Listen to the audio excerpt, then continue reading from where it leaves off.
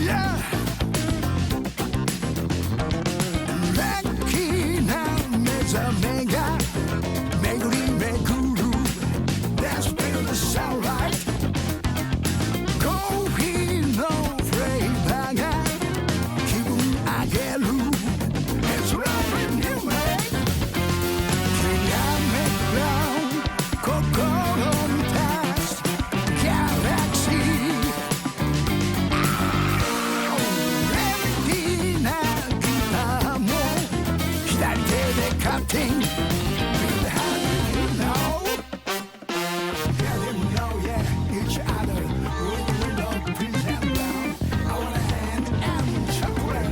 混ざり合って愛をもしポンとさ優しく染まる世界 yeah. Expect to make your imagination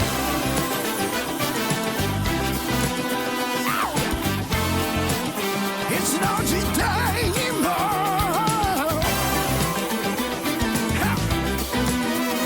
魅力全開真っ黒な光から全ては生まれた浮き彫りになる眩しいスマイルとご機嫌なオーラ Don't stop emotion Come on 宇宙マジック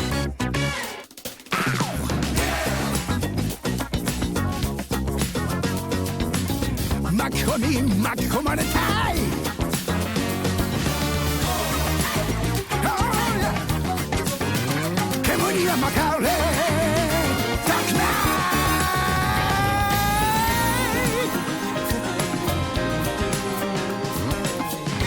Ladies and gentlemen Superstar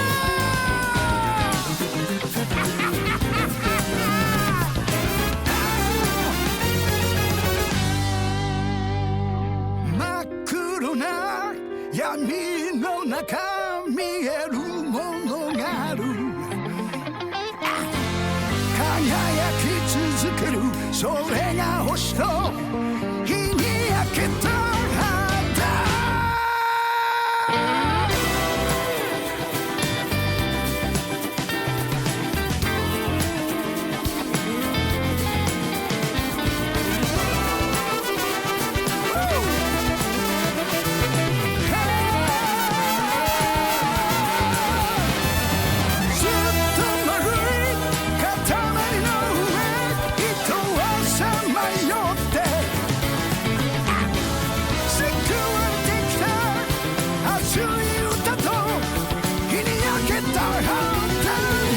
Mr. Sunshine, come on.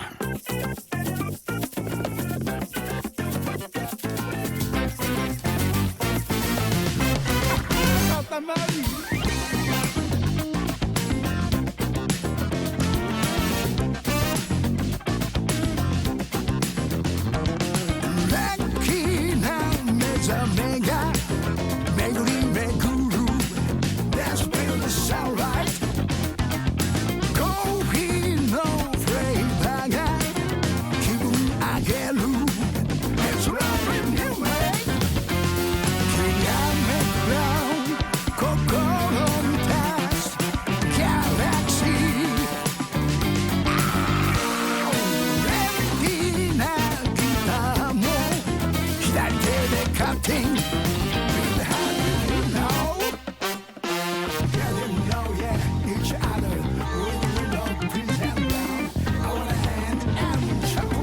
混ざり合って愛をもしポンとさ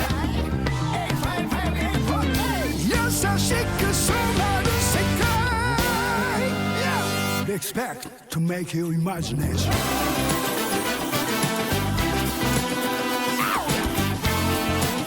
It's no 時代にも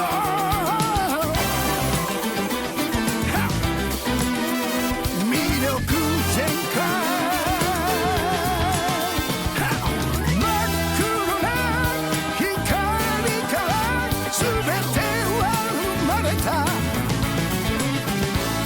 浮き彫りになる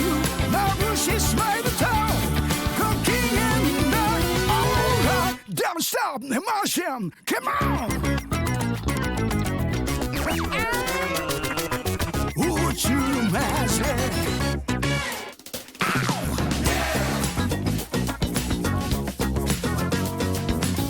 巻き込まれたい。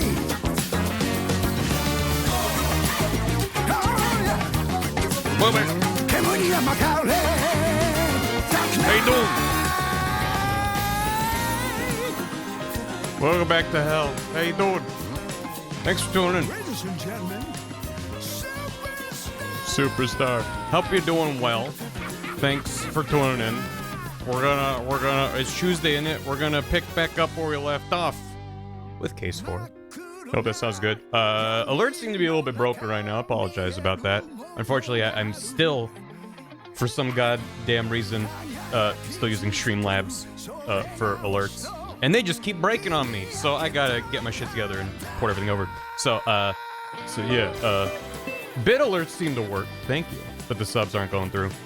So, and I don't have a good way to reset that short of like rebooting all of OBS, which would obviously end stream, and I don't want to do that. So hopefully it fixes itself, but appreciate it. I'll still read out things that came in. Maybe the game by Sunday? May I finish case 4 today? Maybe. We'll see.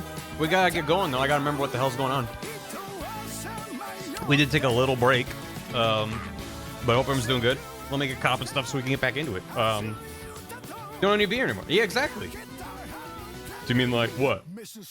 This chapter? Huh? I don't know. But anyway, hope everyone's doing good. Yesterday had another game show at night. Win City of Stod's Money. If you missed it, he posted the VODs after a couple days on his VOD channel, VOD of Stod, on YouTube. It was a good time. And then I also, it's not out yet. Thank you for that resub. It is so weird to see it pop up in chat, and it's just broken, but oh well.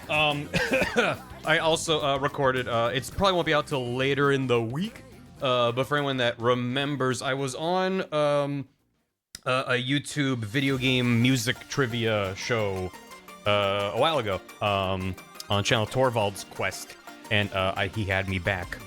And that was yesterday. I literally went from that straight into Stod, so my brain was overwhelmed with trivia. But it was fun.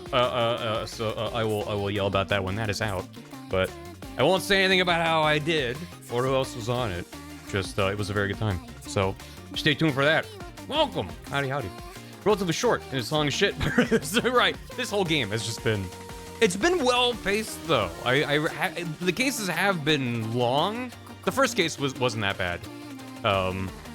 But I don't know, the writing has been good enough, the mysteries and the twists and the pacing has been like well spaced out. It's just by my own metric of like, I have a mental image of roughly how many streams it'll take me to get through I almost said quest, a case in Ace Attorney. And this game's just been like, nope, it's gonna take you longer than that. So it's been good. Yeah, it's been good. I mean, and if this is the last Ace Attorney game, which, you know, hopefully it's not, but if it is, it's like, well, they went out with a bang. Really swinging for the fences on some of this, so I'm excited. It is a quest. It feels like a quest. So, how much the show notification? I don't know. I mean, I understand that criticism. I just think so far I feel differently. That yeah, there's a lot going on, but I think the biggest problem would be if you were like sprinting through this game. The fact that I'm tied to my stream schedule on this, I think has been good for my brain as well as like my experience. If I was playing this every single day for hours on end, I would be exhausted. So like spacing it out has actually been good for me. Because yeah, there's a lot going on in these cases, and there's like mysteries within the cases, and then there's like little side stories that get wrapped in. It's like some of the more complicated cases from the earlier entries, but every single case is like that. So it is a lot, but I feel like because the quality of the writing, the characters are solid. I feel like it's working for me. So. Yeah, Schultz is on a quest, and I love that. I've completed 11 Ace. I can't believe 11 games. It's a lot. Haven't seen it all. I don't know. So we gotta get back to it. And this is another tangent very quickly. I played through Dark Souls co-op with Dan not too long ago, and so I was keeping an eye on Dark Souls 3 because I bought it on PS4, I think, when it came out. But I wanted to get on Steam to play co-op with Dan eventually, and it went on sale, so I grabbed it, and I was like, oh, I should grab the DLC as well because we'll probably check that out. I just wanted to see if you can. I'll give you a second. See if you can notice the thing that made me do a double take. If you're on mobile, it might be small. Make it big. Amir, welcome. You're just in time. If you look very, very closely, you'll see that the price of the two sailed items together is $42.48. The bundle together is $42.49. For some reason, I've never ever seen this on Steam before. Technically, by 1 penny, it is more expensive to get the bundle than just adding those to cart individually. I've never seen that before. Seen it a few times? That's crazy. You can tip the devs. Yeah, here you go, Bamco. Right, that's what I'm thinking, because it's based off of percentages, so I don't know how that happens on Steam's backend. If it's like doing 50% of 99 and 50% of 99, and then that's keeping that like fraction of a penny, and that then gets added in. I don't know. That's crazy, but I added them individual. I'm like, fuck you, Bamco. I'm keeping that penny. You're already charging $42.49 for a game that's been out for a long time, which is fine, but I'm keeping that penny. So I think money might be fake real. Well, it wouldn't be floating. I mean, typically, isn't? I mean, programmers in the chat would know. I think money is typically stored as a double, isn't it? Because it only needs 2 decimal points of accuracy. If you're dividing a penny in half, you should just be rounding it. I don't know. Space Trader Games Oregon and Baby are on sale and bundle sale. Nice. Doubles double afloat. It's true. Money can be used for goods and services. Explain. Even a doubles floating point is just for 64 bits of width. Oh. Well, that makes sense then. So it would still have... Okay, well, shit. That is what a double is. Thanks for the heart. I guess, well... I'm not a programmer, so there you go. Thanks. So, this made me laugh, though. Get rid of that. But yeah, now I own Dark Souls on PC, so that'll happen eventually. When a floating point sinks, then it becomes an integer. I don't know. Someone with programming come up with a better punchline for that. What are they thinking about? I know what you're thinking. I know what you're thinking. A double's called double because it's double precision from a float. Wait, really? Oh. That was just completely wrong in my understanding of that. Anyway, $20. My archipelago? Probably not. Too many. First of all, between stream, the Man Dog, Big Panda Bear 10, Mapman, Opakama, and Heretical Cow. Thank you for subbing and resubbing. Appreciate it. Sorry, sub alerts are still broken right now. The last time this happened, it did kind of fix itself eventually, but if it stays broken, I'm sorry. I'll try to. It's not that bad, but it's a lot of work to set up all my alerts on different platforms. So I'll try to fix that soon. I've been dragging my feet on it for literally years at this point. I mean, part of it was for a long time I was waiting for, because Twitch announced their own built-in alerts thing that I was going to explore, and I did dabble it a little bit when it first came out, and it was still missing a couple features that I wanted, like being able to randomize alerts for like hammies and stuff. And they've added that shit as of like 2 years ago, probably. So I have no excuse.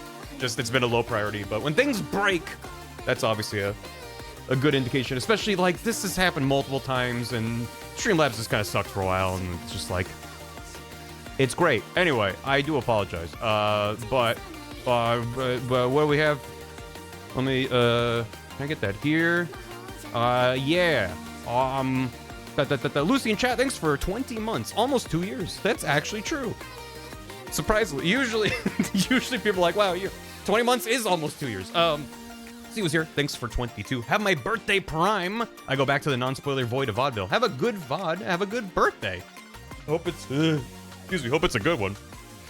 I appreciate it. Toast Posey, thanks for soup. Here, let me pour soup on the broken alerts to see if that helps. Yeah, this also happened last time where it was sub alerts were broken, but then bit cheers go through fine, which is, it's like half broken, which is even more fun. Because if it was just fully broken, then it's like, okay, a connection failed somewhere. But it's like half broken, which is just so much fun. Smash thanks for tier 2 and 73 months. That is a lot. Splatoon Raiders has a release date, July 23rd, and it's $50 digitally and $60 physically. Just came back to playing Splatoon 3 last week. I feel like I played a little bit when I got it near launch, but stopped for whatever reason. Maybe I was too burnt down on Splatoon 2. Otherwise, it feels like I missed a lot of stuff in the interim. Hopefully, I'll get to it in the next 3 months. Oh, yeah. Splatoon is the kind of game where if you hop out of it and come back, they've added a ton of shit. But yeah, it seems neat. They have a new amiibo they announced with it. They're cute. I watched the little announcement trailer they had. The other thing, too, I saw some people yelling about online is that they briefly showed some of the, like, character preset things. Because it's a single-player focused game. But it still has a similar intro to 3 where they're like, here's your character, and like, how do you want to customize them a bit? And one of the hairstyles has composite cables as like part of the braids. And like, that is like the best fucking aesthetic I've ever seen for like this very specific kind of post-apocalyptic nostalgia. It's just like, yeah, if you haven't seen it, look it up. It's very good. That's the new aesthetic to me. Citadel, thanks for 35 months. Appreciate it. Fortune Chaos, thanks for the bits. Catching one of these live finally because it's spring break. Woo! Happy spring break. Hope you have a good time off. Zombie MG, thanks for the 6 months. Yo, enjoy your golden key. Rivaling, thanks for soup. I miss Lady Altamont, man. Maybe she'll come back. Honestly, I will be shocked if she doesn't. It seems like we got fucking Beppo back. Like, they bring everyone back. And I'm happy to see Beppo. They seem like the most one-bit character. And they're like, no. He contains multitudes. Not the best name. Thanks for 74 months. Smashman, thanks for the big quank. Ran, thanks for 55 months. Afternoon. Me and the wife are behind. Off to Vodland I go. Don't get arrested for your insider poop trading. You have to catch me first. And thanks for the hydrant. Thank you. Appreciate it. I don't know what spinoff is. What spinoff was doing? Oh, it's talking about Splatoon Raiders?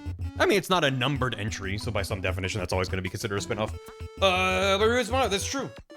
That's true. Absolutely true. Everybody's here in London. I believe he means sandwich. Yes, a brand new character. I just invented this new guy. I took an existing guy, put a sandwich board on him. His name is Sandwich now. What the hell happened in this case so far? Gregson's dead. Allegedly. I ain't seen no body yet, although we did see a photo. I'm sad about that, because he was going off to France.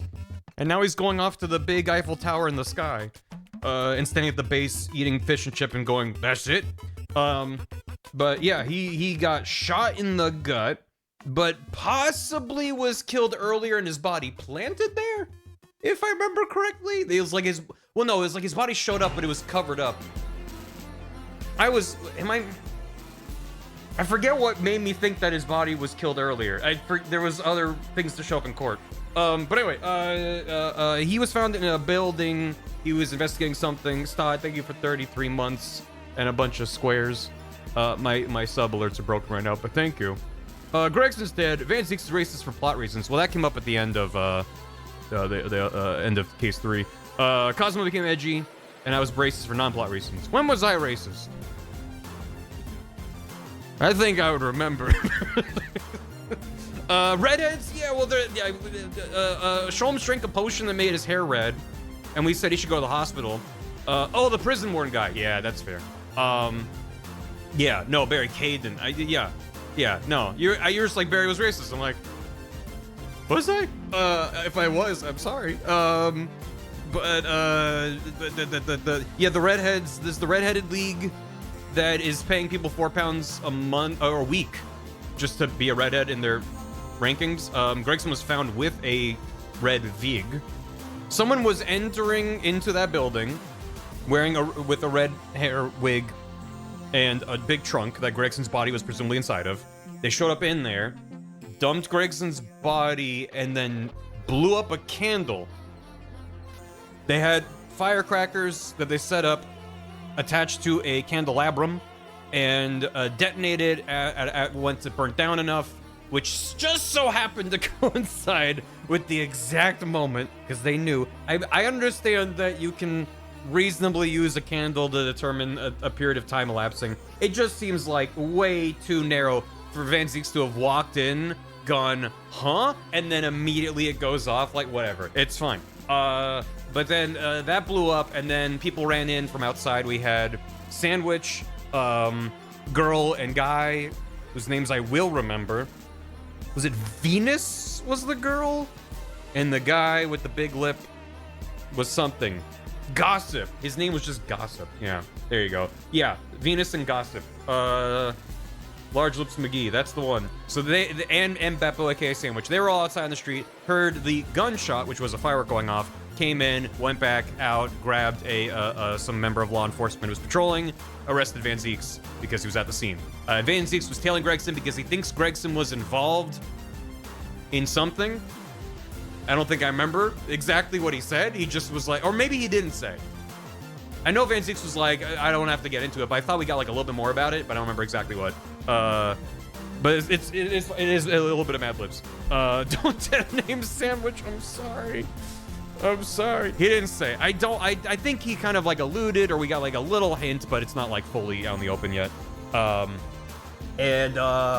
Yeah, so we did learn, though, that there's ties to the Redheaded League. So where we left off, there were the two redheads in Sholmes' office who we met at the very beginning. And I believe those are the leaders. Otherwise, why the hell did they make custom models for them? But we're calling them into court to be like, what the fuck is going on with the Redheaded League? The Reaper stuff, yeah, there was a conspiracy board about the Reaper stuff. Van Zieks was maybe investigating Gregson, thinking maybe he was involved. That might be what it's about. Cosmo's not really evil. Cosmo is acting as prosecution, but he's using defense tactics, like using evidence to call out inconsistencies, which is very fun, because the prosecution usually just points and goes, nuh-uh. So he's just like, no, I'm using like the defense's tactics against you, which is very neat. And he's being weird. Cosmo's being very, very weird, but we know that there's more going on there. So, it'd be like Nick is evil. That's true, though. The Vigil couple? Yes. Yeah, Evie Vigil and Daily Vigil. She came to Sholmes and was like, my husband's missing. Turns out the husband was working as a warden. This is the game over theme, and that is ominous as fuck. There we go. Evie, this is exactly what we're talking about earlier. This case, every case in this game has like 30 things going on in it. Evie came to Sholmes and was like, help me find my missing husband. He's like, this sucks, but I need to make rent. So sure. And then he sent us to the prison where he worked as like a guard. And Barry, Caden, the head of the prison, was like, he hasn't worked here in 10 years. And we're like, what? It's the same prison that housed Kazuma's father, Genshin Asogi, before he was killed, but then didn't die, but then was killed as the professor. So that's obviously tied in all this as well, because he left right after all that happened. And I don't know what the fuck he was doing for the last 10 years, except lying to his wife. And then there was a photo of a younger photo of Evie at the scene. So possibly that was where Daly lived or was working or something. It really is not clear. So also no jury because it's a closed trial, which is also interesting. As much as I enjoy the jury for multiple reasons as a mechanic, as an excuse to have a ton more NPCs in the case, I think it's smart for plot reasons and for pacing purposes to cut them out. It lets the case move faster. It gives the case more of a distinct flavor than the rest. So yeah. But anyway, we were just at the break between getting the new witnesses in to be like, what's going on with the Redheaded League? And also, what the fuck? Because also, Van Zieks is on trial. He's accused of murdering Gregson, but they've also wrapped this trial. I don't know if that's how trials work, but they're also like, we want to get to the bottom of this whole Reaper biz. Because we think you're the Reaper and you're killing people, even though there's already precedent that he couldn't have. So they've told us, so I don't know. The fixer, yeah, it's fair. A lady carrying explosives in the courtroom. Yeah, she is throwing off a lot of firecrackers in the court. But honestly, we have literal fireworks going off every time we end a case. So in that context, it makes a lot of sense that she's just chill doing that. So inverse adventurers. Yeah, he's got like the red and the white. It's good. Does anyone fear the Reaper? Nor do the wind, nor the sun, or the rain. Thank you for the resub. Let me get caught up on those few that have come in since. But Stod with 33 months with a bunch of squares. Thank you, Stod. Also, happy early birthday, Stod. It's his birthday later in the week. Squid for Brains. Thanks for 96 months. Also with a bunch of squares. Thank you. That was a bit from last night, game show at night. Autism Dragon, thanks for 71 months. I haven't been around as much lately, but here I am, the Autism Dragon. Happy to have you. Appreciate it. Hope you're well. Justice for Devon. Real. Strong's gonna turn. I mean, Strongheart has the most. I don't know about the most motive. A lot of people have motive to be like, if I murder people, that keeps the crime down, which is like, yeah. But also Strongheart's at the top of the food chain there, other than being the Attorney General, right? So like, he has the position of authority to put his thumb on the scale of justice. And what is happening with the Reaper is people, it's trying to act as a karmic balance to the perversions of justice happening within the judicial system. So I don't actually know if it's Strongheart, because he's already kind of proven that he can sort of like work around the scenes a little bit. I mean, it's been more vague. It's just kind of a gut feeling. But it's like, it seems like the whole point of the Reaper is like people are getting innocent verdicts in court when they were clearly guilty, so then the Reaper makes sure that they get punished. But I don't think that makes... If it is Strongheart, or if he's involved in it, then he's got some splaining to do. Because he's literally in a position to kind of weigh the scales a bit. And if he's just like, well, our judicial system's fucked, and I need to wait until I'm Attorney General to actually see my changes come through. But until then, I have to just kill people, is like... That would be weird. That would be weird. They would have to sell me on that. But I don't have any other good alternatives. So, I don't really know. I just know he's up to something, and if the game ends and he's just the way that he is right now, then they just made a very good red herring of like, look at this inherently suspicious looking character who's in a position of authority. So, we'll see. It's always fucked. I mean, that is the thread that ties them all together, is that justice sucks. You have to fight for it, and even then. Yeah, it's good. Do we know why Irish Willy Wonka burst into flames? No, other than presumably the Reaper was involved with that. But we don't know exactly. So, yeah. Game and Dant. There you go. Justice more like justice. Yeah. Up to it. Yes, also that. They're in town for their symposium thing, which was delayed because of this case. So, see what that's about. Oh. It was Great on his Revenge. The dance tune. It was that one dancing dude. Was he the one that set fire to it, though? The character was a Victorian Cybertruck. Smack the roof of it. This baby can... And then it burst into flames. He admitted it? I guess I forgot about that. Okay.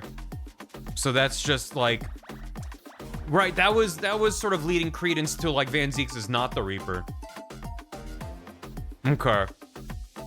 Because otherwise we just had like... Yeah. It was actually... Right. Yeah, ex-Benedict. Right. I guess there were so many other things in that case that were more like pressing to figure out what happened that it fell through my brain. So, thank you. Eggs is murder. Eggs is eggs. His dad was killing him. Right. No, I remember that he had motive, but I forgot that he admitted to killing him. So, okay. Appreciate it. It's Pastor and Professor in that case, by the way. Oh. In case someone was out against the two, one major change was the one.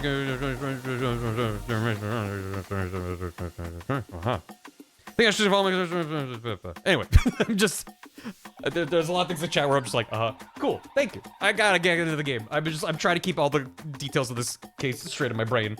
I haven't even started and my brain is already fried. But thanks for the bits of the subs and stuff. Let's get back into the game. But hope everyone's doing good. I'm excited. Was that a good audio transition? I just kind of mashed mute on one thing and mute on the other. Unmute on the other. Anyway, let's go back to case 4. This time it's personal. I mean, it kind of is. Beautiful crossfade. I don't have enough hardware. I'd have to get like a full mixing board. I know they make like mini mixing boards for streamers, but I'm like, I don't have the desk space for that, and that seems overkill. It's fine. It does seem neat though. I did work, and I was one of the audio guys for our theater in high school. And so I was behind the big mixing board and trying to not have people having feedback in a live performance. So it's like nostalgic. This is Mr. Back over through us. I know, Todd. I mean, in some ways I haven't recovered from Sunday, so thanks for that. Yeah, it's fun too, because I've been mentioning that I've been trying to record voiceover for my Metal Gear video. And doing that on my off days, it's like, instead of letting my voice rest from Ace Attorney, I'm like sitting here for hours trying to do silly voices. I'm just like, I need to give my brain a break. Alas, no time for that. Let's go. Twisted Karma. Habit Torture. Right back at you, Todd. Watch so much, I'm gonna head out. I've not watched much, Koch. Have a good one. IMAX and viewers. Yeah, it's fun. It is neat, and it makes you feel like a cool person when you got your fingers on the sliders and you're like, nah. Bring them all up together, and then you get all this feedback and everything explodes. It's great. Anyway, part 1 of the Old Bailey. Trial part 1. Are we still in part 1 of the trial? I guess so. Hey, Bill. It was that same theater, actually. Twice the 2nd of November, 12:33 p.m. Remember the 2nd of November. The gunpowder, treason, and Sholmes. There you are, Otto. I haven't gone anywhere. The VOD's the only reason I can remember much anything. Same. Except it's more the highlights for me. It's the only reason I remember anything. What kept you, my dear fellow? This is part 2. We save. Okay, the save was it. Okay, that makes sense. Hello, Mr. Shobes and Gina. You sure about what you said in there? I don't remember. That was days ago. That the boss, you know, actually died the day before? Right. Yeah. No, yeah, because I remember... I don't remember why I knew that, but I was like, I recall Gregson was... There were signs that his body had been dead for a bit. I remember that how we proved a lot of it. It's just I'm like trying to rewire all the random shreds. Ah, no, girl. I agree. He died from over chippy. I'm good, how are you? He didn't want his pocket watch. That was... Yes, thank you. And they're like, it's broken. We're like, it's not broken. You need to use this very elaborate mechanism that has too many steps, which is one step too many to wind up his watch. That's the boss. He died the day before. It's odd to swallow. Yes, I was shocked by the revelation too, Gina. As was I, possibly more shocked than both of you. It's not a competition, Mr. Sholmes. But I was more shocked than all of you put together. This is the autopsy report in question, is it? Yeah, it's strange that there's no time of death noted. And then who was the coroner again? Maria Gorey, who I'm assuming was the other person when we met Dr. Scythe. Her daughter, maybe? I don't know.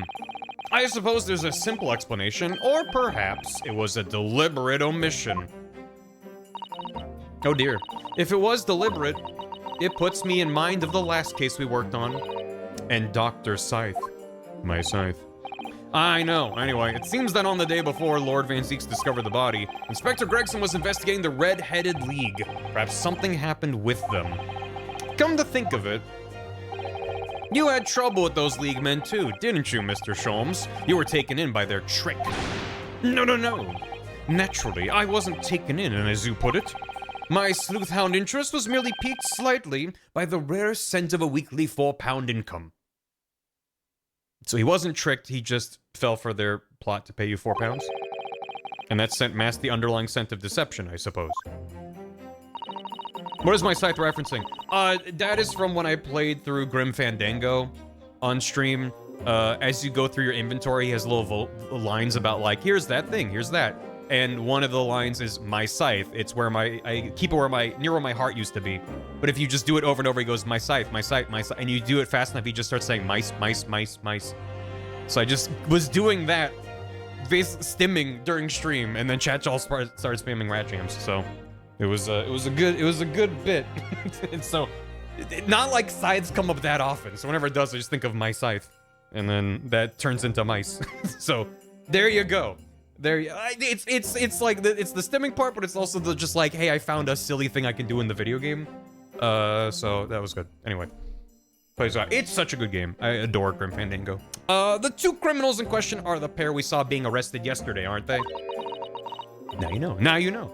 Happy to explain. In Mr. Sholmes' suite, I mean. That's right, Suze, and it was me what took them in. Thanks to a tip-off by a good law-abiding citizen. Indeed, yours truly. So it's going to be that pair in the witness stand next, is it? Something doesn't quite make sense to me, though. The day before Inspector Gregson was found, you hadn't had trouble with the Red-Headed League yet, had you? Why would the inspector have been investigating them? Well, the likely explanation would be that Gregson's own sleuth-hound interest was piqued by the rare scent of a weekly 4-pound income. Don't tar him with the same brush as you, Sholmes. Yes, well. And there's the whole issue of Inspector Gregson being investigated by Van Zeeks for some reason. The Reaper, the Red-Headed League, Inspector Gregson, Lord Van Zeeks, and Kazuma, and Steven. I feel as though he knew we'd arrive at this point somehow. Gosh, I think you're right. What's he really trying to achieve here today? All the answers will soon be revealed. Observe the time, my dear fellow. This recess will be over very shortly. Yes, you're right. I don't get another bailiff line. Or get the fuck back in here, the court's about to be in session. Cosmo was determined that he should be the one to prosecute this trial, and he was determined that I should take the defense. Just what is it that he's hoping to make me see, I wonder? I get the feeling we're a long way from the end of this trial yet. Are you ready then, Miss Susato? Yes. Yes. Yeah. Falcon kick. Falcon autopsy report. Falcon summation examination. In the name of Her Majesty the Queen, I hereby declare this court to be in session again. We resume the closed court hearing of Barak Van Zieks, here present, who stands accused of murder. Susato punch. Falcon perjury. Now then, Prosecutor Sogi. My lord. Have you summoned the witnesses as requested? Yes. The two members of the Red-Headed League who planned and carried out the deception. They arrived not long ago from the local prison by police carriage. Very good. Bailiff, usher the two men into the courtroom. Oh, man. I just had a vision of it being the Skulkin brothers wearing really ill-fitting red wigs. I knew it was gonna be those two, but like, for a brief moment. These two men are currently being held by the police on suspicion of attempted extortion. If this game were good. You may omit your occupations, but state your names now for the court. Why are they omitting their occupations? Are they important? Spaghetti. I am Fabien de Rousseau. Rousseau. A descendant of the great de Rousseau family from Nice, en France. And my name is Peppino de Rossi. Peppino. That's a lot of spaghetti. I am the third son of the great Familia de Rossi, the landowners from Napoli. The two men first became acquainted at a boarding school for European nobility. They're nobles? Those who graduate from Temsic are the future leaders of Europe. But, do you have any idea how boring it is to be born with noble blood? Hello! I make it my mission to get the better of the world by employing the little gray cells of more brain. Oh yeah, I was like, where have I heard Temsic before? Fucking ghost trick. That is all I'm trying to do, huh? So, that's the only reason for this whole grand deception you've been carrying out? Oh my god, Ghost Trick 2 would go so hard. Oui, you could say that. Not bad, eh? He has the great ideas with the petty plans. This strange combination is the charm of the hilarious brothers. Oh, and he really does the Super Mario boing. Si, capo. Listen to me, Peppino. I have two things to say to you. Che? What are you about to tell me one of your grandy anecdotes? Viva! Firstly, I want you to stop calling me this couple. And secondly, we are not the hilarious brothers. This is serious business. Cibello, there it is, the capo's trump card, the furrowed brow. It is deep, capo, the furrow, and the meaning of your words. The court has been led to believe that under the banner of the Red-Headed League, you have conspired to swindle money from unsuspecting members of the public. Is this true? Oui, c'est ça. And what exactly was the nature of this deception by which you planned to defraud?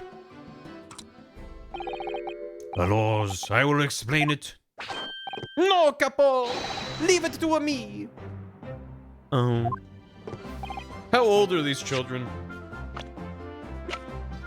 25? 26? This fucking portrait. Oh, mon ami. Wow. Grown-ass man. Mm-hmm. Just a kid. Just a baby boy. We both have the vivid red hair, no? At the school, we were teased for this without a pity. The capo here, he was many times behind the schoolhouse, crying like the Trevi fountain.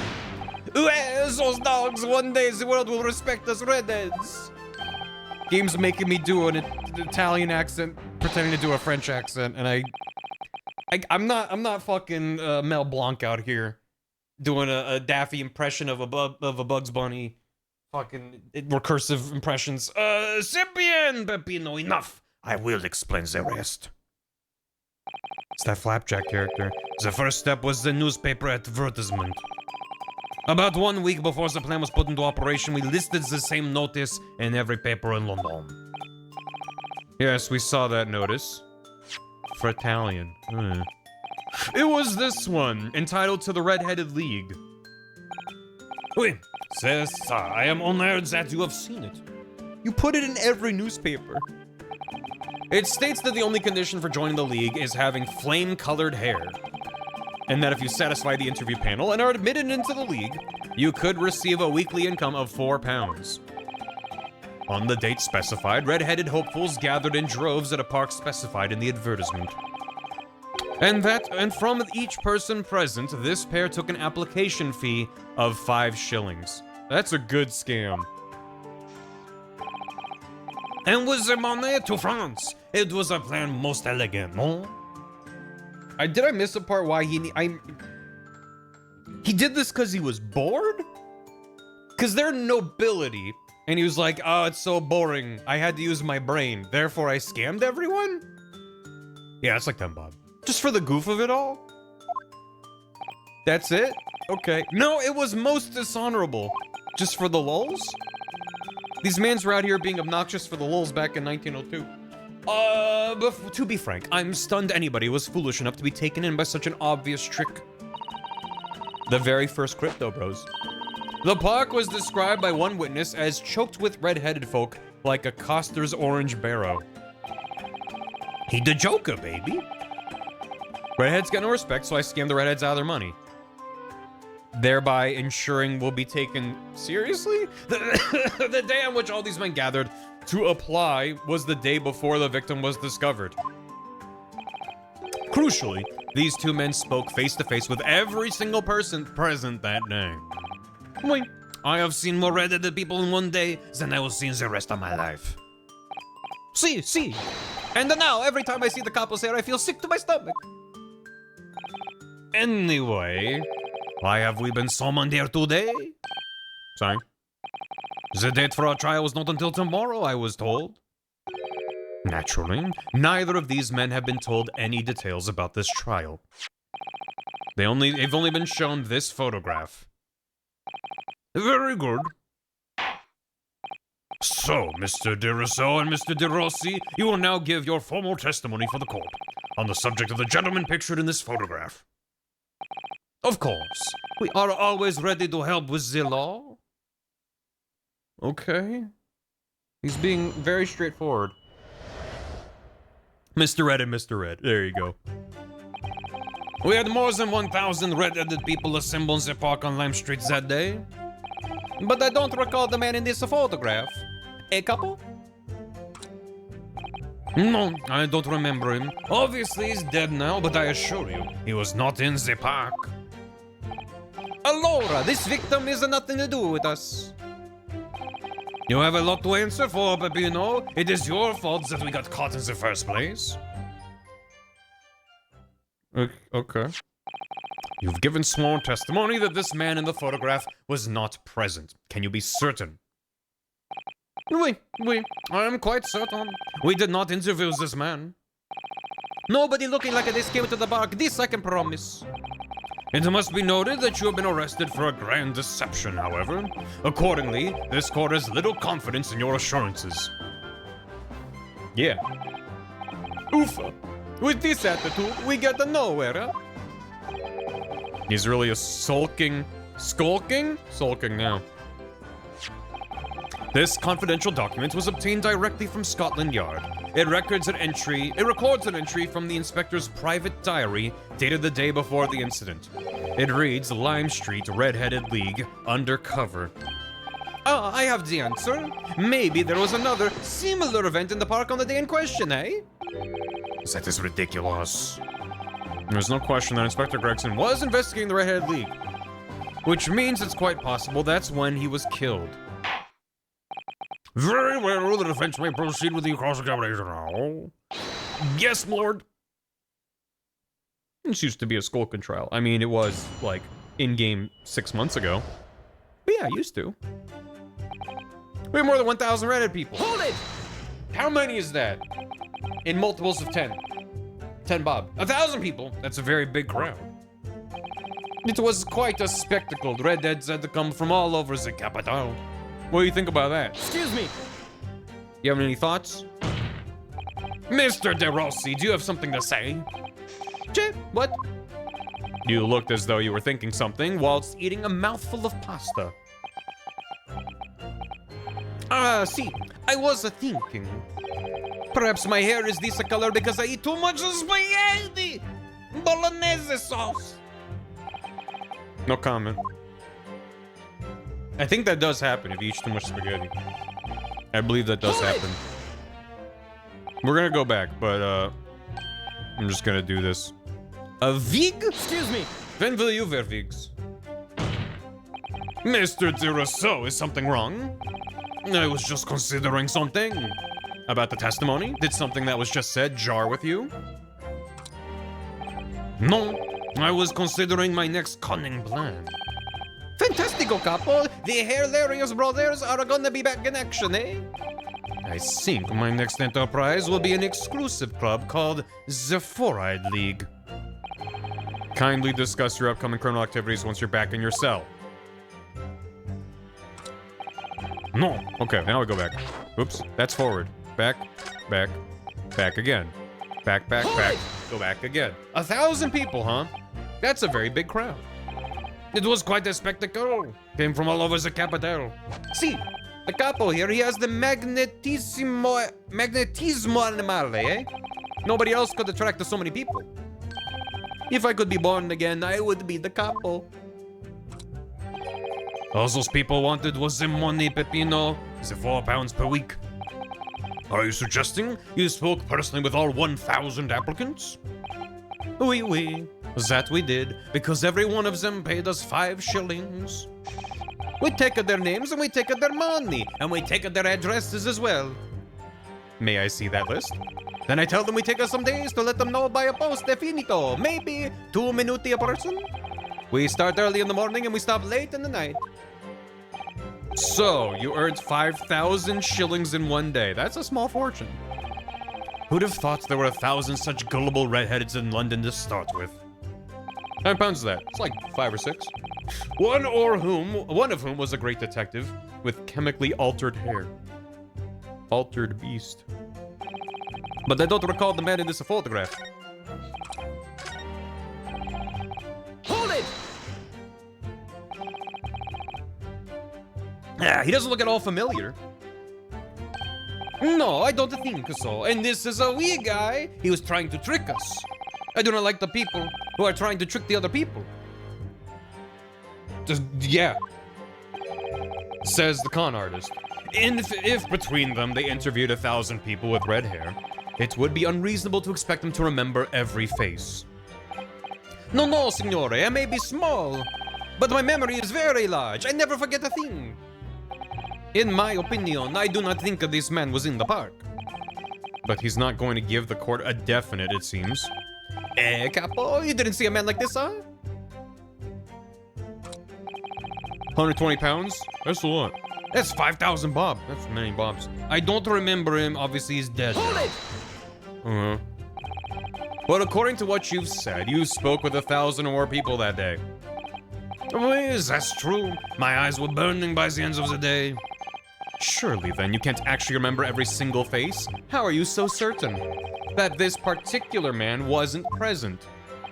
Normally, the red hair is very distinctive, eh? But not when you have 1,000 redheads crowding around, then it is just an eyesore.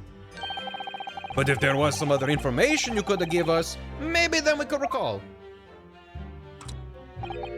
That is not the line, Peppino. Remember, we do not remember him. We are sure of that fact, huh? If there was a man with a red hairpiece, but his mustache did not match the color, then I do not think I could have forgotten him. Cosmo said these two had only been shown that photograph and they've been told nothing else at all. But what if I fed them just one other detail about the victim? For example, his fish and chips. I can certainly appreciate that just knowing the man had red hair wouldn't help you remember in this situation. But what if I told you the man was always munching on a packet of fish and chips? Do you remember a man who was eating incessantly? Not really. I was looking only at the heads of the applicants. I wouldn't have noticed the fish and chips any more than the caviar and smoked salmon. Or the spaghetti! Me, I love the spaghetti. Really? I had no idea. Spaghetti. Tell them again what you said before, Peppino. Si, capo, si. I say it again and again. 16,000 pounds these days. That's not bad for a day's worth of scamming. Allora, this victim has nothing to do with us. Hold it! Caviar smoked salmon sounds really salty. Yeah, it does. But we only have your word for that. See, but what else can we do, huh? True. Oofa! We are not having much of fun these days. First we are arrested, then we're shown the horrible picture of a dead man. And now you question every single thing we say. We are the victims here. Hey, couple? No, you were caught carrying out a plot to swindle hundreds of innocent people. What? You had to bring that up, eh? It's not fair. Hey, couple? This little shit and this big shit. You have a lot to answer for, Peppino. It is your fault that we got caught in the first place. What do you mean by that? Cavolo, you promised not to say, eh, couple? After we had taken all the money that day, we should have left the country. That was my plan. I left the purchasing of the tickets over the ferry to Dunkirk to my companion here. But he bought them for the wrong day. Oops. See, but it is an easy mistake to make. The 1st, the 31st. Boy, I have no sympathy for you. We were an all day late for the boat because of your stupidity. And it's only because of this that the so-called Great Red-Headed Detective caught us. Capo, you know what I think. This is the work of God. It is a holy punishment, eh? Peppino, for the last time, this is not only punishment, this is only your fault.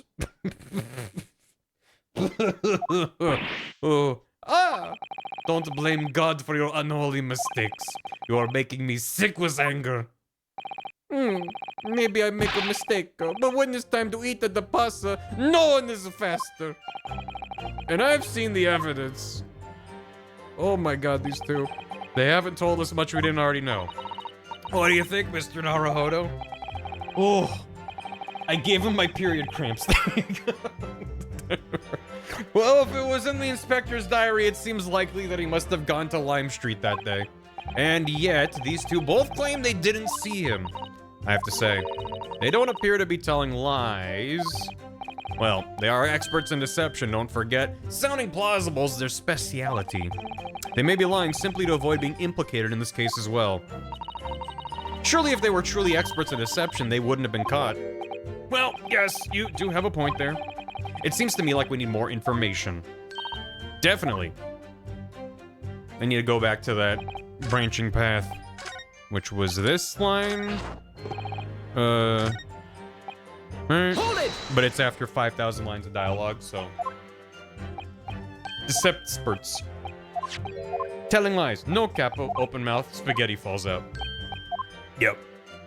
Yeah, because right now I'm like, what information could I present them? I guess I need to find the right answer. I'm gonna save here to make it quicker to try something else. I thought the fish and chippy was a slam dunk. I think his profession is wrong, because why would he walk up and say, I'm with Scotland Yard? You know? But I'm kind of curious. I can appreciate that just knowing the man had red hair wouldn't help you remember in this situation. But what if I told you the man in the red hairpiece was a detective? The man in the photograph, a detective? Is it a detective? It would appear he found your notice in the paper suspicious and decided to investigate incognito. Sorry, but this changes nothing. Oh. Does it? Huh. No detective came to the park. I am certain of that. I see. In any case, if such a man had come incognito, he wouldn't have just said, I am a detective, would he? Well, no, I suppose not. Sound logic, I must agree. Tell them again what you said before, Pepino. Okay. Let's go to his name, but I guess he wouldn't have given his name. That's not what I meant to select. This is why I put down a save. A detective. Detective. He detects all the ifs. I can certainly appreciate knowing the man in red hair wouldn't help you remember. What if I told you the man's name was Gregson? What if he was applying for a construction job where the end of your name has to be a certain thing? The man in the photograph is a Monsieur Gregson? Yes. Names, they are boring. I did not listen to any of them. Oh. It was not a real interview, huh? It was just for a show. Why would I remember the names? Didn't you write them down? Can we check? That's right, this changes nothing. It's Gregson's a valid Terrytown name. That's what I'm saying. The man in the photograph was not there, as we've already said. I see. It seems there's little to be gained from pursuing this point further. Tell them again what you said, Pepino. Gregson died and went to Terrytown. What would Gregson's, like, because every new person you add to Terrytown adds an instrument and, like, a motif and a theme. Would Gregson's just be, like, fish and chips crunching noises? Anyway. Fish and trumpet. The trumpet. Harmonica. Oh, thanks for the soup. Hey, Tuna. Oh, I'm so sorry to hear that. VODs lifts my spirits. A specific one I should watch. Oh. I am sorry for your loss. I hope you feel better. What the fuck? Does chat have any suggestions for one of my VODs that's just the most stupid, lighthearted nonsense? The whole run. Nothing immediately comes to mind. I know there's some banger ones. Later I'll get it. That's pretty good. Bonnie Bear. That's a bit. Tiny Turbo Terry. There you go. Yes, that's just however many hours of pure glee. If you haven't seen that one already. Frog Detective is a whole series I can recommend as well. Astro Bot's good. Thank you. Chance of Sonar. That was probably more a cozy vibe. I definitely enjoyed it. Wormtown. April Fools, if you haven't seen the Barry's House VODs. Also very good. Yeah, Tiny Terry Turbo Trip. That is a banger.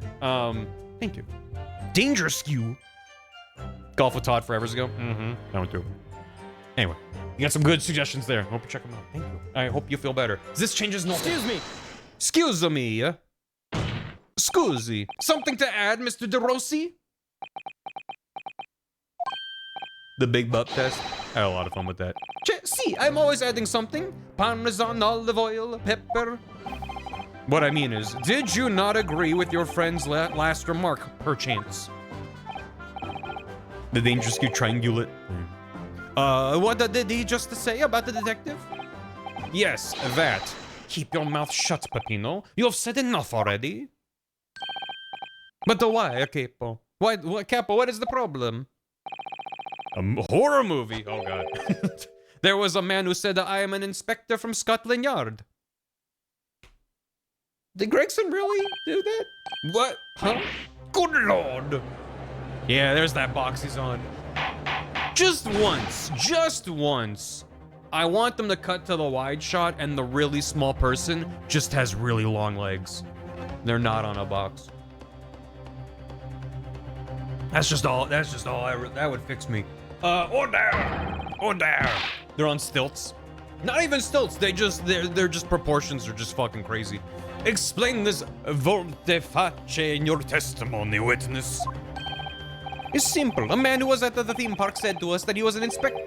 There was no such man. Madai, what are you saying, Capo? Have you forgotten? I have forgotten nothing. Nobody like this came to the park. They're just floating. Oh, like little hover boots. Basta, Capo, basta. Basta. You beat me at the many things, but not to the memory and the meals. Like I said, when it's time to eat the pasta, no one is faster. But you are inferior to me in every other way, so shut up. Objection! Whoa. They extend up when they get worked up? Oh, they start short, and then they have their breakdown and they get taller. And then they slam their hands and then go back to being small.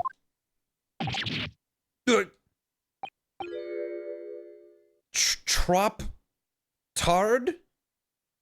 Is French a real language? The damage is done. Indeed it is, sir. Too late. Oh. That makes... Well, I don't know how trop makes sense. Tarde makes sense.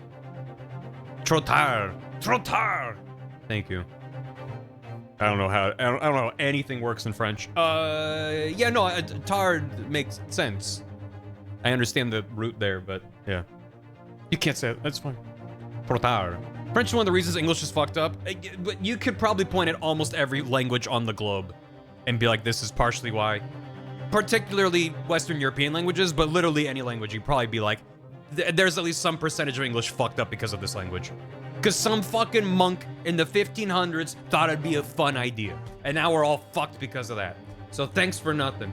Oui, there was a man who came to the park and he said he was an inspector from Scotland Yard. French in particular. We got all the bullshit from Germanic, and then we just inherited a bunch of bullshit from the rest. However, he looked nothing like the man in the photograph. He was someone else. Oh. How can you be so sure? French sucks, but I learned. No, French is great. I'm doing a bit. I love language. I think languages are super fascinating, interesting. I'm just bad at all the ones I don't know, and even the ones I do know, I barely understand. And then there's ones that, like, I did a semester studying abroad in China, and I learned some Mandarin, and I lost all of it. So it's just like, my brain is just a jumbled up mess. And I barely know English on a good day.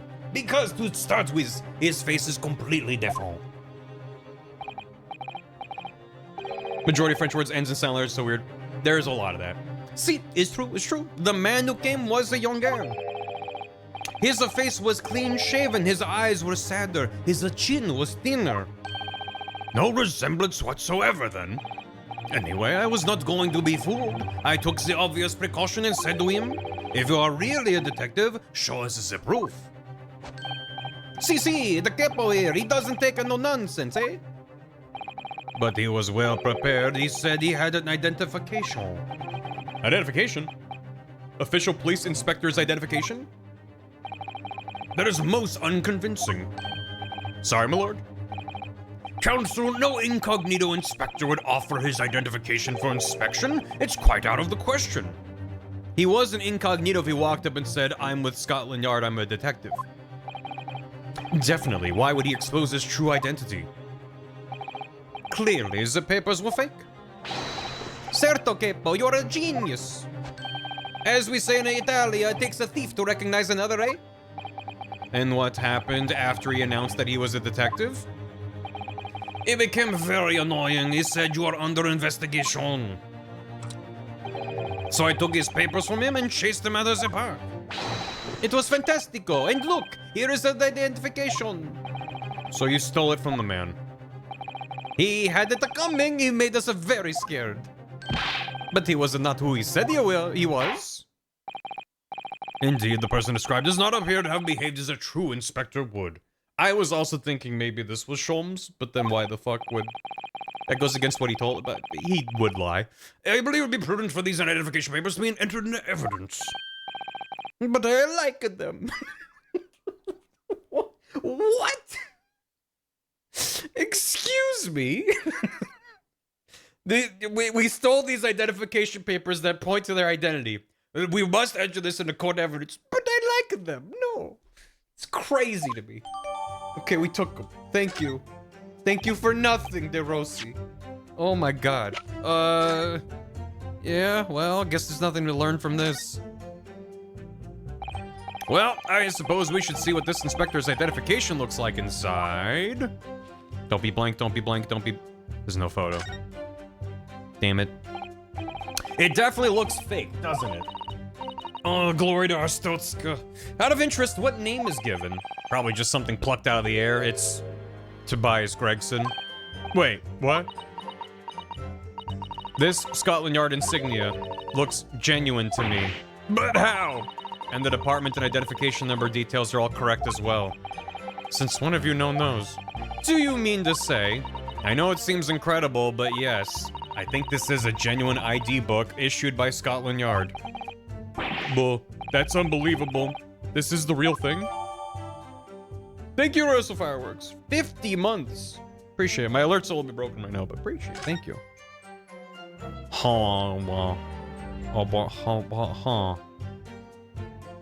So did this person steal Greg's? Either it was Gregson and nothing makes sense, or they stole it from Gregson and then Gregson was following them and then got himself killed.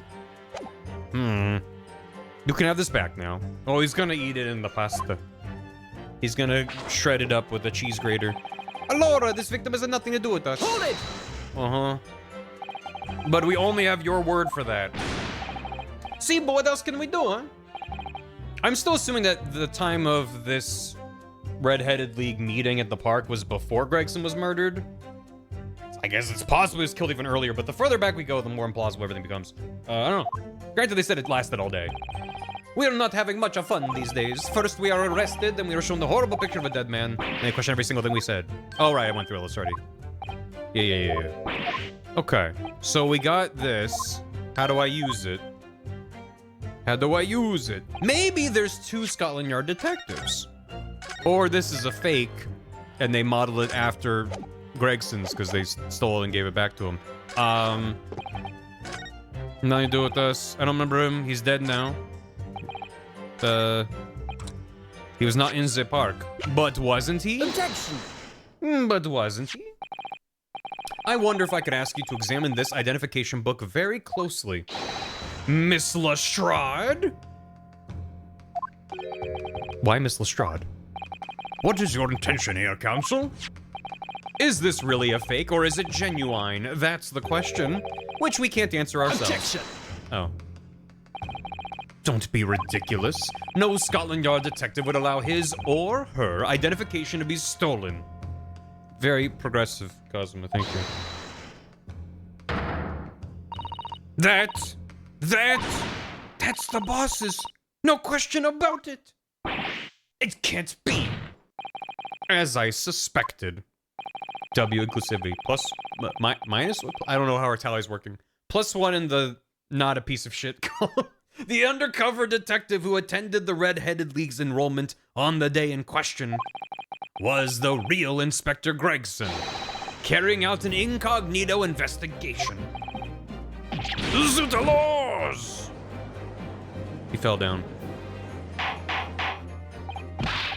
But he looked different, so either he was in a good disguise or was someone with his ID. Order! But if the boss's, if he had his identification stolen, he would have reported it straight away. I mean, he was always on me about it. If you lose something, report it at once, he'd say. Could it be, then, that the inspector was physically unable to report it? Physically? What are you all saying? Unable to? You're not suggesting?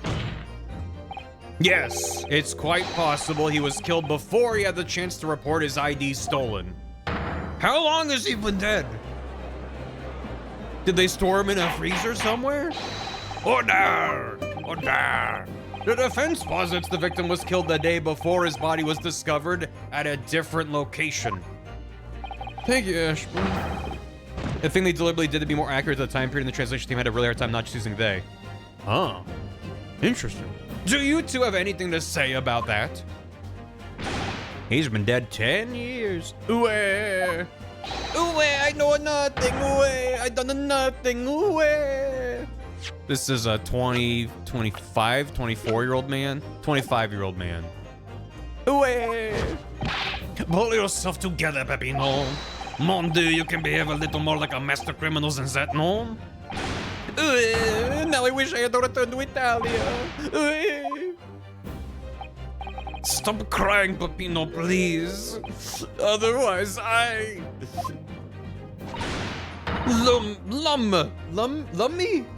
Lummy, stop your whining and start talking. Well, I believe the court will need to hear your story in considerably greater detail. I know nothing away. I done nothing away. But you will tell everything, or face the worst possible outcome. You will dry your eyes and testify again. about these identification papers and the precise circumstances under which you came by them. For crying out loud. Oh, Ryunosuke. Oh, oh, oh, oh, oh, oh, oh, oh.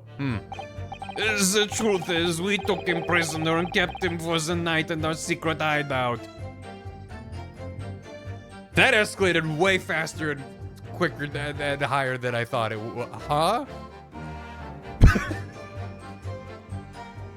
We don't know anything. Yeah, maybe we saw a guy with papers. We kidnapped him. Oops. What the fuck? Even though I didn't think he was a real detective, I was too scared to let him go that day, just in case. I didn't do anything. We took the man's identification from him and shut him in the room next to ours.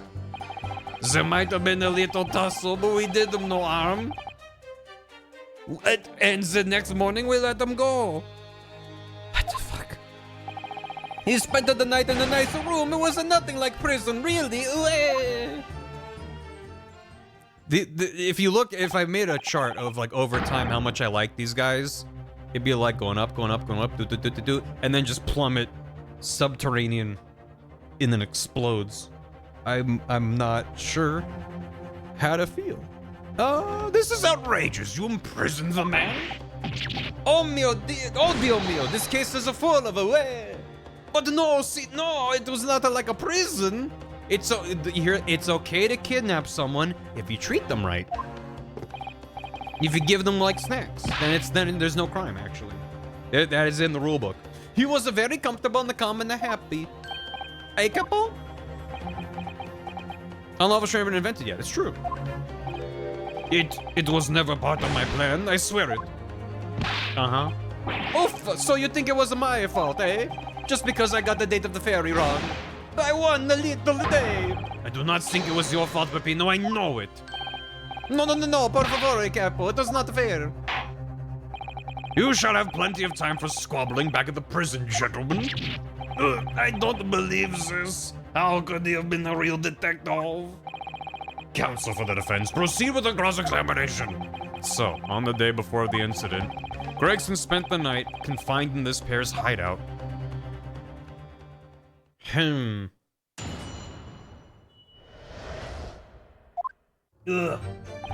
Ooh.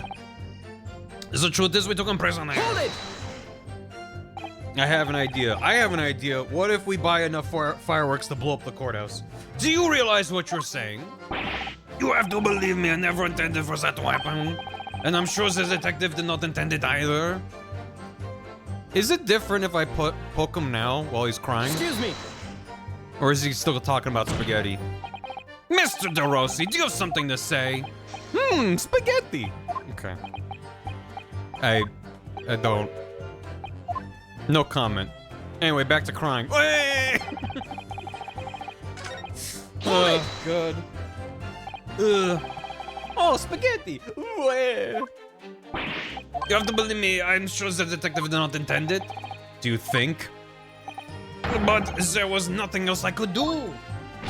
See, nothing else. This wasn't the first crime for the capo. He was at the end of his wits.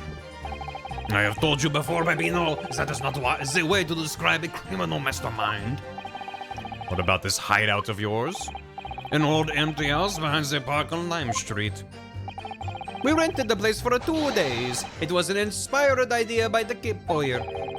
An impulsive idea, I would say. No, not impulsive. Inspired, eh, couple? What am I supposed to say to that, son of Peppino? And it was in the house described you confined Inspector Gregson, was it? Oui.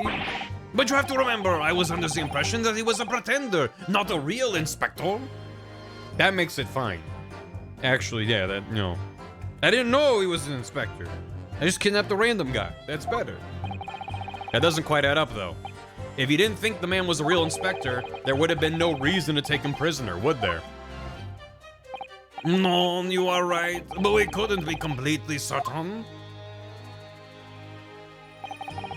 Even though I didn't think he was a real detective, I was too scared to let him go that day, just in case. Hold it! What a day Gregson had. Yep. Too scared, why? Because why had he come to the park? We didn't know. Could have asked. There was a chance that he had seen through my plan. And if that wasn't the case, he would go straight to the police station to blow the whistle on us. Even if he was just feigning to be an inspector, he was up to no good, without a doubt. I think most people would agree that it's you two who are up to no good. Well, see, you may be right. A couple? The point is, we were not able to escape from England immediately. That is why we had no choice but to take the man prisoner. Uh-huh. What I don't understand is why the inspector felt the need to show you his ID in the first place. See, I asked myself the same question. We were writing down the names and addresses of all the people who took 5 shillings from that day. I have forgotten what name he said, but the address, it startled me. See, address Scotland Yard, Homicide Division, he said. Okay, great. What a good job being incognito. If this was indeed Gregson, what the hell? Hey boys, how's the day in the park? Great? Oh, this is my natural hair color. Why do you ask? Oh, me? Yeah, my address is Scotland Yard, Homicide Division. I'm a detective. Honestly, I can't blame them for panicking. What? He probably didn't like your face, Peppino. Anyway, I was not rude. I just politely asked him why he said it. And that's when he started to say he was an inspector. Not long afterwards, he took out his identification. What was Inspector Gregson implying at? Tell the court what happened next. You took him back to your hideout, you say? See, we did. We took the man's ID from him and shut him in the room next to ours. Hold it! He lives at the police station. I would believe that. That being this ID book here, correct. See, that is the one. What made you believe that it was a forgery? I never seen the real one, of course. But he was so suspicious, this man. Allora, I was thinking it must be falso. A couple? Oui, it is just as Peppino has said. We were convinced it was not genuine. And so together, the hilarious brothers, we took the man captive. Crazy sentence. Crazy video game. All we did was shove him inside a locked room. That's all. You can minimize any crime if you say all we did was blank. Then we made preparations to transport all of the money. In for a penny, in for a pound. Normal. His ass would not be papers, please. Here's my ID. I've never seen this before. False, faked, forgery. There might have been a little tussle, but we did him no harm. Hold it! Just a little tussle. What do you mean by a little tussle exactly? But it was nothing, just a minor incident. The falso inspector, he was a real piece of the work. A couple? What happened? Oh, it was a disaster. We gave him the nice room, and what does he do? In the middle of the night, he tries to escape through the ventilator. Can you blame him? We chased him, bien sûr, and we caught him again. Can you blame us? Yes. Yes, I can. You didn't shoot the man in your haste, did you? So, what do you think we are? Of course not. I simply caught hold of him again and took him back to the room. Oh my god. Oh. Well, please don't get pasta sauce on the witness stand. There was really nothing more to it than that. And the following morning, you let him go, you say? Correct. And it was an amicable parting. There was no trouble. Si, we shake the hands and say, let's do it again, huh? What are you? Ooh, okay, not a whiff of perjury here. Let's do this again sometime. Here's my number. He spent the night in a nice room. It was nothing like a prison. Hold it! Wait. Is he joined back up again? It's off the page. I don't know where I am anymore. You took away the man's freedom. However comfortable you made it sound, you were still holding him prisoner. If you say that, then I say this. There is something that takes away our freedom too. The lack of a money. You kidnapped a man. We live in a society, eh? Crazy defense. So we are the prisoners as well, huh? All of us. I hate this. I'm so glad this is the last Ace Attorney. I'm glad this series is dead. This is fucking heinous. Ugh. God damn it. Okay. Huh? No money, no freedom. This is the truth. It makes me mad. It makes me sad. What can we do? I'm getting radicalized by Ace Attorney. Well, if you feel so disenfranchised, take money to court. Though it'll cost you, of course. That's the problem, Cosmo. There you have it. You see, that is why we need the Red-Headed League, to fight for the justice. What the fuck? Perhaps he has a point. Susanoo reading his mind. Oh. God. I'm tapped out, chat. That's stream, goodbye. No, Mr. Naruhodo, please, come back. Oh, all we did was give the man a comfortable place to sleep. They kidnapped him. God. And you say it was a prison? Oh. Perhaps he has a point again. No, again, Mr. This whole exchange. Oh, this is why Susanoo's the best character. You should have heard him snoring. It's so hard to do a more straight-laced character well when everyone's insane, and that's how you fucking do it. Ugh. You should have heard him snoring. Might die if anyone was disturbed. It wasn't us. Oh my god. I need something stronger than tea. Not much to go on, really. Their testimony does make me wonder, you know. About this pocket watch belonging to the inspector, I mean. Oh yeah, the one he treasured so much, apparently. If he was confined but not restrained, as the witnesses are implying, he would still have been able to wind his watch. That's so true. So did Gregson actually die while he was being held captive by these redheads? In which case, is it possible these two young men are responsible? To be honest, I find that hard to believe. Perhaps we try to find out exactly what happened. Very wise, Mr. Naruhodo. Very wise. I'm so exhausted. This is the first testimony of the day. We have to go back to this. Hold it!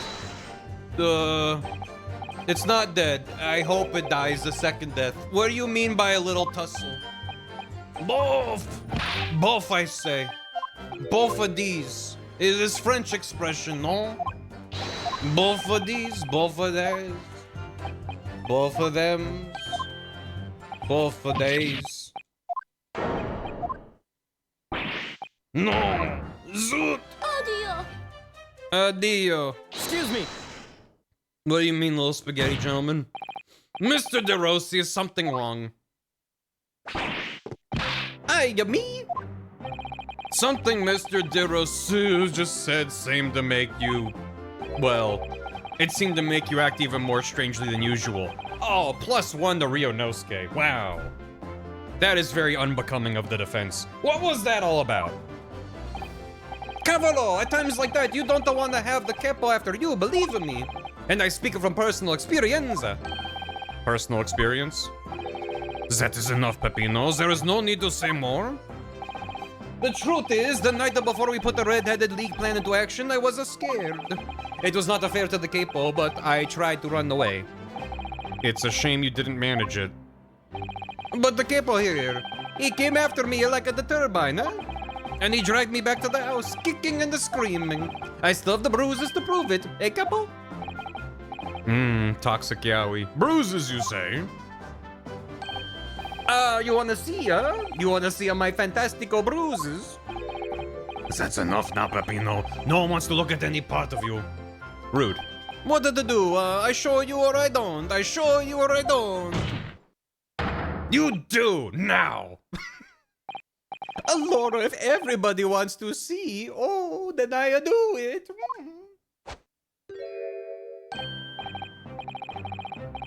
Oh. Huh. Echo the dolphin. It is, you see, it's very visible, eh? Now where have I seen that before? That red ring around your neck. Xbox, go home. You got that when you were dragged back to the house. See, the capo, sometimes he's a very rough. And I says that's enough. Peppino's neck is nothing to do with what we were talking about, eh? You have my word. I'm glad he's in an extra child. Yes, same. Yes, same. What is your opinion, Counsel? About this red ring around his neck? I wonder, doesn't matter, it's important. Mr. DeRossi, I'm gonna have to ask you to amend your testimony with details about that mark on your neck. Aye, capo, you see? Everyone is interested in what I say, yeah? Ugh. Ah, the French. Sometimes that's just the European way. That was the shadow. They did a good job making it not obvious until it was like, look, it's a bruise. You will amend your testimony as requested, Mr. DeRossi. See, if you really wanted to know. He tried to escape, but the capo put the collar on him and dragged him back like what he did to me, see? Mm-hmm. Now the question is... Oh, I can't look at my witnesses. Is Gossip in on it, or was he just also complicit somehow? Like, dragged into it? I wonder. Hold it! What's up? Are you saying that red mark was caused by... See, a big collar made from the leather. A leather collar. Nice. Is this true, Mr. DeRousseau? But we had the Saint Bernard at home when I was younger. It is a souvenir from that time with a very strong chain. A strong chain? And you put that around your friend's neck? I'm sorry, I was so angry that he was leaving me alone. You did not have to tie the chain to a leg of the bed, though. I would not have tried to run again. You didn't do that to Inspector Gregson as well, did you? Thank you for the bits. Wait, but then that Oh. Treated the people equal, is the capo firmato, eh? It's starting to sound a lot more like a prison all of a sudden. The capos are tough, but the capos are rough. I shouldn't have done it. So, the following morning, when you released the inspector... He had the red ring around his neck, just like a me. Peppino, s'il vous plaît, leave it now. I know how to pronounce that phrase. Now you know, the capo here. You don't want to tangle with him, eh? But for the inspector, it's not so bad. It's not so bad. Well, he spent the night in the nice room. I fucking...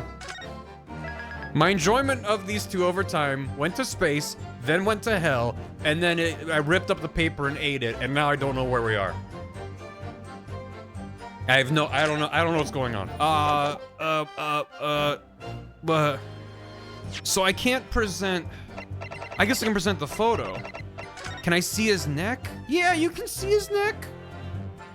You sure can. Objection. Yeah.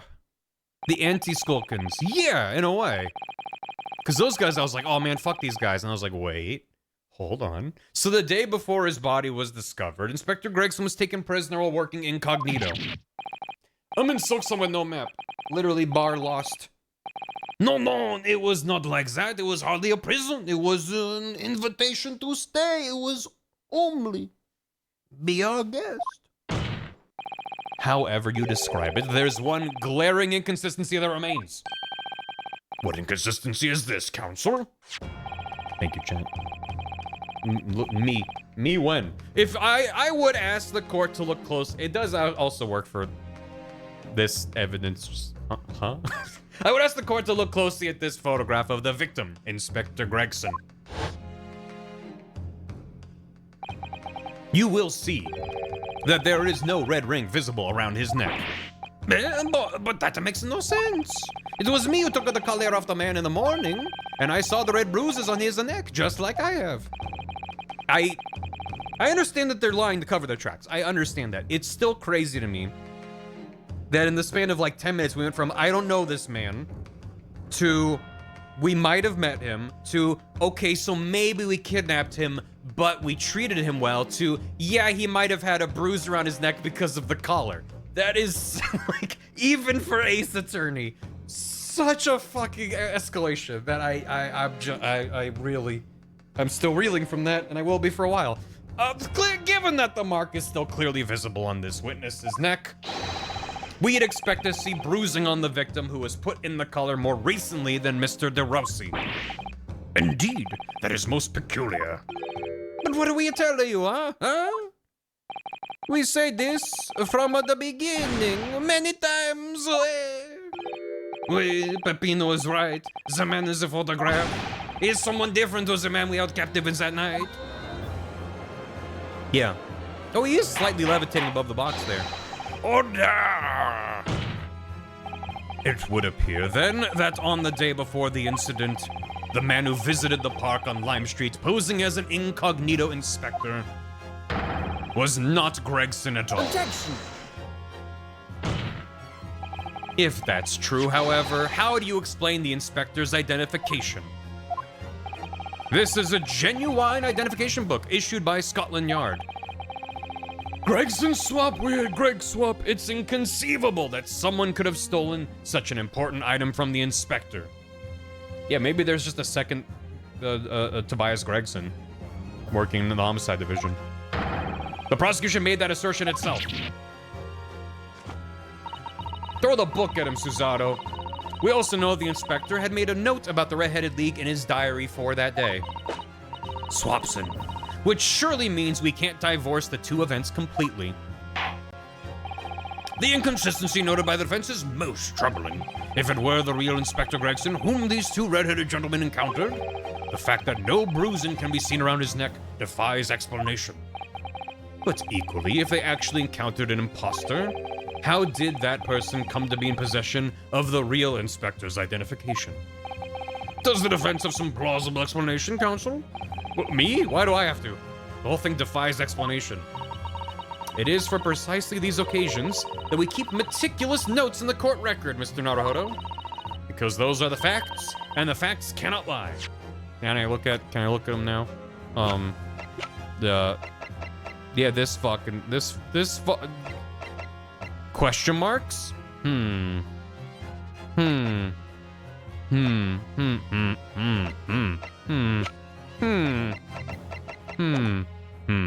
We don't know his age because those are the facts.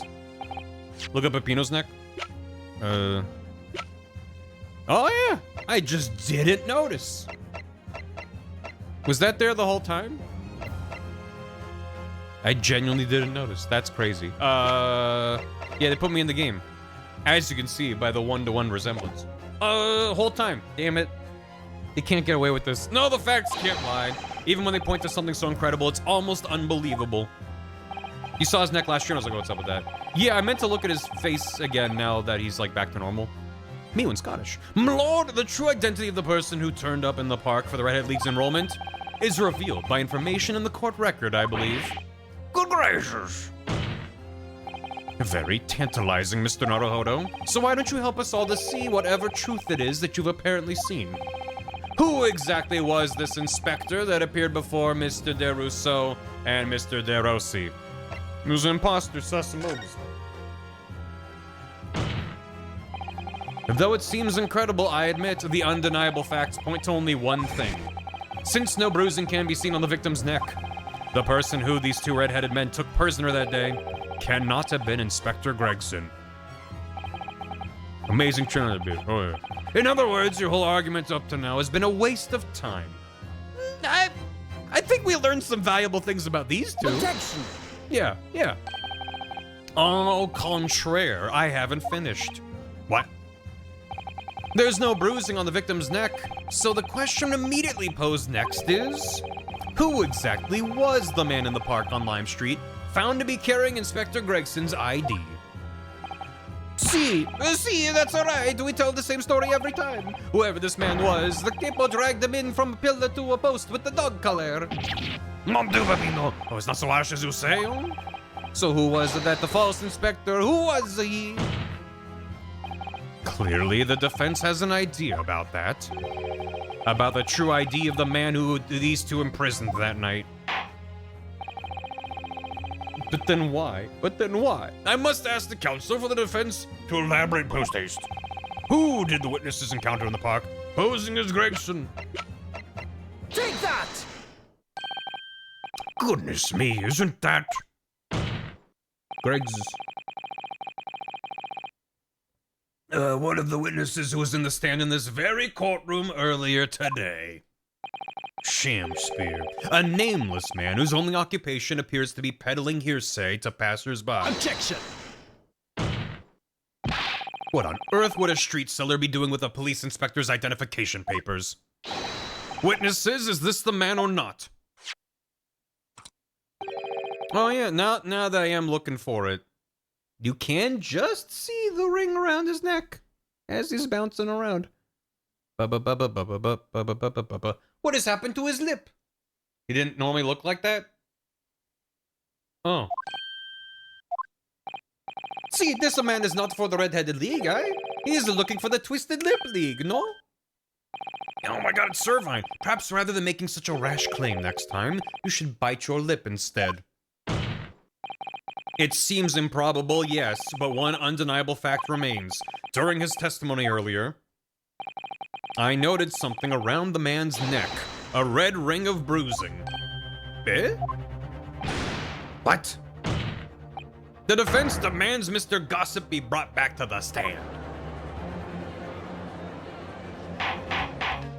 He Norded? Bailiff, bring the aforementioned witnesses back into the courtroom. Immediately. You almost sat down on your cat? No, no. Why is he proudly showing it off? Why is he proudly showing it off? This is a thing with them. No, okay, I'm convinced now. The three of them are in on some weird... Sorry, weird has a negative connotation. I don't want to kink shame. They have their enjoyment together, and that's beautiful. I just think that the courtroom's not the most ideal place for them to showcase it. Well, I never. An undeniable ring of bruising indeed. And identical to that of the witness beside him. Now, what's going on here, eh? I've always had this, me. It's a birthmark, isn't it? Sweating, nervously looking around. A birthmark, you say? I assume the reason you've been recalled to the stand has been explained to you? Something about an inspector again? But I'm telling you, you've got it all wrong as usual. You're denying all knowledge of it. Well, of course I am. Are you trying to kill me with all this nonsense, eh? Well, at least you'll have more stories to peddle back on Fresno Street, won't you? Now, we're going to need you to testify again. And you, Mr. De Rousseau, Mr. Rossi, I'm sure you'll cooperate, won't you? Do we have any choice? We are in the big trouble, eh, capo? Big trouble in little Old Bailey. That's quite enough dilatory chatter. Proceed with the testimony. Dilatory? Dilatory. Dilatory? Computer. Dilatory. Dilatory. Dilatory. Causing or intended to cause delay. Huh. Okay. I love learning new words. And by that I mean I hate language. Diddlesatory. No, Diddle story feels really bad. The inspector... Don't bite the lip that... The man who claimed to be an inspector that day was definitely not this man. Is right, see? You think we could have forgotten those grand lips, huh? I'll never leave Fresno Street, alright? I've no interest in any red-headed league. We are deep into Greg swap territory. Sholmes tries to scam me, he looks like the good guy. I'm all alone in the world, me. I've no kinfolk or nothing. Why would I be involved in something like that? Just look at me, eh? Does it look like I could carry off a disguise with a face like this? How the fuck do I prove that he disguised himself? It would appear we have the wrong man. What have I been telling you, huh? There was no need for this pointless testimony. That's right, I'm just a simple peddler, remember? Fresno Street's all I know. How would I have come by a police inspector's identification book, eh? Well, yes, that's hard to explain. A brief cross-examination, I think, counsel. Very brief. Isn't there anyone in this courtroom who thinks I might be onto something? I stand steadfastly at your side as always, Mr. Naruhodo. Let's fucking go, Susato! She's the fucking best!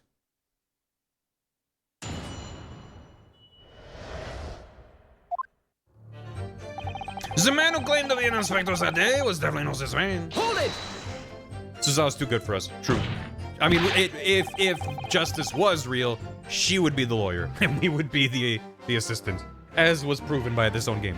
So you say, but how can you be quite so certain? There is no need to urge my hands on the desk, monsieur. Surely the reason's obvious, no? What do you think about that? Excuse me. Mr. Gossip, do you have something to say? I do, as it happens. Your timing's perfect. I've just got wind of a juicy tale that'll be right up your snicket. You don't want to let this one slip by, I tell you, and 6 pence is all I ask. Maybe try Prosecutor Sogi instead. I don't want your gossip, Ryunosuke Naruhodo. She'd be in jail for 2 crimes. Well, maybe. You leave it alone. Leave it alone. She kind of floundered on the stand. It was her first time. The man who claimed to be an inspector that day was definitely an also. Hold it! Is it explained why Kazuma hates us? No. He's been weird ever since he got his memories back. We have reason to assume that he came to England to learn more about his father. As for why he's acting so strangely towards us, it's not really clear. But yeah. I'm his boyfriend. Yeah, they're just going through a rough patch. It's fine. They'll patch it up. So you say, but how can you be quite so certain?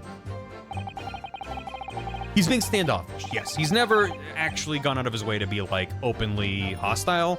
He's just being very, very standoffish. And he specifically wanted us to be defense in this trial, so I think he knows that it could just be like, well, if I'm prosecuting and you're defense, I am confident in your abilities that we'll be able to get to the truth. But if I'm openly working with you and I'm friendly, we won't get to the truth. There has to be like a reason why he has to be antagonistic towards him to get Ryunosuke to push harder. Like, could be something like that. We'll see. Doesn't need to hold your hands on the desk, monsieur. Because I have never before seen lips like this. Nevertheless, there's a clear red mark around Mr. Gossip's neck.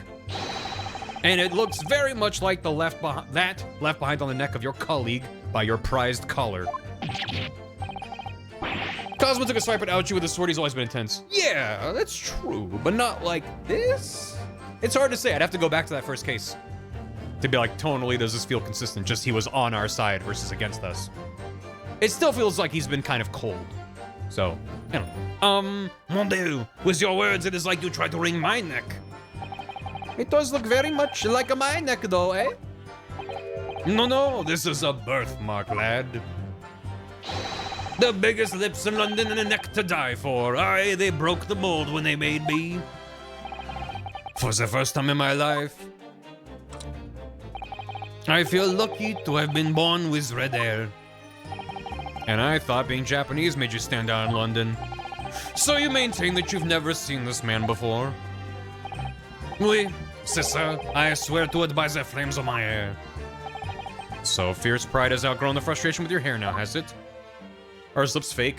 I don't think they're fake, but I'm wondering if he, like, is deathly allergic to something.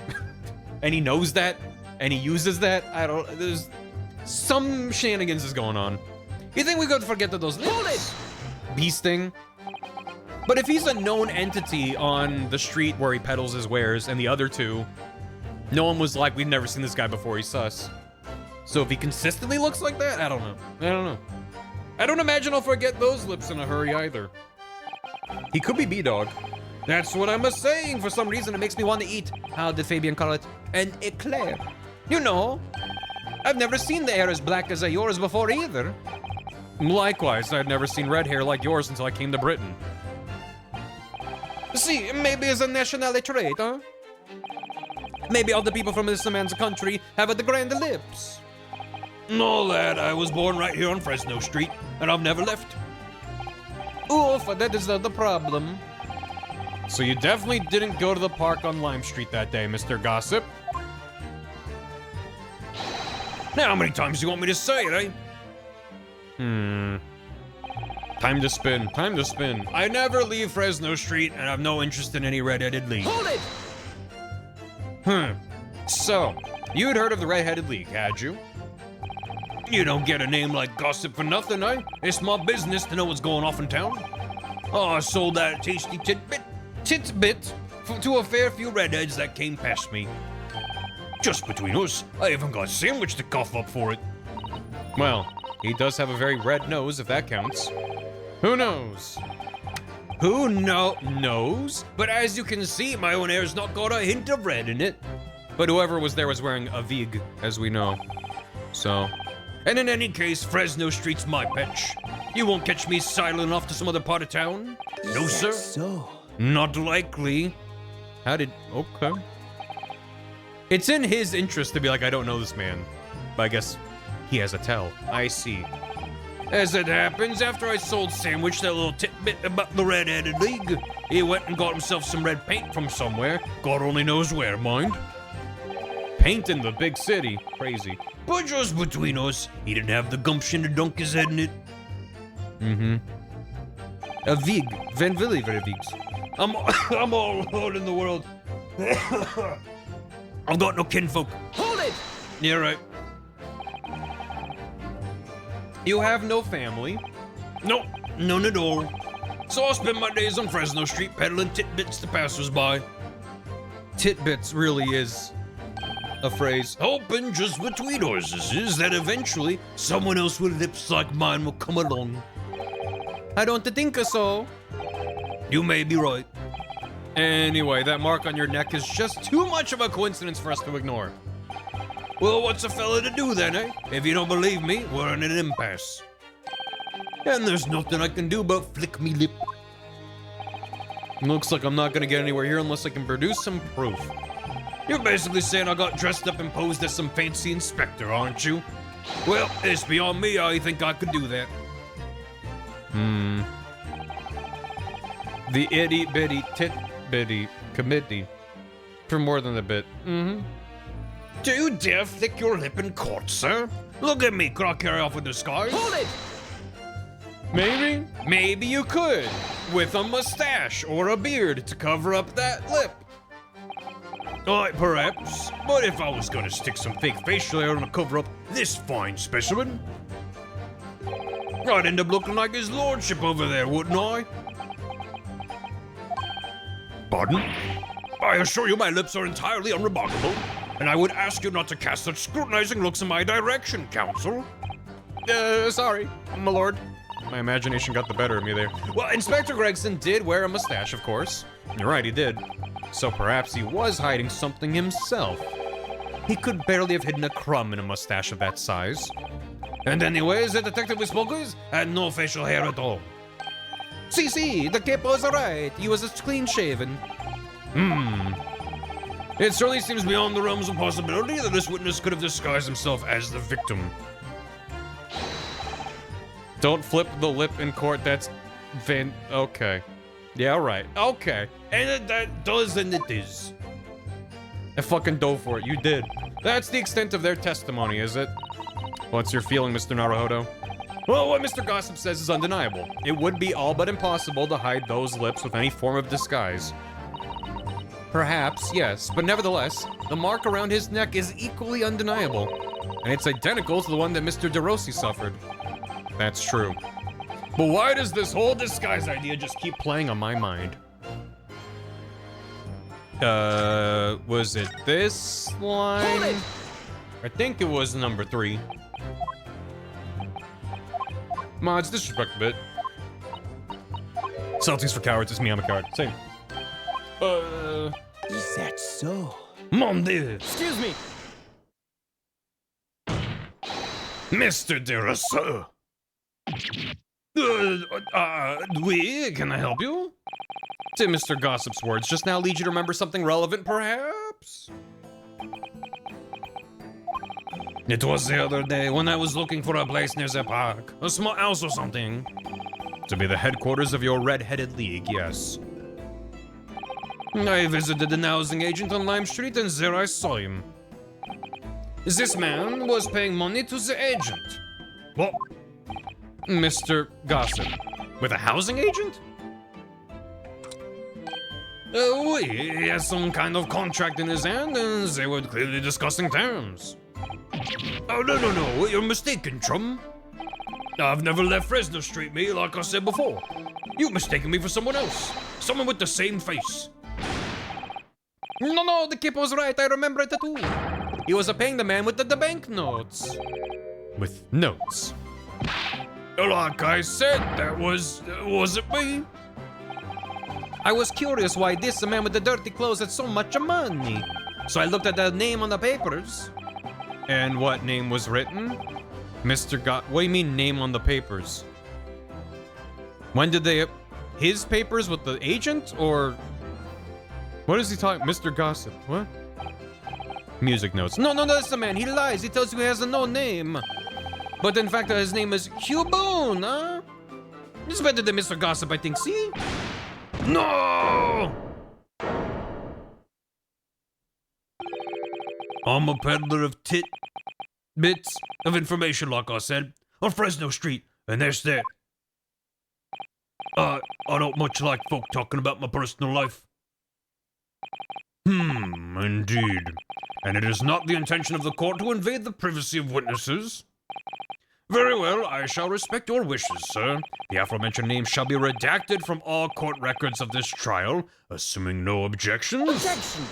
I'm objecting the fuck out of that. I'm sorry, my lord, but the defense does object. Because the name just mentioned has a very deep significance to this case. Good gracious, do you similarly object, Prosecutor Sogi? As it happens, my lord, That particular name has already been mentioned during today's proceedings. Well, I never. In what capacity? Hugh Boone, the name of the leaseholder of the room. let me put this very shrimply. The victim's body was discovered in your rented room. I suggest, sir, that you start talking. Well, all right. I suppose that might be the case.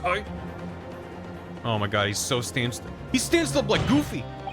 So your real name is Hugh Boone. Well, just between us, I don't like to blow me own trumpet, but there's no finer peddler of tidbits in town. So I happen to be able to afford a grubby little room in a falling down backstreet townhouse. You do? And once every 6 months, I go and pay the rent to the agent on Lime Street. I remember now, there were 2 vulgar redheads in there last time. Aye, if either of us is a vulgar, not to me. Sink again, Pepino. Why didn't you bring this up before? Yes, like I told you already. I don't like talking about my personal life. I'm a tidbit peddler as far as everyone else is concerned, no fuss. Prosecutor Prowse, man. You will update your testimony to include this most surprising revelation, Mr. Boone. If that is your real name? If I must. So the leaseholder Scotland Yard has been looking for since the body was discovered has been here under our noses all along. Humongous Boonungus. Sink again. I rent the room where that fellow was found. It's true. For what difference it makes? Hold it! So, you live in that room, presumably, do you? No, I don't live there. What do you think? There's no bed, is there? Just a desk. Then, why would you want to rent it? Well, I don't think I should have to say, really. Suspicious? How about the notice board in there? Which was covered from top to bottom in confidential documents only the police should have access to. You should have saved that part. Just ask him about it first and then be like, by the way, it's confidential. But okay, guys. Do it your way. No, that board's not mine. See, there you go. The inspector must have brought it along. It's only the other bits and bobs that belong to me. The desk and the chair and that. People don't generally carry enormous notice boards around with them. The real question is, why was Inspector Gregson killed there in your room? Well, obviously, I've not the faintest idea. I mean, it's causing me no end of bother, to be honest. It seems to me, seems to me, she says.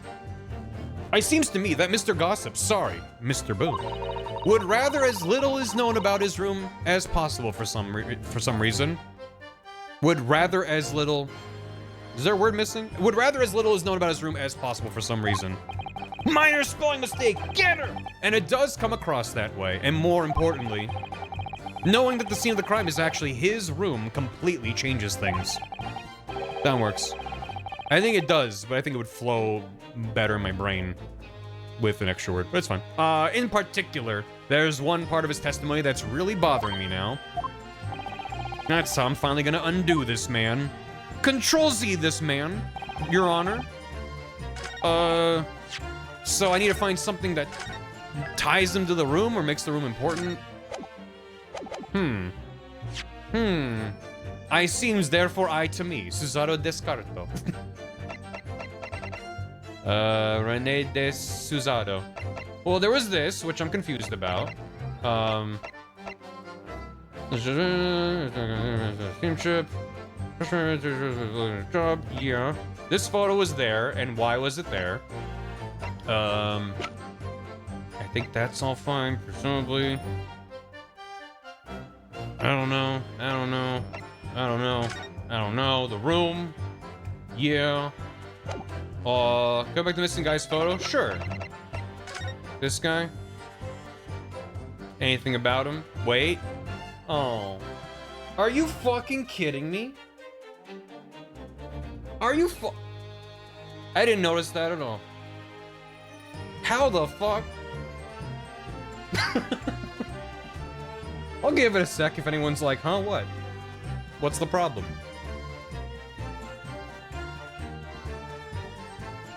Well, I'll be damned. He's got the same hair. It's all connected. And that place, that's fine. Even if that was meant to be a hint, I genuinely... His eyes are not the same. And his eyebrows, I can't tell from this angle. They're kind of covered up. But that's the first thing I noticed about him. I didn't know.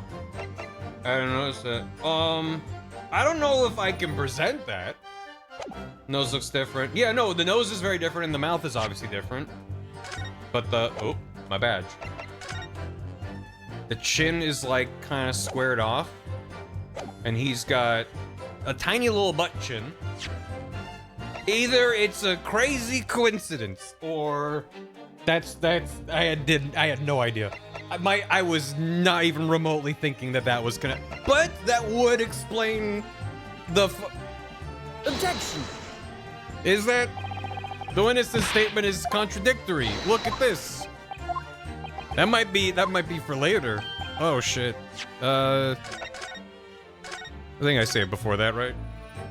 He made his lips bigger so he kissed his wife easier. That's so smart.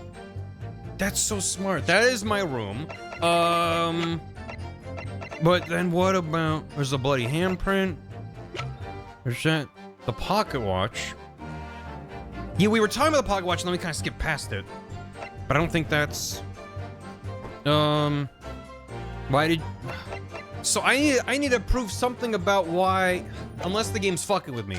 Let me look at all the things. Ever since that one case where they're like, oh, the new line is actually just information. You don't press on that line. So I need to take a step back. The man that claimed being inspector that day was definitely not this man. Mm-hmm. So you say. Is right, think we forget those grand lips, huh? I rent the room where that fellow was found. It's true for what difference it makes. I'm all alone. I have no kinfolk or nothing. Why would I be involved in something like that? Look at me, just look like a character disguised with a face like this. Yeah. Yeah, because that is the disguise.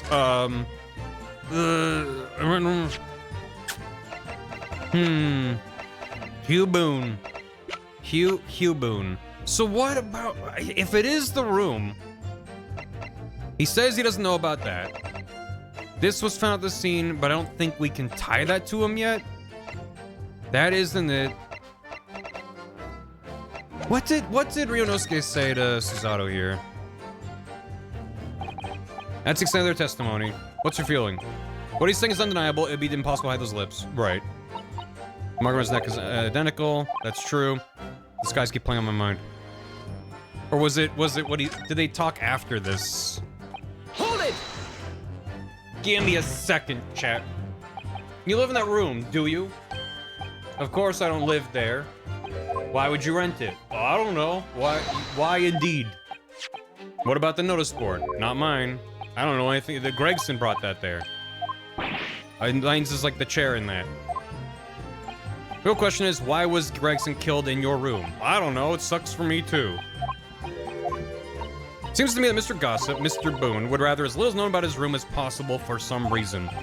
It does come across, and more importantly, knowing that the scene of the crime is his room completely changes things. There's one part of his testimony that's really bothering me now. That's I'm gonna undo this, man. Which part of his testimony? That does make it seem like it's actually a different part. I have no kinfolk or nothing. It's this line. It's this line. Objection! It's okay. I get it now. I get it. It took me a minute to connect it. I got it. Okay, that's actually, that was well set up. I can't be mad about it. Because they're like, now that we know that's his room, why is this there? And he's saying he has no kinfolk. Okay. If you have no kinfolk, as you put it, then explain why it is that among the sparse furnishings, we found this photograph in the room. Ugh. I presume, as you've been renting the room, that this photograph belongs to you, does it not? Well...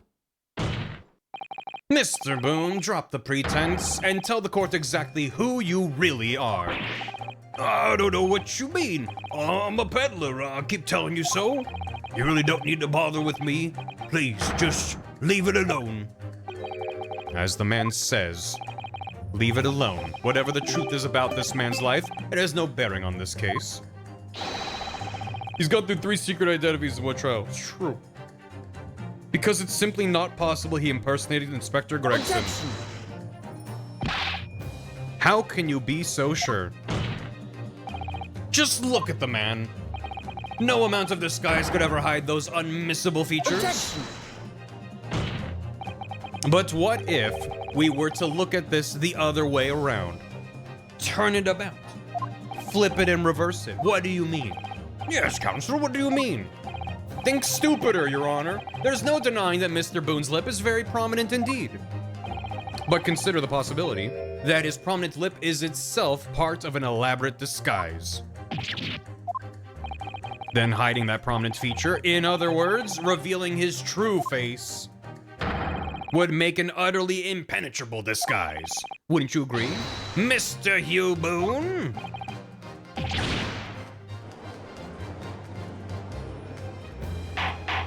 Ghosts are real, lips are fake. Good witness, are you still hiding the truth from this court? If that's a disguise, then underneath it, his true identity must be... Yes, that's right. There's really only one person he could really be. It's Sholmes! My lord, the defense believes it can reveal Mr. Boone's true identity to the court. No, please, no. Very well then, counsel. What is the true identity of this peddler who goes simply by the name of Gossip on the street? I'm glad that I was nudged to look at his photo, because I'd be like, who the fuck? Maybe it's Peppino.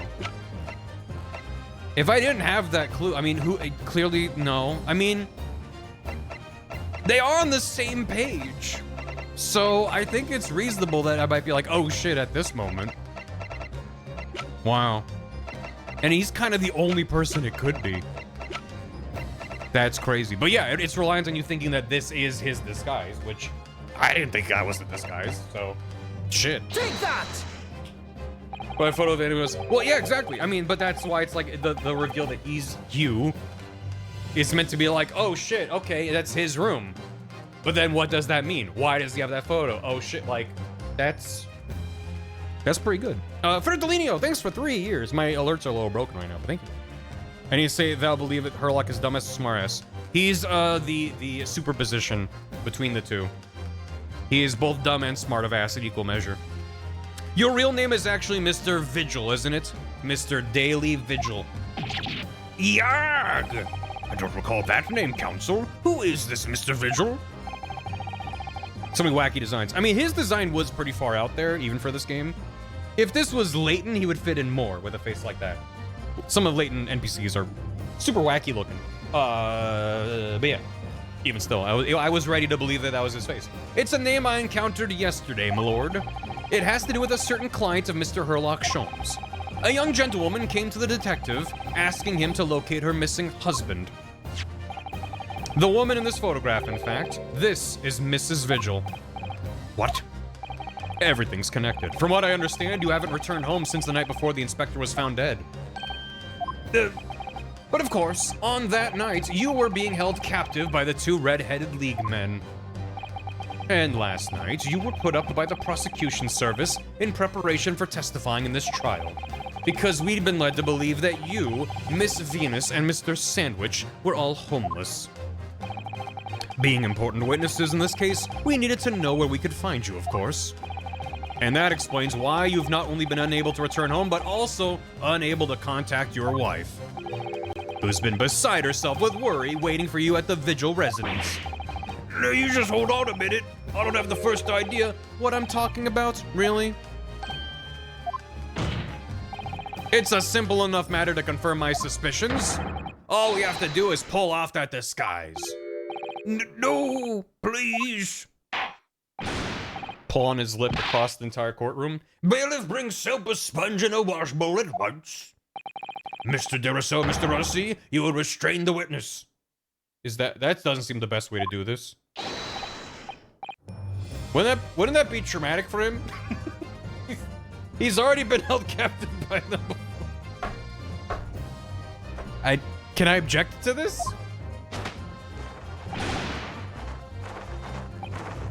No, stop. Get off, please.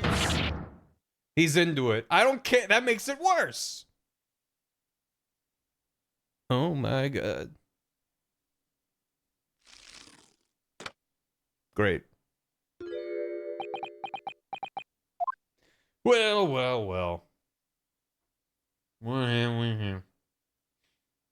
So he's been to the ringer. I'm not ready to feel sorry for him because he might have murdered Gregson. Well, we are now seeing your true features, I presume.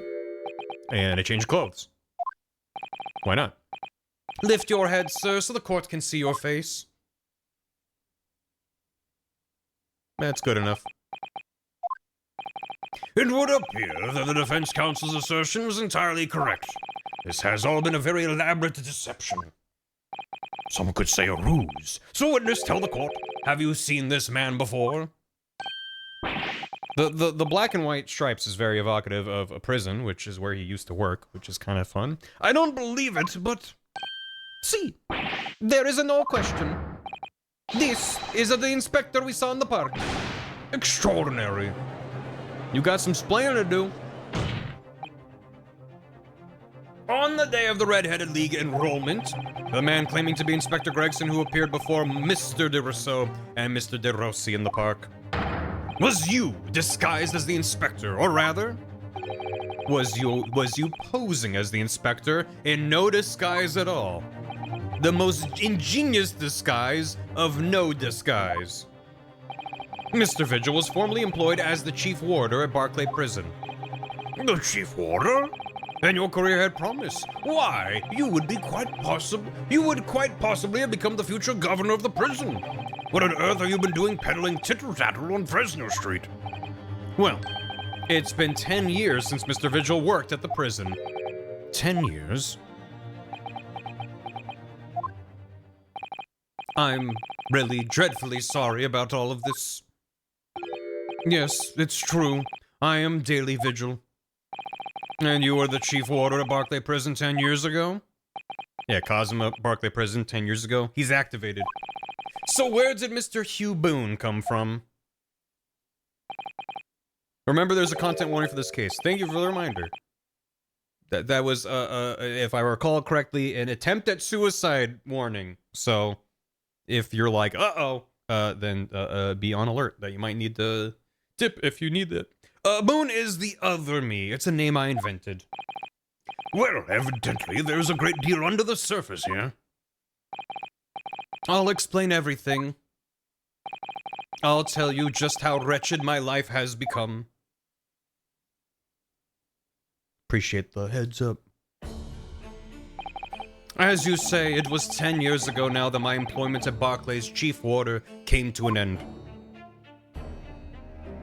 If anyone in chat wants to, as non-spoiler as possible, give more of a, like, Like, I'm not gonna read it out loud, but like, just be like, this is when it will happen, or something. I don't know. I trust your judgment. Just give people a heads up. Having left the prison service, I searched for some new occupation by which to earn a wage. Soon, all right. But times were hard in London, and I found no suitable engagements at all. When he talks to Prison Barry, okay. So when he talks to Prison Barry, if you gotta dip or skip ahead in the VOD or whatever, do what you gotta do. In desperation one day, I turned my hand at selling wares on Fresno Street. But your wife appears to know nothing of this. She still maintains that you are the chief warder at Barclay Prison. I was utterly determined that my wife should not know of my failings, which is why I never told her. I opened an account at the bank under the name of Hugh Boone, and I rented the cheapest room I could find on Fresno Street. The scene of the very crime we're investigating. Yes, that's right. Oh, ooh, this art's cool. A place from which I could emerge every morning at 8 as a squalid peddler. And transform myself back every evening at 5 into a well-dressed man about town before returning home. That quickly became my daily routine. That's rough, buddy. I was puzzled by the lack of furniture in the room, but that explains it. But why on earth didn't you just tell us this in the first place? I have a wife, sir, and 2 sons, and without wishing to sound self-conceited, they regard me with some pride. I couldn't bring myself to disappoint them. So instead, you decided to conceal your occupation from them. Yes. I've made such a terrible mess of everything. Still, one thing doesn't add up. No matter how many tidbits of information you could sell to passing gentlemen, even at 6p apiece, you couldn't hope to match the salary you must have commanded as chief warder at the prison. Very true. To have kept your family in comfort despite 10 years of somewhat misbegotten employment. That was all thanks to Inspector Gregson. Well, Inspector Gregson? What on earth? It was some years after I'd invented Boone and begun my other life as a street seller. He, the inspector that is, recognized me one day. Do you mean to say the victim was an acquaintance of yours? I knew him from my time working at the prison. Or, when he saw what I'd become, he was deeply troubled for me and my family. And from that day forward, he visited me on Fresno Street with increasing regularity. Where Chippy, in his other hand. Then one day, he asked me if I would carry out a secret assignment for him. A secret? What was it? It's a secret. I was to impersonate the inspector. What? Impersonate him. Okay. Okay. We always met in that little room so the inspector could brief me. Visit Orkzy's tomorrow and take a statement from the proprietress. Orkzy? An intentional Greg swap. It was always something along those lines. Surveillance work, interviewing people. On those occasions, he would lend me his identification so people would believe who I was. My instructions were to make an impression, to let people know that Inspector Gregson had been at work. Huh. And for those services, he compensated me financially. A Scotland Yard inspector willingly relinquished his identification into your care with intent to deceive? That, as I'm sure I need not point out, is a very serious criminal offense. But why? What was the point of you impersonating him? I truthfully do not know. All I can say is that the inspector warned me on numerous occasions. Now remember, Vigil, I need your solemn word. You don't blab about this to anyone, all right? Ever. Even if I end up a croaker. You're gonna turn into a frog, sir. I might. We're dealing with some evil men. In time, he started to bring papers with him to the room as well. I'm getting frogged in Final Fantasy VII, mate. This is serious. Doesn't just go away after a few turns. It became something of a second offense for him. Second office for him, I should say. If I die, I turned into a frog, Vigil. I was cursed, you see. On account of all the chippy. So, in fact, the person who declared himself to be Inspector Gregson at the park on Lime Street was really... Yes, it was me, acting on the inspector's orders. As usual, I removed my boon disguise, and then went as instructed to the park, armed with the inspector's identification book. It never occurred to me that the bruise on my neck might give me away. Yeah, for someone good at disguise, it probably would have been trivial for him to hide that.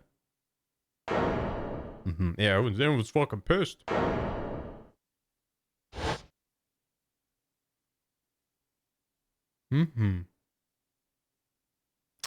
Well, Takis gone, finds down. Has it? I think we're getting closer to what happened, but obviously we're still missing a crucial piece of the puzzle. It would seem this confession completely destroys the defense's case. No, I don't think it does. No, I don't think it does. Explain yourself, Prosecutor Sogi. My learned friend's assertion was as follows. The victim was killed at another location on the day before his corpse was discovered, at the hands of these two red-headed league men when they imprisoned the inspector. But no, that can't be. Oh, his palms are so very gentle. Oh, after all, it wasn't the inspector who went to the park that day, it was me. Oh, goodness. I mean, it's not that our... Listen, that theory is no longer valid, yes, but this still tells us things. Finally, we have clarity. He's a wee lamb. Ow. We had nothing to do with the murder of the inspector. And merci, Monsieur de la Défense, for proving it. What? You're welcome. Since someone does it, yeah. I appreciate if you only at me if it's urgent, but thank you. They're all voguing. Everyone in this case is. Indeed, it would appear that we have reached a de facto conclusion of sorts. These witnesses had no involvement in the murder of the victim. As proven, somewhat ironically, by the defense. It's not as devastating as they're making it seem. I hereby call an end to the cross-examination. Put the brothers back. What? Why? What do you mean? Why would you? What's going on? Pardon me, my lord, but with your permission, I would like to pose one further question to the witness. Kazuma? No, okay, this makes sense. What question, counsel? It concerns the events of 10 years ago. I believe you would have been present at a very significant execution that was carried out at the time. Your Honor, this is irrelevant to the case at hand, but let him cook. 10 years ago, the execution of the professor, Genshin Asogi. I want to know exactly what your involvement was. Oh. Answer me, man. One moment, counsel. Is this related to the current case? Naturally. Naturally? It is the prosecution's belief that this case and the events of 10 years ago are inextricably linked. Well, actually, they might be. If you can prove a connection between 10 years ago and the professor to the Reaper, and this case is inextricably linked to the Reaper, then maybe it is linked? I mean, metagaming-wise, it's almost definitely linked, but like within what we know in the case, it seems like a stretch. Slightly. Does the defense concur, counsel? It looks like if Saul Goodman made a self-insert on safe theory. That's true. Kazuma! You're not yourself. You're not as calm and collected as usual. Poor Kazuma-sama. No wonder he's acting this way. Mr. Vigil's memories of what happened 10 years ago would tell the tale of Genshin Asogi's last moments. His own father. I know. I do understand that. But even so. Prosecutor Asogi. Do you genuinely believe that this question requires an answer in order to learn the truth behind Inspector Gregson's death? I need you to trust me, please. Alright, very well. Then the defense has no objection. I see. In that case, you will answer the question, witness. The truth is, I remember very little of that time. You've forgotten? I'm sorry to say, yes. As I said, I resigned from my role at the prison 10 years ago. But for some peculiar reason, my memory of the events leading up to that moment is extremely hazy. It's a conspiracy. Does that not strike you as strange, Mr. Naruhodo? Son? Well, 10 years is a long time, but to have forgotten the reason why he left such an important job. Yes, forgetting important things is really weird. I've never done that, certainly. And not only that, Mr. Vigil's claim contradicts what we already know. Does that? Does that?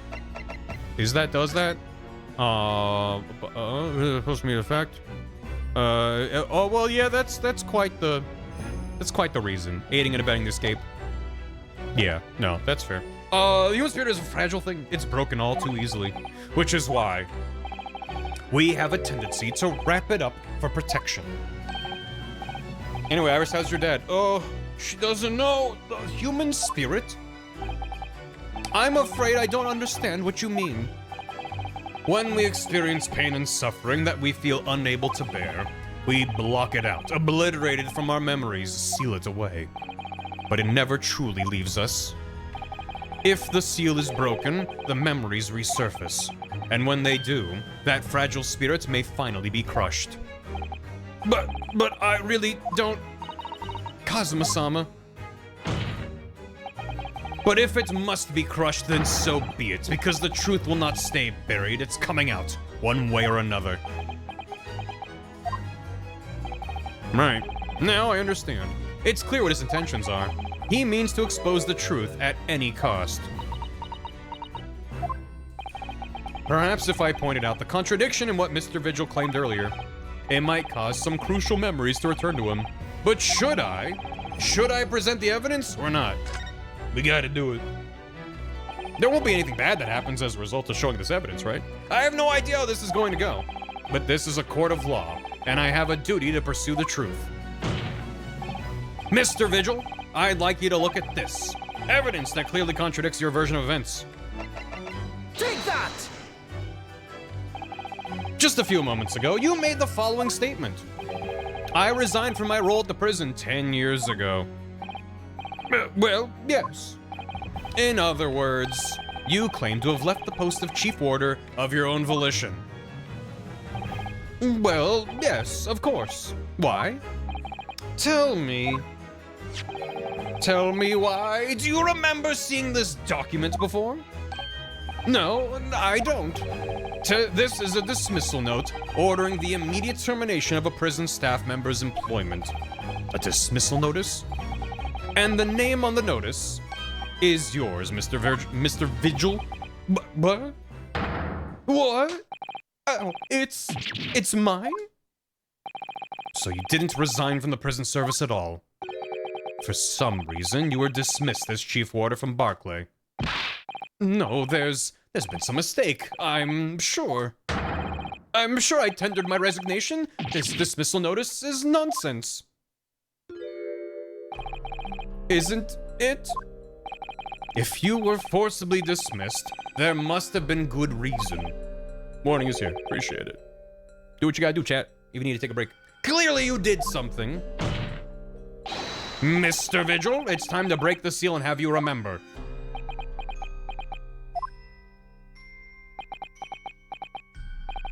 According to the few remaining records, the final execution that you supervised was on 17th June 10 years ago. And on that day, something very serious took place at Barclay Prison. Knowing vaguely what's coming makes all this feel way more intense than it otherwise would, but it's still worth it to have a warning for people that need it. But I'm just like, the 17th of June was that the professor's execution?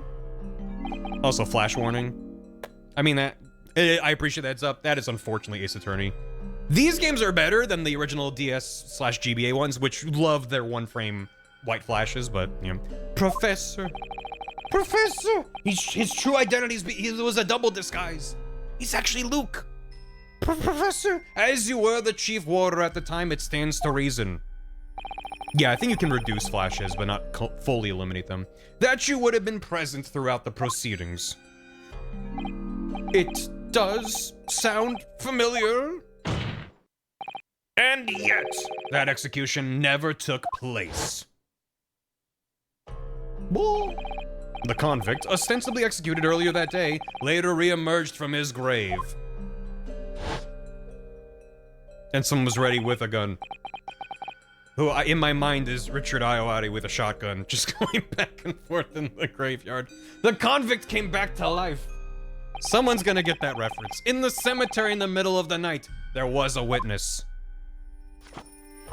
However, the witness claims that a moment after he saw the convict clambering out of his grave, a gunshot rang out from over his shoulder. Dark place. And the bullet pierced the professor's chest, killing him instantly. Those may have been the professor's actual last moments. Yes. Yes. Seeing as you were in charge of overseeing executions at the time, you must know the truth about what really happened. It's in your head somewhere deep down. Well, Chief Warder Daily Vigil, I know there are memories in your head that can't explain what happened on 17th June 10 years ago. And now it's time for you to drag them up.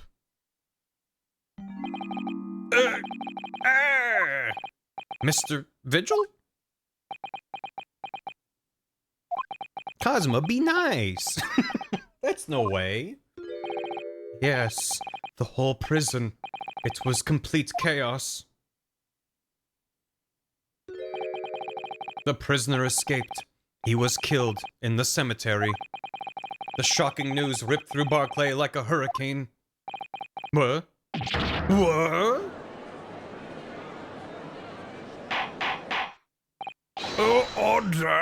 Order. Do you mean to say, Mr. Vigil, that your memories of the time have returned? My head, it's like some floodgates have been opened. The images, the screams. Oh, my goodness. The papers. There were reports, articles about a man who'd seen a ghost. Yes, Enoch Drebber. But surely those reports were exaggerated. There were traces at the scene. Traces of what? In Lowgate Cemetery at plot number 139. Blood, lots of blood. That's where the man was buried, of course. Obviously, something terrible had happened there. The depths of conspiracy and depravity from which this tale is emerging are quite staggering. But what does this have to do with the current trial? I have reviewed the police records from that time extensively. A thorough investigation was conducted by Scotland Yard to ascertain how the convict managed to escape in the first place. And the conclusion reached by the investigating team was that a member of the prison staff must have been involved. Are you suggesting a prison warder abetted the man's bid for freedom? Yes, and I was suspected of doing it, of using that mass murderer's execution as a way to help him escape. You did what? I remember now. The horror of it all is coming back to me, spinning faster. One evening, a few days after the execution, some detectives came to the prison. I was called to the governor's office at the top of the watchtower. There he is. Oh, this guy's X. I'm sorry, Daly, this is a serious business, but I can't help you new. As Chief Warder, you were responsible for overseeing the execution of Foray. I haven't worked on my Scottish accent in the meantime, I'm sorry. Well, it seems the fellows at Scotland Yard want to have a few wee words with you about it. He's just gonna sound Canadian. You'd better pack your things, laddie. You're to attend in person. As soon as he told me that, my mind just went completely blank. And the next thing I knew, No, not the penis cutter. The professor, the most hated killer in our country's history. And I let him escape. I'm finished. My life. Don't stick your dick in there. It's over.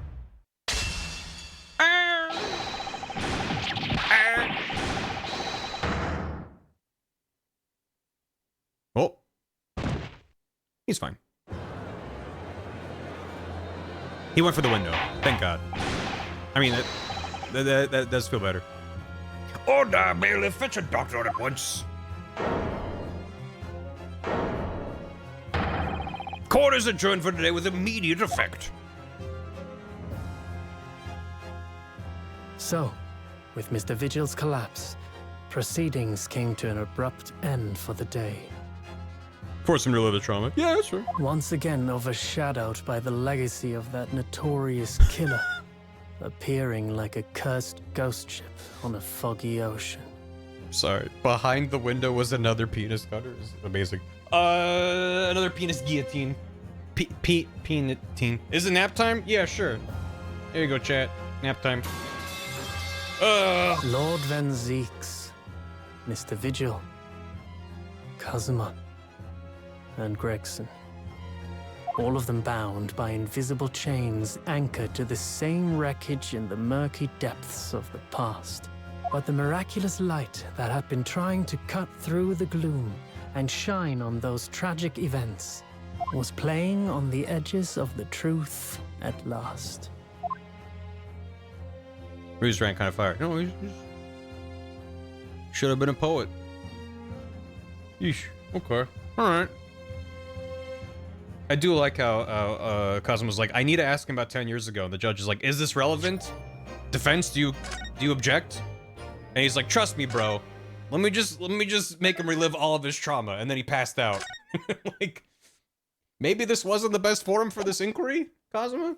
I understand Cosmo's motivation. Like, I don't blame him, but like, that went more or less how I expected it would. I still can't quite believe what just happened. Every prosecutor has to act like an asshole at least once. True. It's in the playbook. I inquired with the bailiff after the court session was adjourned, and it seems Mr. Vigil was taken to hospital to recover.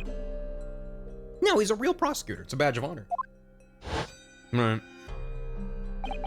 10 years ago now, Mr. Vigil attempted to commit suicide by jumping out of the window of the prison governor's office.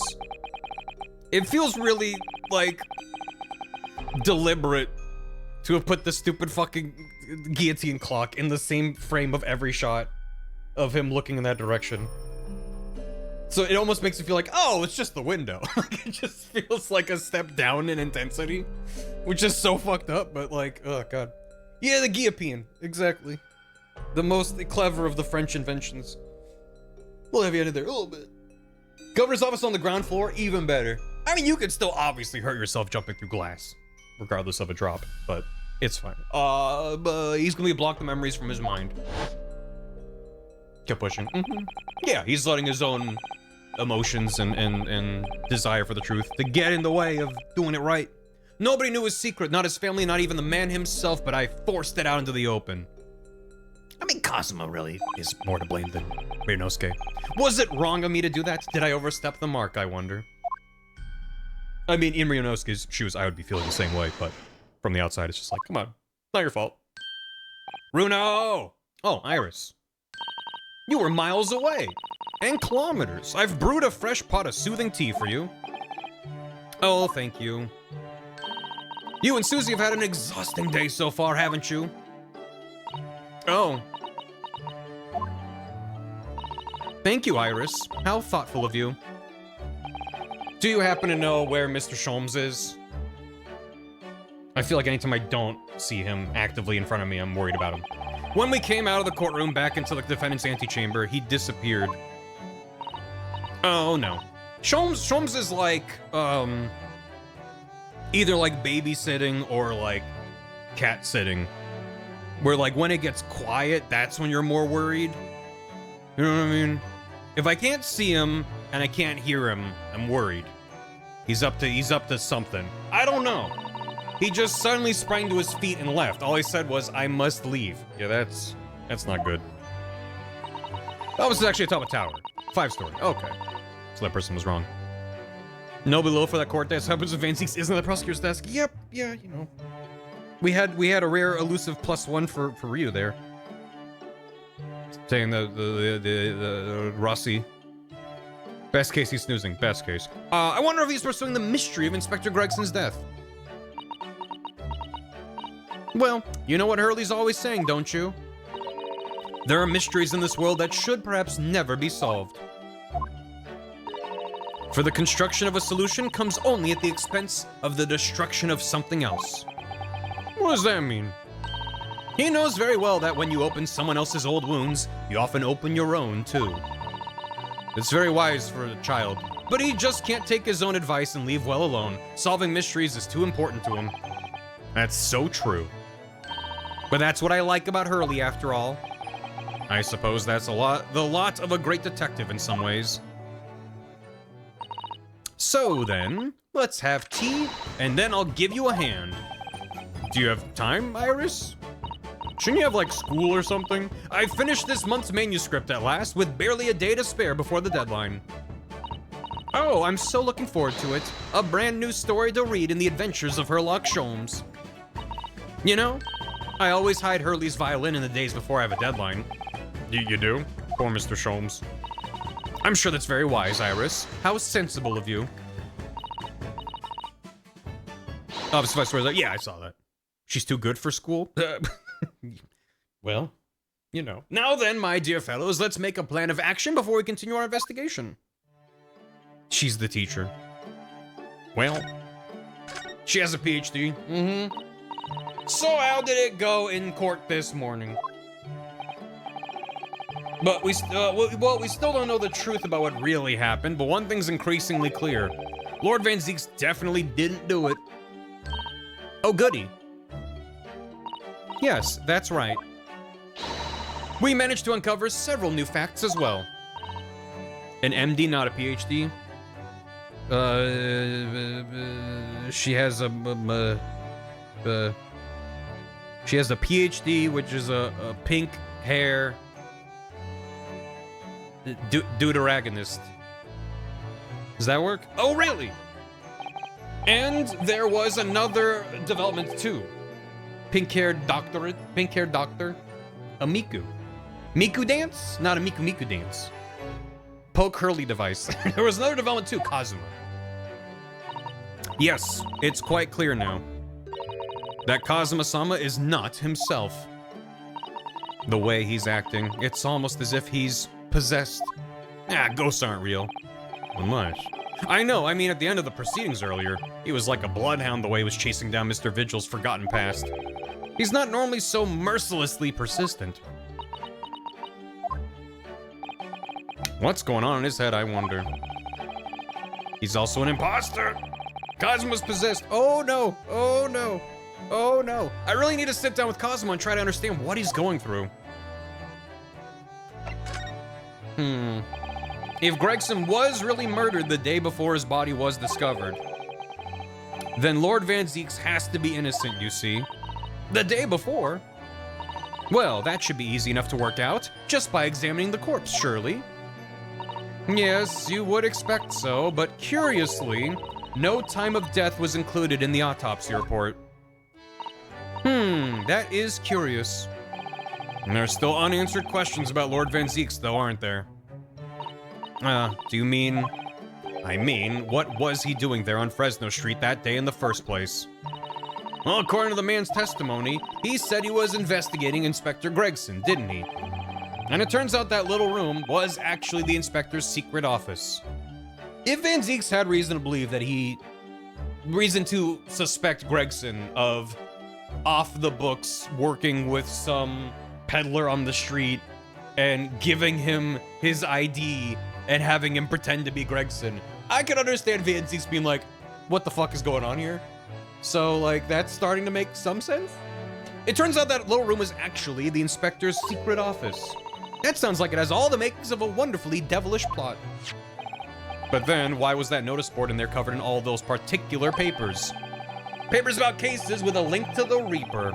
I'm getting a bad feeling about all this. I want to call Van Zeeks Vinny Z. It's crazy. That sounds more like something horribly devilish.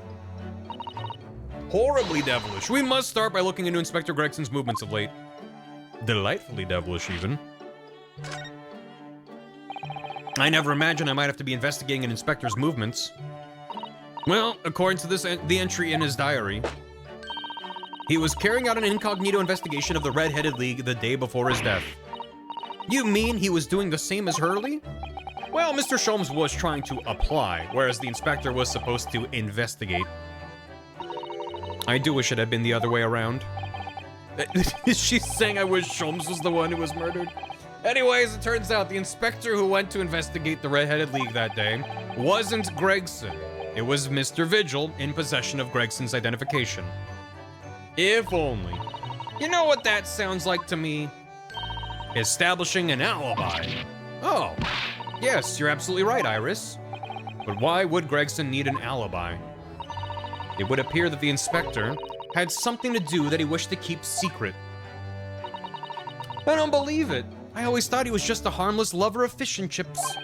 But perhaps they were seasoned with something a little more potent than salt and vinegar. I think perhaps we should try to move away from food analogies. Well, anyway, if Lord Van Zieks felt the need to investigate Gregson. Yes, I agree. Chippy. What an odd thing to say. What a thing to say. We must try to find out what he knows. Now he was British. Seasoning? Pshaw. Vigil, you say? Isn't that the name of the lady who came to visit Hurley yesterday? If you want to make a child cry, you can show her the photo. Ugh, hey kid, want to see a dead body? Hey, that's right, to ask Mr. Sholmes if he would help her to find her missing husband. Only Mr. Sholmes completely passed the buck to us. Actually, didn't you say that Mr. Vigil had been taken to hospital? Do you know which one? Surely it's not St. Sinners. That would just be a crazy coincidence. Ah, it's St. Sinners. What the? Huh? But not the same room that Olive Green was being held in. It's the same room Olive Green was being held in. What? Huh? I'm starting to wonder if all the other hospitals in London have closed down. Be nice. But that's amazing, Runo. You found the lady's husband already. They're the ones drawing attention to it. They could just say, let's go to the hospital. They're the ones who are like, oh, it's St. Sinners again. Was she in Bart's? Isn't it always St. Sinners? Bart's was a thing, though. I don't know. I suppose I have by accident. They're clipping into each other. They're in the same bed, and the bed is clipping through the floor. 10 years ago, while Mr. Vigil was the chief warder at the prison, he was responsible for overseeing the professor's incarceration.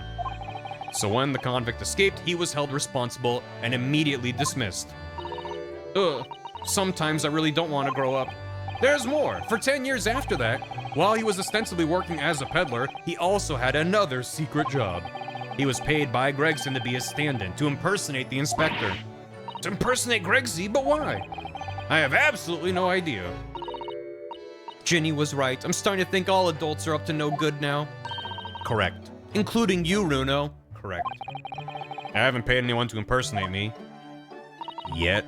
That means he has ties to the professor and to Inspector Gregson, though. Now she's getting wise. She was already smart. Now she's getting wise. So I do think we ought to pay a visit to Mr. Vigil, don't you? Back to St. Sinners, then.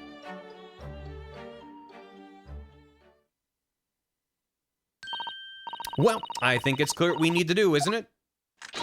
Let us investigate, my dear fellows. Oh, Iris, you're even more enthusiastic than usual today. Well, let me tell her! I don't know.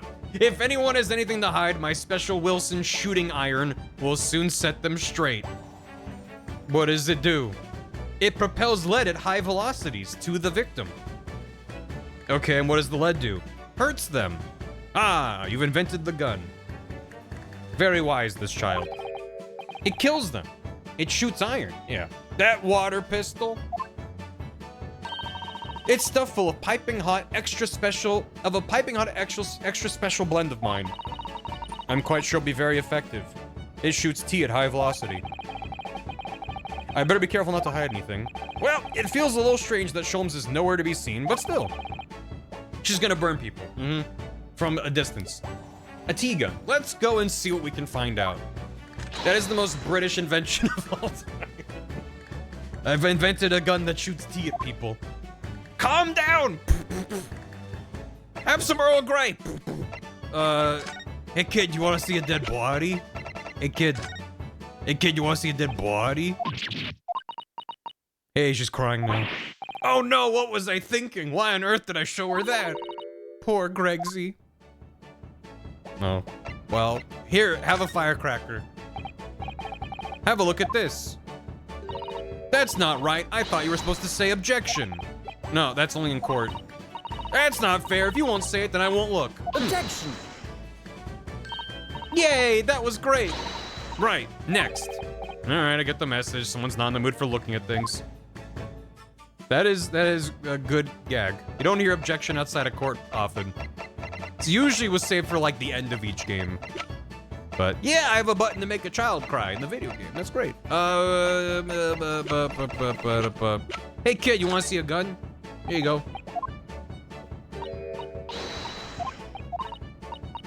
She doesn't like it. That's fair. More games need that. More games featuring precocious child genius need to have a button to make them cry. All right. Is there? There's so many things in the background. Okay, thank God.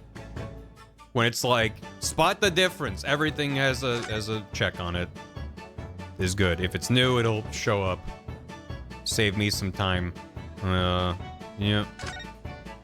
That was on the table earlier. From the start of this case. Okay, then we're good. Thank God. It's worth it for the new dialogue, but then they embed it in a sea of repeat dialogue, and it just takes forever. Let's go. So we can go upstairs. We can go Chief Justice's office. We don't have any business at these places. Prison, street room, hospital. I don't believe visit this place for some time. Sure? For any reason? Any painting camera's gonna have Sholmes. I don't know. If there's a window, he's just gonna be propped up on it.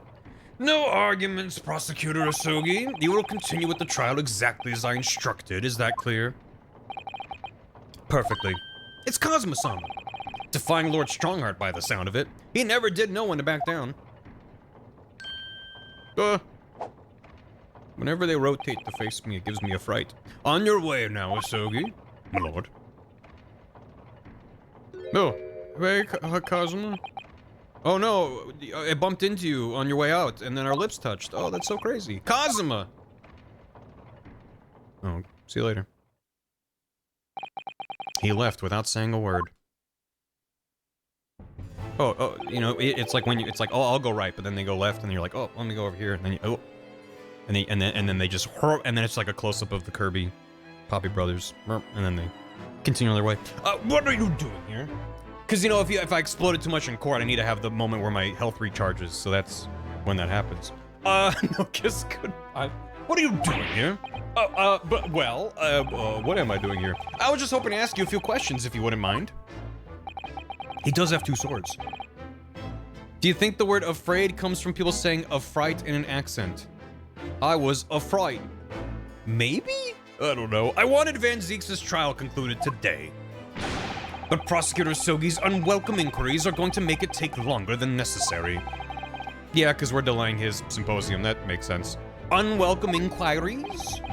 As a result, I'm losing even more precious time. Currently 2 hours, 55 minutes, and 41 seconds. 42, 43. Then we must resolve everything before 3 hours have passed, Mr. Naruhodo. In a miraculous not even 5 minutes. Anyway, I can't let the man's obvious bad mood put me off. I need information. Like how sir comes from sire. No, it does not. Oh. Mr. Naruhodo, are you kissing the prosecution? Yeah, one moment. Be with you in a moment. Does Prosecutor Asogi believe that Lord Van Zeeks is the Reaper? I wouldn't know. It was 10 years ago, in that fateful closed trial, that Lord Van Zeeks made a name for himself among the judiciary. But the next trial he fought, he lost. This is Middle English word afraid of her. Okay, about afraid. I need to read literature with a capital L about them. It meant the ringleader of a criminal organization was acquitted, thanks to all the jurors being under duress. That's awful.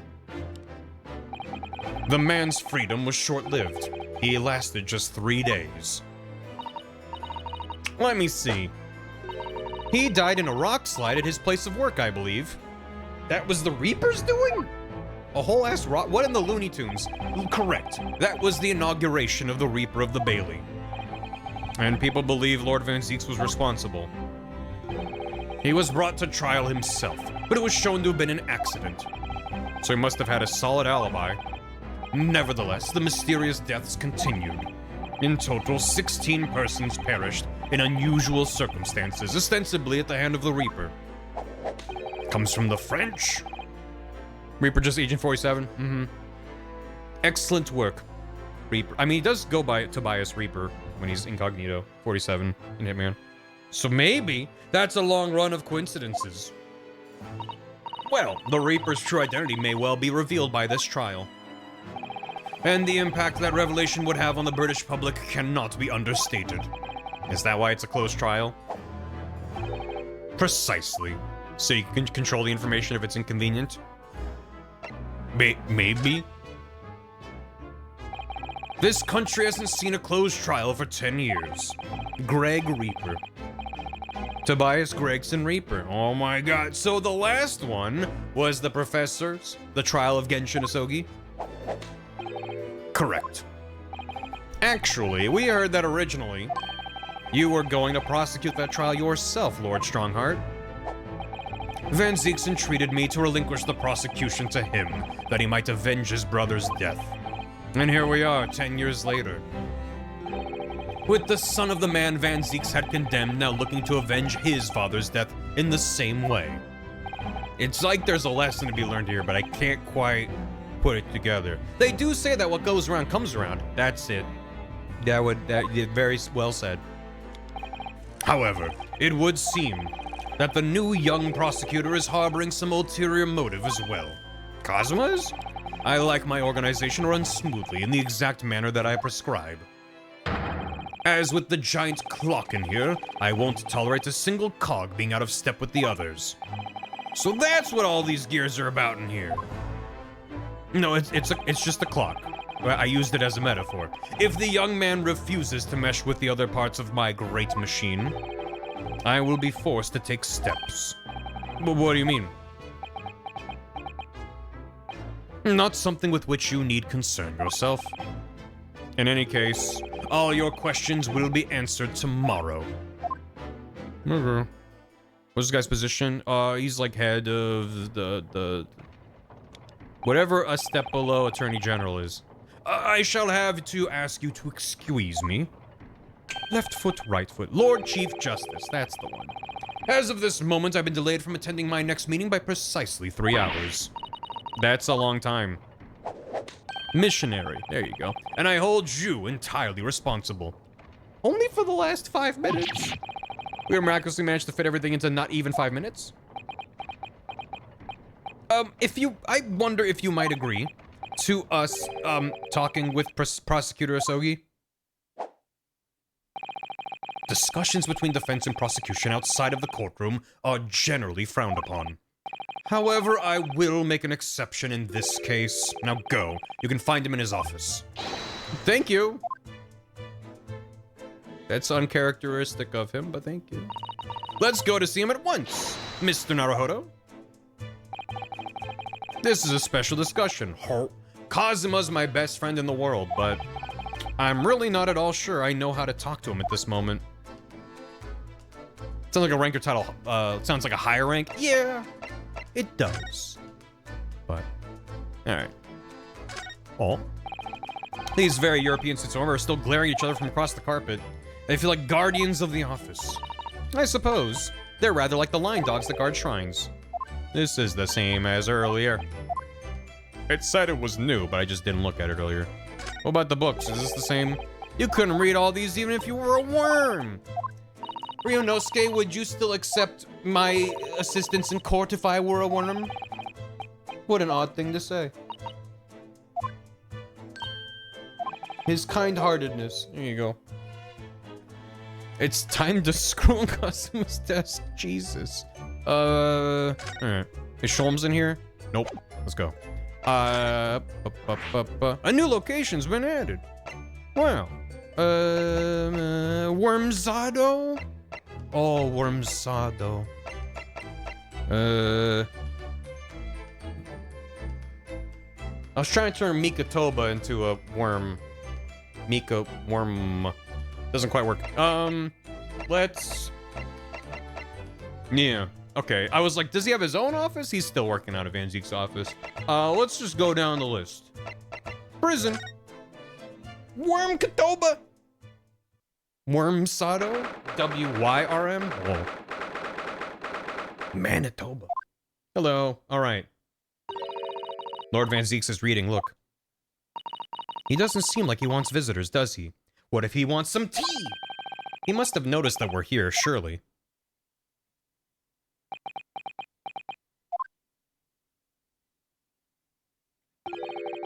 I'm really glad that when he moves, he completely fades out, because I was able to get a frame of that for the thumbnail for the last VOD, where I put Maya in the prison there.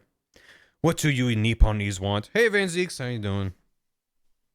Well, we've gone through the day without a lot of racism, so, you know, we had to up the counter. There's no way, that's no way to greet the lawyer who's trying his hardest to prove your innocence, is it? Perhaps not. No? Perhaps? Yeah. I apologize. So what can I do for you, Mr. Naruhodo? That doesn't no minus one. That doesn't cancel it out. It's just a +0. It's just, he still has the +1 from earlier. You can't do that shit and be like, my bad.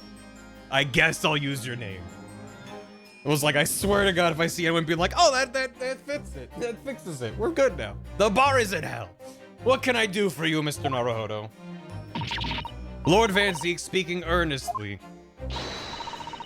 0.00000001. There you go. Yeah. Which, as we've seen on Steam, would change the penny increment for the sale. For the fog will lift over London for the first time in months tomorrow. This does feel very strange. The bar. Bar hell. I must say, I was impressed. Oh, well, thank you. Not by you, by your fellow Nipponese, your prosecutor friend. Case in point, this man has not internalized anything we've said to him. Oh, I see, yes. It's sardonic, don't you think? For a man such as me, so loathing of the Nipponese, to be entirely at the mercy of the two of you. I suppose. It's retribution for having played the part of the Reaper all these years. Played the part? What do you mean by that? Alright. His waist is so snatchable for a dinky racist. Phrases I never expected to see in my chat. Okay. You once told me that you gladly allowed people to believe you were the Reaper. Because it helped reduce the amount of serious crime that took place in London. If keeping quiet and playing the part befits the cause, a cause I myself am committed to pursuing, then why would I choose to say anything?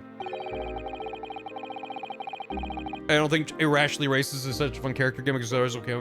I mean, as I keep saying, like, it's appropriate for the time period.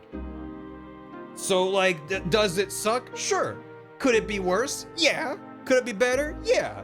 To completely omit it would not be true to the time and place. So, like, I don't know. I'm not an expert on such things, and I'm not Japanese, so I'm not speaking from a fucking place of knowledge or experience on this. But I can just say, like, it would be weird to be like, everyone's happy and holding hands and getting along, and race has nothing to do with it. So I feel like it's reasonably well done from my perspective. So, technically correct. X-rays good backstory. Right, exactly. But you also have other people just casually throwing in like little, like, I guess microaggressions, just like tiny little throwaway lines. They're just like, oh, I guess you're like that, aren't you? So it's like, whatever. The fan translation really straight up using slurs. Yeah, thank God, because I already feel uncomfortable enough reading some of this out loud. If they were actually, I'd be like, well, chat, you're just gonna have to read along, because I'm not saying that out loud. Anyway, the henchman of a criminal killed by the Reaper attacked you only the other day. Felt it hard playing this game. I bet they do. I bet they do. And that was just the most recent of many attempts on your life, wasn't it? Someone is clearly profiting from your silence about all this. Someone is using you. Believe me, ever since the Reaper first appeared, I've been doing my utmost to expose him. Or rather, expose the organization. Huh? Huh? It's a whole organization? I mean, that would maybe make it make more sense. It's inconceivable that all those accidents were orchestrated by one man. No, the Reaper always appears to have very accurate information about the accused in each case.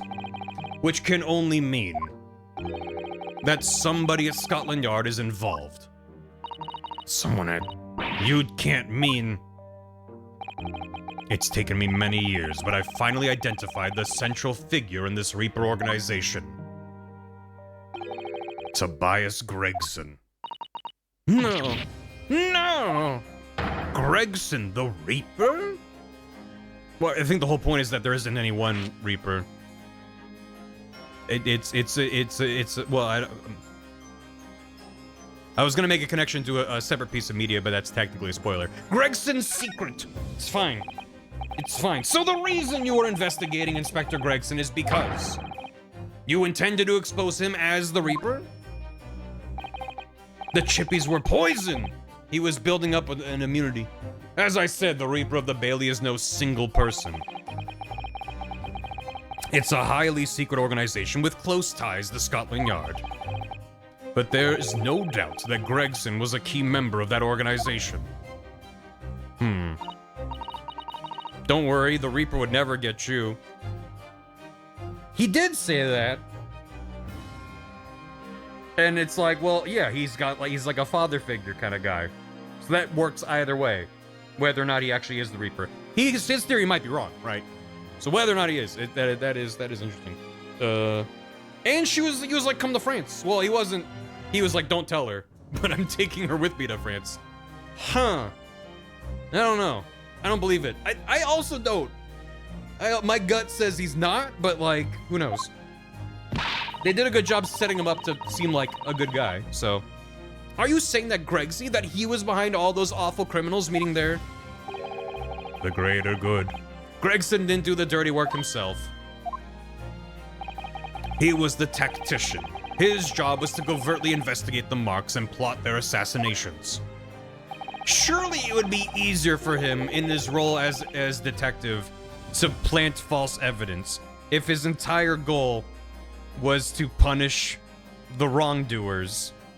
If he's inside the system, he had the ability to do that. This is all people that got acquitted, innocent verdicts when they were clearly very guilty, and then they were killed after the fact. But we got a plot to write. I know, but I'm just trying to be like, I'm not trying to find reasons why it can't be Gregson, but I'm just like trying to wrap my head around it. It feels like I'm still missing some crucial pieces of the puzzle. The Gregs are good? The Gregs are good. In order to do that without arousing suspicion, he regularly needed a firm alibi. Which is where Mr. Vigil comes in, posing as the inspector. Huh. Vigil knows nothing of the Reaper, but the room he rents on Fresno Street was almost certainly the headquarters of the operation. Gregson would have met the assassin there for briefings. So we don't actually know who carried out the killings then. Actually, I do have a name. You what? Well, if you can name the man, you have the true identity of the Reaper already then. Or, if I can name the woman... Oh. Well, we can't do anything about that. She's just having... She's practicing her hobbies. She's a young woman by the name of Asa Shin. Wait. How would that even work? Assassin? Wait, her name is a double pun? Maybe? Wait, what? Shin? It was never Asian. They hit me with the red herring of the fake pun name to drop the real pun name after the fact. The visual image I want to impart is Shutsukumi walking over to my head, opening the little door, putting a cartoon bomb with a fuse, and closing the door, and then I just sit there, and then 3 weeks later it explodes. Or in this case, it's months later. Miss Assassin. Yeah, it's an anti-gravity bomb. It flipped my brain upside down and then plopped it back down in place. The true name of a terrifying killer I know only too well.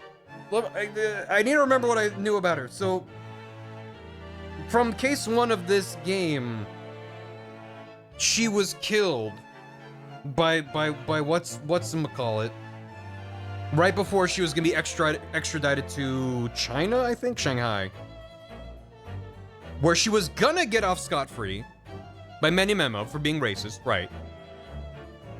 Also, the government thinks I'm on H5. Journalist guy, right? And then we found out that it wasn't her real name. She loved eating poison. It was her favorite thing. Stabbed in the back and all that. Okay, but then how long had she been in Japan? How could she? I mean, I know that the Reaper's murders happened a while ago, but I'm just moving on. I'm moving on. Anne Sasha. Looks like Ansatsushia assassination. She only didn't get away with it because she decided to be racist at the last second and died in an unrelated way. Yeah, well, yeah. Yeah, because initially I got myself confused because I thought her being killed was to cover something up, but it was just kind of like circumstance, weirdly enough. So, This thing said a lot. Yeah. Covering Iris's ears. She came to Japan posing as a visiting student and murdered Dr. John H. Wilson. Then, just when it seemed that diplomatic protection would help her escape Japan and conviction, she just couldn't help herself. The mysterious woman was herself murdered in a small summer beach hut. And that woman was actually the Reaper of the Bailey? Huh. Mr. Naruhodo, this perhaps isn't the place to discuss. No, of course not. We can't mention it here. The fact that she killed Dr. John H. Wilson because Iris doesn't know, and it's very likely that the man was her father. Oh god, she's looking at me. Oh god, she can read my thoughts. Oh no. Think of, Kazuma. Oh, there he goes. He's dancing. He's doing the diddles dance. Look at him go. Iris, that's all I'm thinking about. Nothing. Oh no. Diddles, wrong thought. Thinking about diddles. Diddles and fiddles. I should let father know at once. Yes, I agree. Is he also shirtless? Yeah, he might have, gotten something on his shirt and it's in the wash. That's irrelevant to anything else that's happening. Prosecutor Sogi. Yeah, there you go. with the speech bubble. Perfect. Kazuma, isn't it? Kazuma Asogi. You say he's a friend of yours.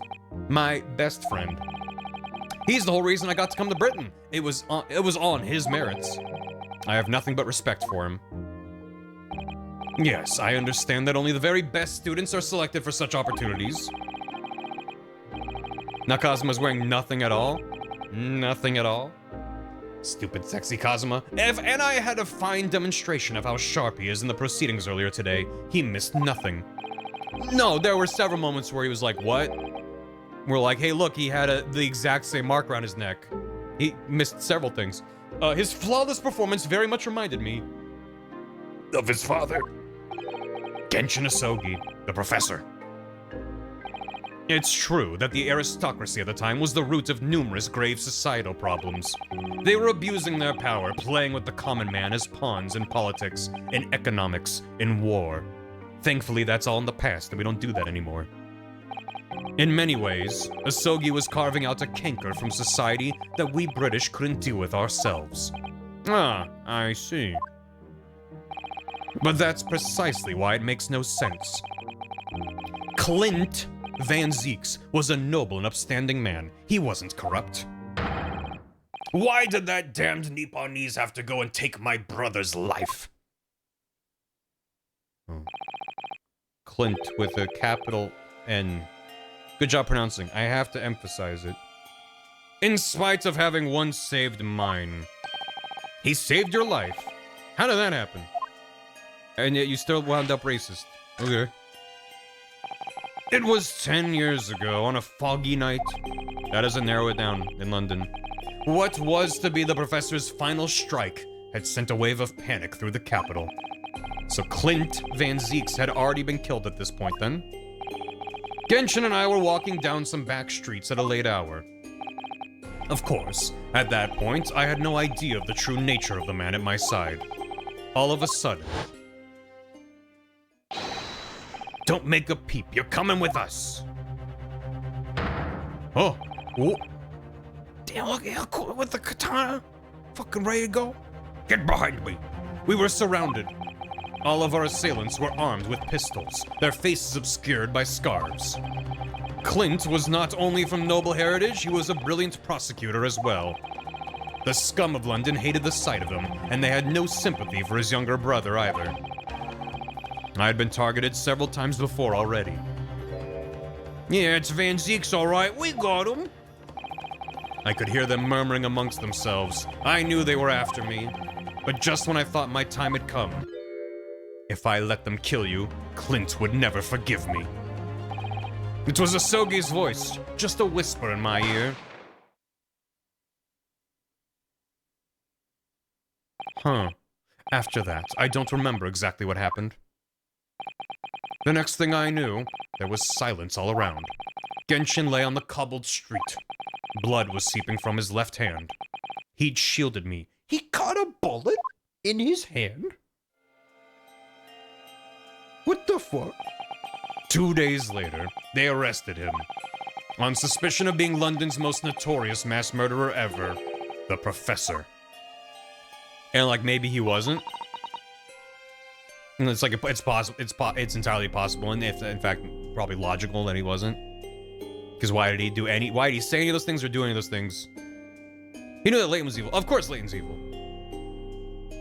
The problem is if the Professor was not Genshin Asogi, obviously that means he's still at large. Possibly a small medium at large. But then who from 10 years ago could it be? Unless, theoretically, maybe they got the wrong Japanese man on a study tour. Wouldn't that be? Wouldn't that be something? Probably nothing. How awful for you.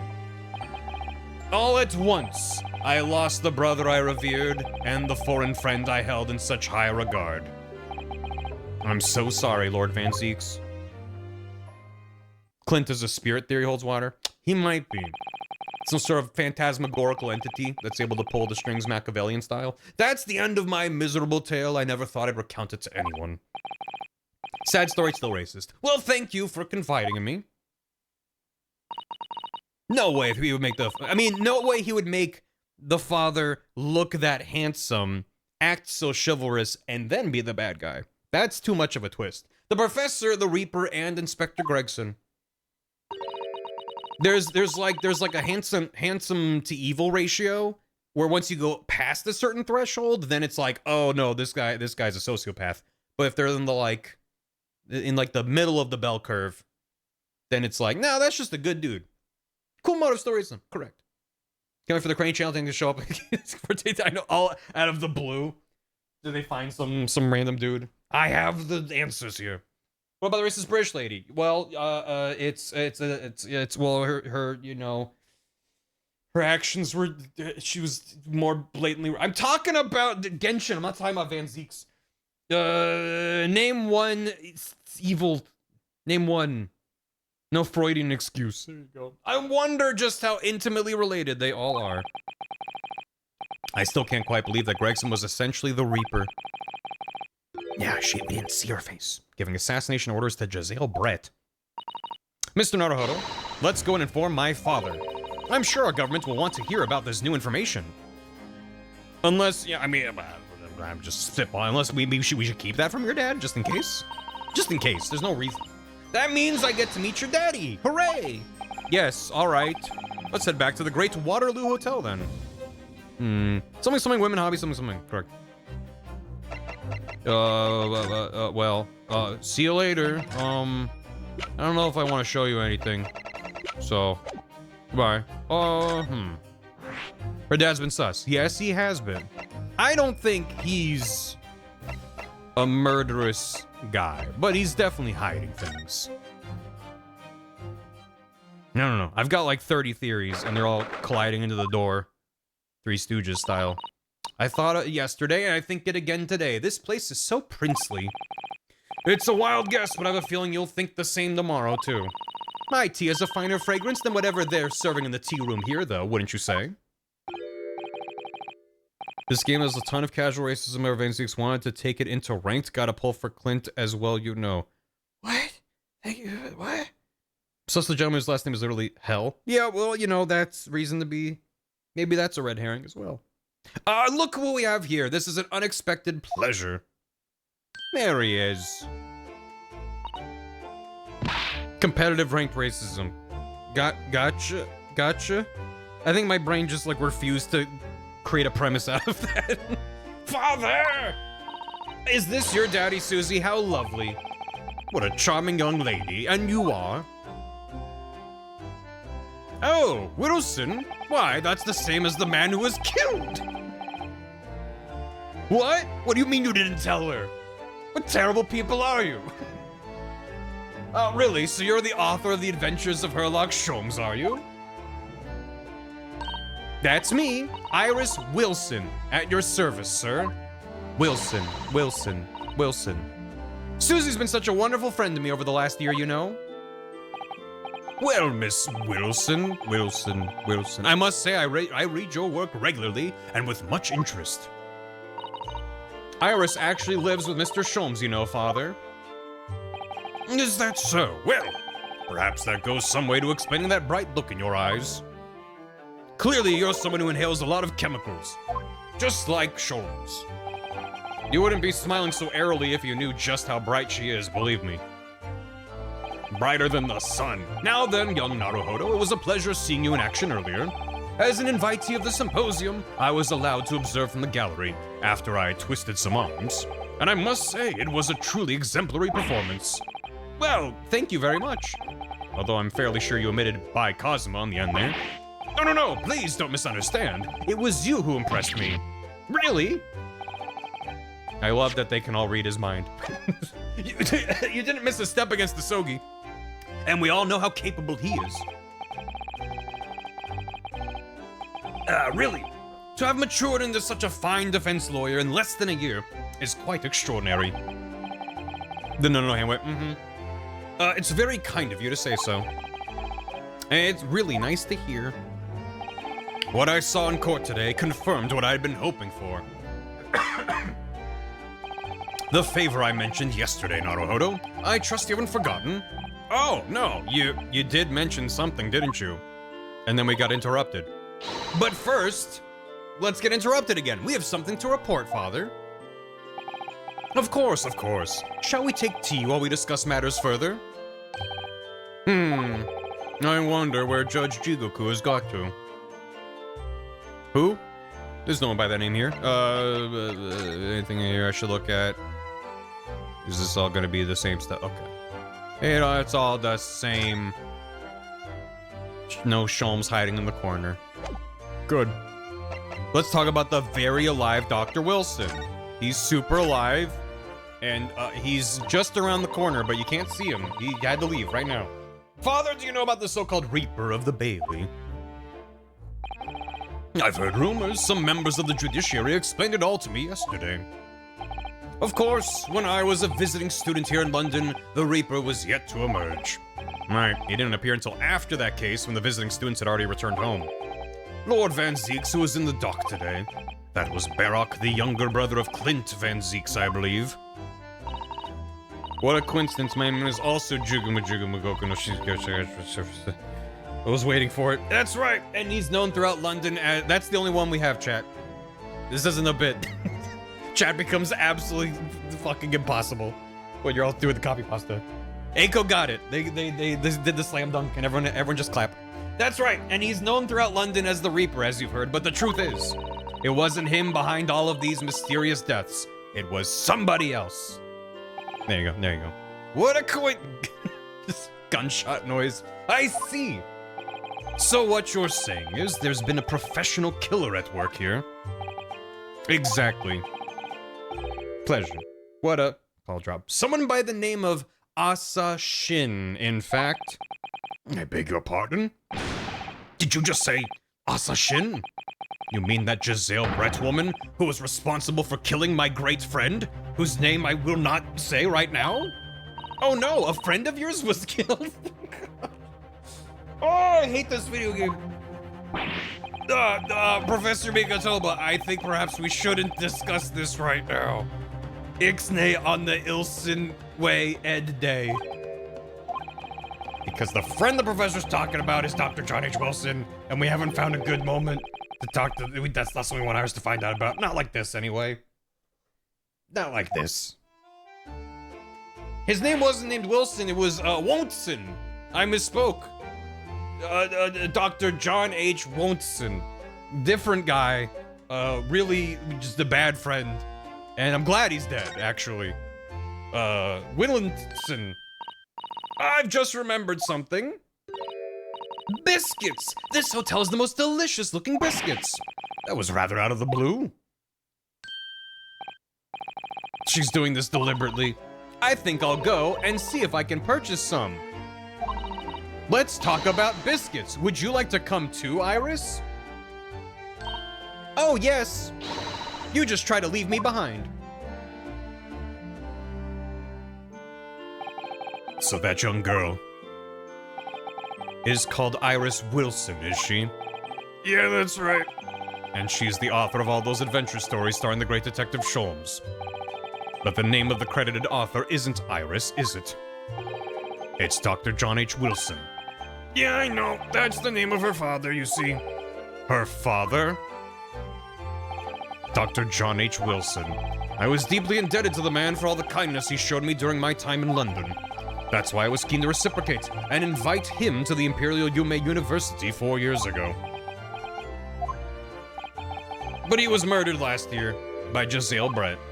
Why? Why would the hand of the Reaper stretch all the way to Japan? Iris knows nothing about that case, but it seems very likely that the victim, Dr. Wilson, was her father. Well, I can't say that we ever spoke about his family, so I don't know if he had a daughter or not. But I think I can say with some certainty that he was never the great detective's partner. What? It could have been another Dr. John H. Wilson, you think? Well, John and Wilson are both common names after all. Oh my fucking god, if this fucking game... I swear to god. Still, it's probably best not to mention this to the young lady until we can be sure. That's what we thought, yes. Oh my god. Oh my fucking god. We're back with biscuits. Oh, they smell delicious, Iris. I think cinnamon will go very well with the tea they serve here. Don't you, Susie? John Wilson. Wilson swap. I'm sure you're right, Iris. He's actually the Wilson from Castaway. I haven't seen Judge Jigoku for a while, have you? Guilty! Ha ha ha ha ha. That guilty is still ringing in my ears.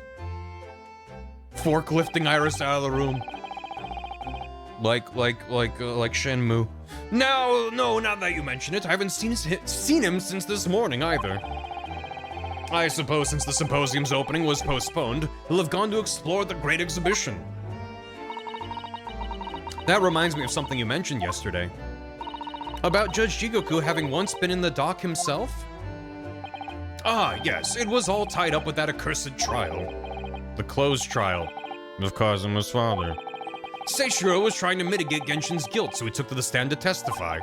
But he got a little carried away and, actually managed to break the witness stand. Oh, my.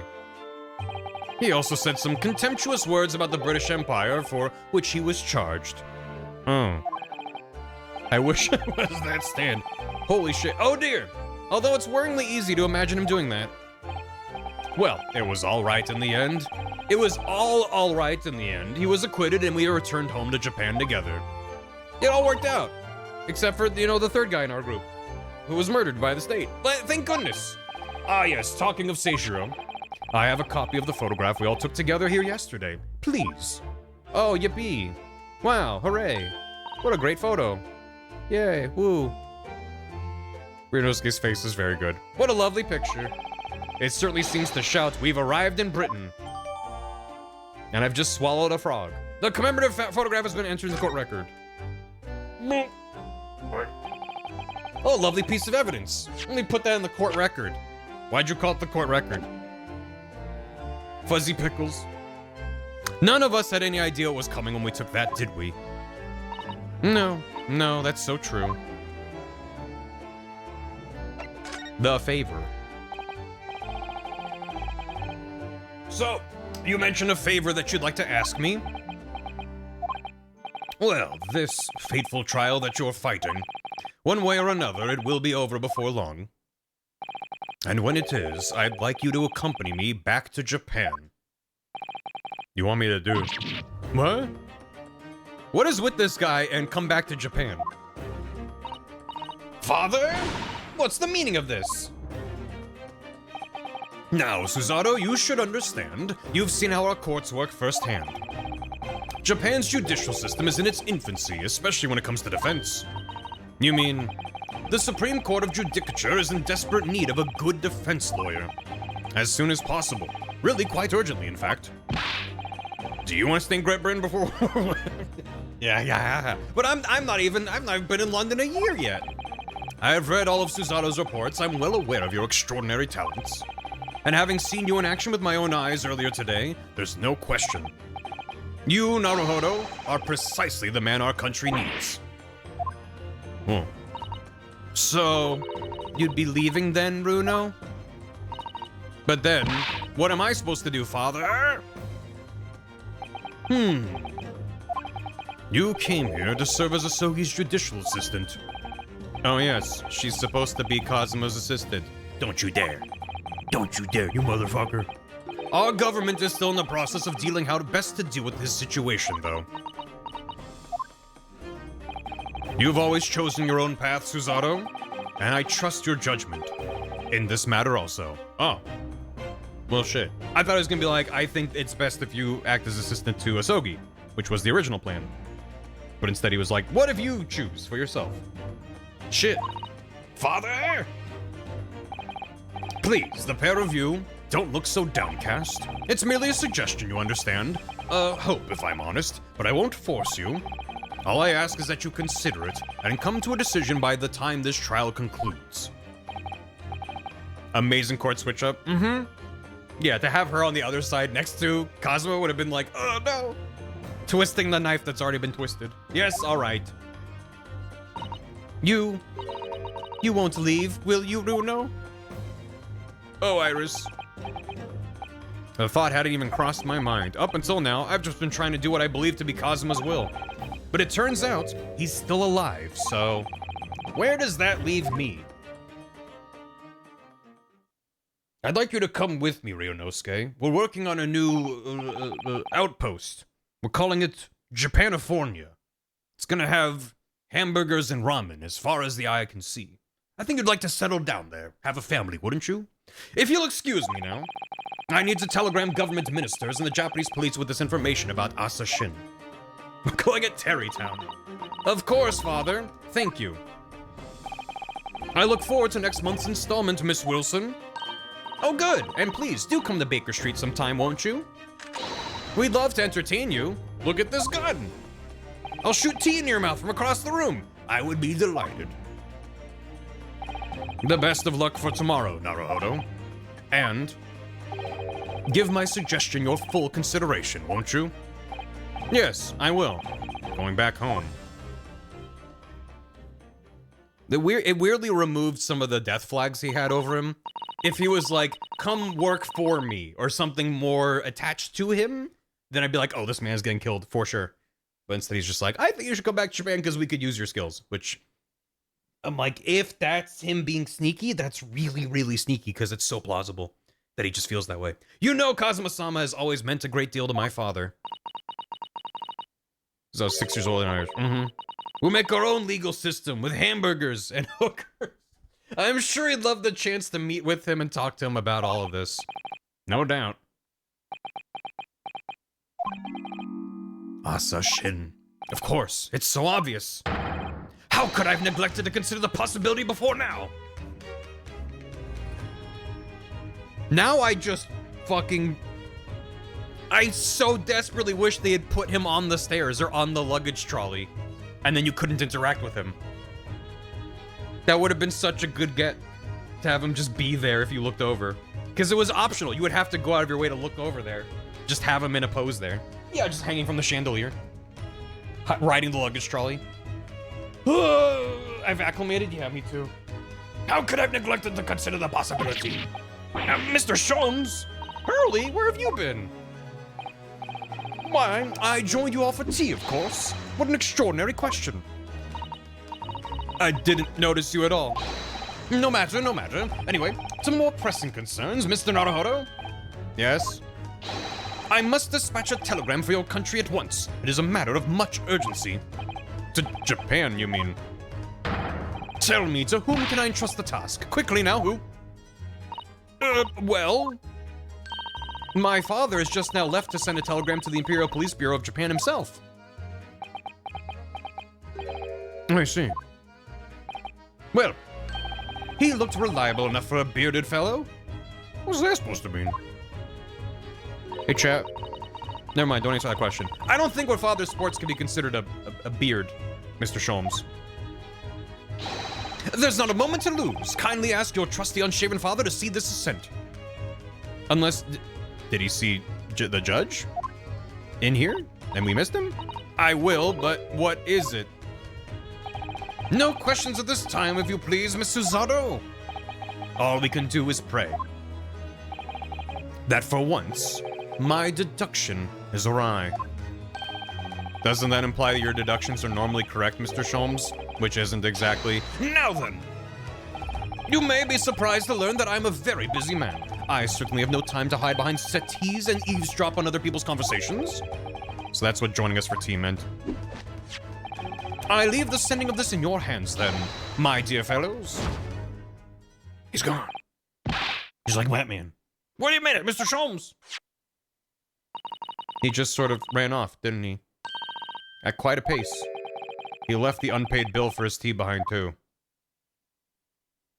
Thank you, Sholmes. I must catch up with father at the telegraph office at once. Can I see his telegram real quick? I'm just very, very nosy, you see. And I'll run and call us a cab straight away. Yeah, he's nart running away. I was picturing him like full hands up running. Something about him nart running away is even better. And there was me thinking everyone would be clamoring to pay Mr. Sholmes' bill. Well.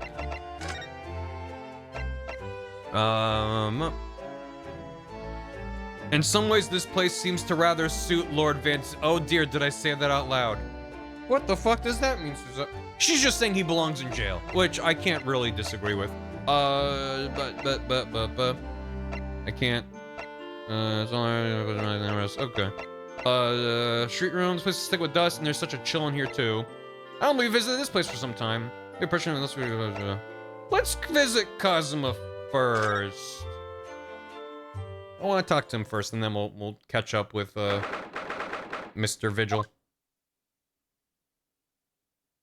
Oh. So this is the office of Prosecutor Asogi now, is it? He's playing with toys. Kazuma-sama's doing so well for himself. We know that this is Van Zeke's office. It's really not as impressive as you might think. I mean, I guess they got a painting of him on the wall right now. Or no, that's still Van Zeke's, isn't it? Yeah. Thanks for the resub, Marber. My sub alerts are a bit broken right now. But thanks for 39 months. It's those lawyers saying you catch up. Appreciate it. Wobbly tear. I can't. Even though he's always forced to kneel on the floor Japanese style in that dark corner. Yeah, I did not clock that as intending to be a clue. The way that he was sitting at that desk was meant to be like, maybe the masked man is Japanese. I was just like, he's just a weird cloaked figure working on his scroll or whatever. When do they invent vaccines for rabies? I don't know. He stole white man's office. Let him be proud. Is his habit? It's his habit to sit Seiza style whenever he's working. Seiza. The bats. Yeah, it felt like a monk or something. It didn't hit me as like, oh my god, he must be Japanese. So it was even more of a surprise for me. Kazuma. But I like it. I like that there were little clues. If you were, for some reason, thinking he was alive. I thought it wouldn't be long before you paid me a visit, Ryunosuke. I was right about what I said, wasn't I? Sorry? That you have all the makings of a great defense lawyer. Well, I always believed that you'd fulfill your dream of advocating in the British courts. I just never imagined for 1 second it would be as a prosecutor. Yeah, he really is the inverse of Edgeworth. Seeing you stand in a foreign courtroom so gallantly realizing your dream, Kazuma-sama, I'm truly happy for you. And I am truly thankful to you, Judicial Assistant Mikotoba. Inverse? Well, yeah, instead of like more of a reddish outfit with a white kerchief, cravat, whatever. It's white with red. It's not one to one. It's whatever. Ryunosuke! I always thought it would be fun for you and I to shake up the British legal system a little together. Yeah, no, not in like a metaphorical sense. Literally, the outfit. Someone pointed out earlier that the outfit's like inverted, and it kind of is. That isn't quite how I envisaged it, but what's the shading on his arms? You can see the definition of muscles. It's so funny. Yeah, yeah. I was just reading that as like fabric bunching up, but it is like a very sharp line. His arm that's up, it's harder to see, but the one over the side, yeah. Shake him. I can't take him seriously in the shrink wrap outfit. I suppose it's just another twist of fate. Maybe it was like Van Zeek's being like, oh, I have like an old outfit in the closet that'll fit you, and it's just way too fucking tight, but he's too polite to say anything. And Van Zeek's is too fucking racist to be like, oh, let me tailor it for you. Just that swole. Yeah, he's just that swole. Let's see what you see from the side. Gotcha. I suppose it's just another twist of fate. I have learned a lot of things during my time in London about how Suzaru-san's father was himself a visiting student here once, along with Judge Jigoku, and about what happened with your father. Then you'll have no difficulty understanding why I had no choice, why I had to find a way to get to Britain as a visiting student myself. I want to hear it from you, Kazuma. As you wish, Ryunosuke Naruhodo. I just can't stop looking at the shading on his fucking shirt. Let me look around first. First of all, I for one hate being jump scared by bats when I'm looking at someone's office. Ah, bats! Jesus Christ, where? You disturbed the bats, did you? Fitting companions of Lord Van Zeek's, wouldn't you say? Actually, oh, hydrate, thank you. I've seen things flying in Lord Strongheart's office too. Doves, I think.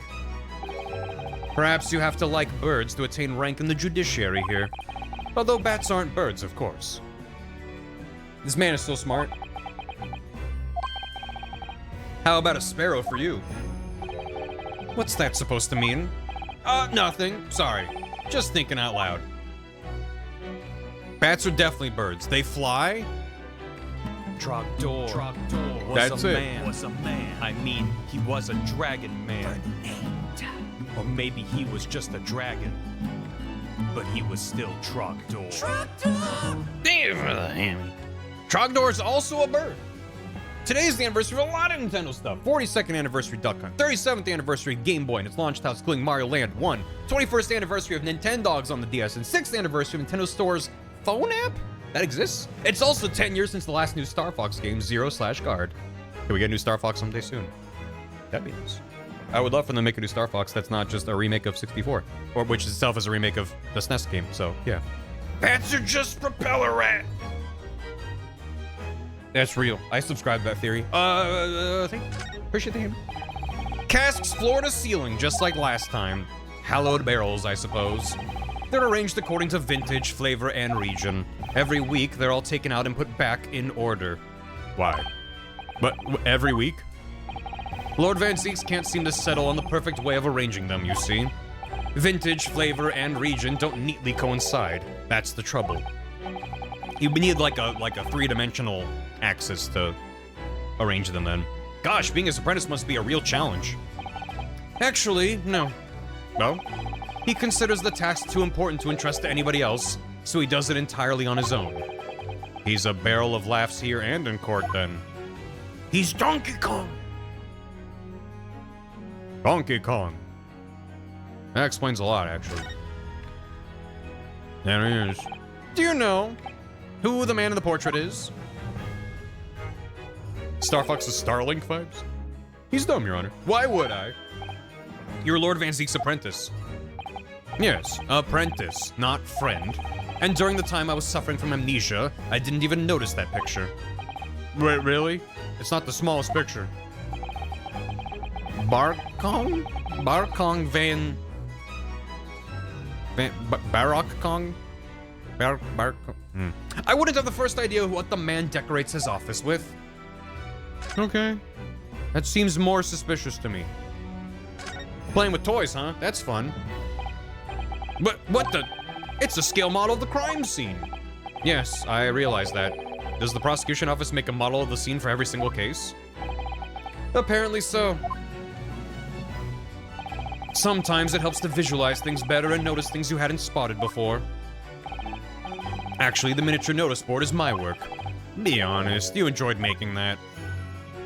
That's cute as hell. What the fuck? There's Lord Van Zeek's incredibly stylish desk. It's not my style, though. No, I notice you've been working at the little table on the floor, kneeling down Seiza style. I feel like I'm pronouncing that wrong. I thought it was some kind of punishment set up by Lord Van Zeek's when I first saw it. Barbie's dream murder scene. I find it the most comfortable way to work. It is just Seiza? Okay. It just sounds like I'm saying like Caesar. Hail Caesar! I can't do it! After a couple minutes of sitting with my legs folded under me, they start to go all tingly. It's pronounced Sasha. Close enough. Gotcha. Seiza salad. Don't exaggerate, Ryunosuke. We both know you can't even manage a minute. Lord Caesar, I've done as you ask. Lord Van Zeek's fine collection of hallowed chalices and bottles, all neatly lined up. Yes, he's extremely particular about all that. He has a strict regime for everything, from the storage of the casks to the bottling of their contents. You must be having a really tough time of it being his apprentice. Actually, no. No?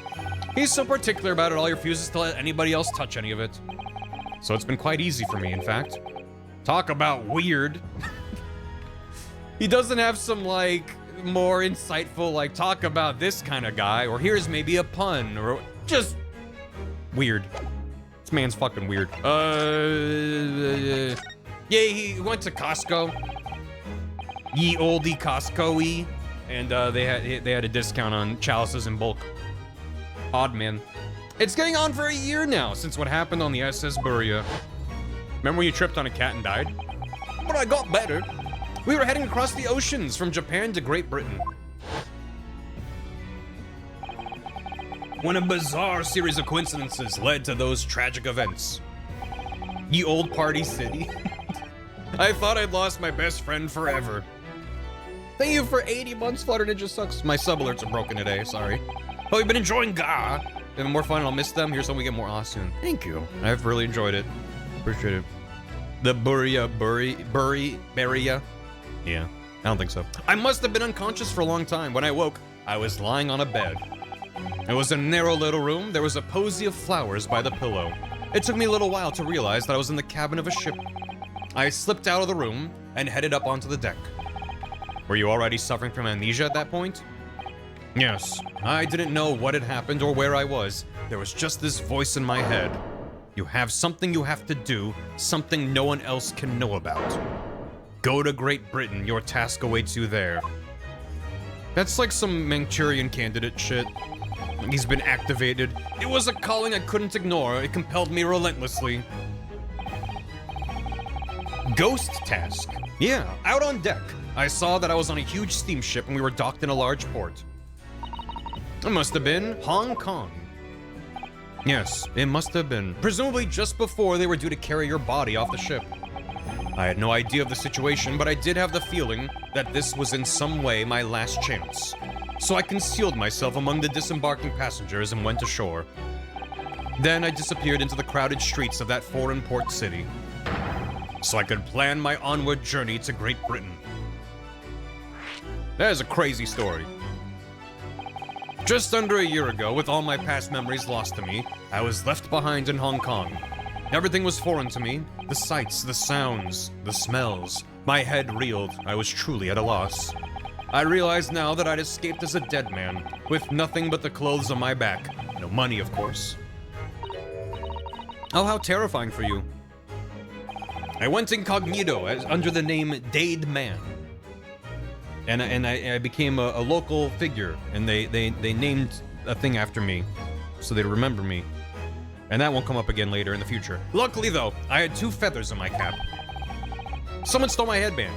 I thought it was wrapped around the sword, but I don't know what happened to it. But it was called L-Shin. L1 being your knowledge of English, I suppose. That's right. And on the back of that, I was able to pick up some work as a deckhand on a cargo ship. Eventually, after calling at countless ports, I finally arrived at Dover. That must have been some 3 months ago now. Oh, yeah. Oh, okay. I thought you were saying like after he left in Hong Kong. Okay. Yeah. Your formidable tenacity of purpose showing itself again. I mean, the man had lost his memory and had literally nothing to his name, but he still managed to make his way to London on the opposite side of the world. Of course, I had no idea why I'd moved heaven and earth to get here at that point. So how did you end up becoming Lord Van Zeek's apprentice then? That can only be called an extraordinary stroke of luck, really. You see, I was stopped at the border because I had no papers. They took me straight to Scotland Yard. And by sheer coincidence, Lord Strongheart was there to attend a meeting. That's when the second feather in my cap came into play. Would that have been your knowledge of the law? Just Considine, that's fine. Just regular crazy. Around the sheath, that's what I thought. Yes, exactly. Lord Strongheart was curious about an Easterner with intimate knowledge of British law. He took me back with him to the Supreme Court and assigned me to the prosecutor's office. And then, 9 days ago, you finally got your memory back after the trial involving Drebber. Yes, I did. What a story. Anyway, ever since I first met you at Yume, you talked about your dream. Mark my words, Ryunosuke, I'll be chosen as a visiting student and make my way to Great Britain someday. Did you know the entire time about what happened to your father here? 16 years ago. Oh, come on. When my father left on that exciting trip to Great Britain, I was just a boy. We took a photograph together the day before his departure. It's my last memory of him. But what I remember most about my father is his unswerving sense of justice. Small! 6 years after he left, a gentleman called at our family home. He told me that Genshin, my father, had been taken ill in England and passed away. It was Professor Mikotoba, your father, Suzato-san. Oh my. Ever since then, the professor was very good to me. He even helped to fund my university education at Yume. I'll be forever in his debt. Unless... But nevertheless, I just couldn't bring myself to believe what he told me. Oh. Then one day, a letter arrived at our house from Britain. There was no indication of the sender, so I opened it assuming it was from an old acquaintance of my father. What I read in that letter changed my entire life. What did it say? It said that my father had been a mass murderer, and the writer cursed the Asogi name. Oh no! As a result of that letter, I found out what had been hidden from me all those years. Presumably, the letter was sent from a relative of one of the victims. If whoever it was had been a member of the judiciary, he could have been present at the closed trial. The letter revealed that my father had been sentenced to death, executed for being a killer. I'm so sorry you had to find out that way. I imagine the British government did its very best to silence whoever sent that letter, but someone who knew the truth and couldn't bear the resentment was always going to be a problem. But still, it could have been written by anyone. Why would you believe such a thing? There was a newspaper cutting included with the letter.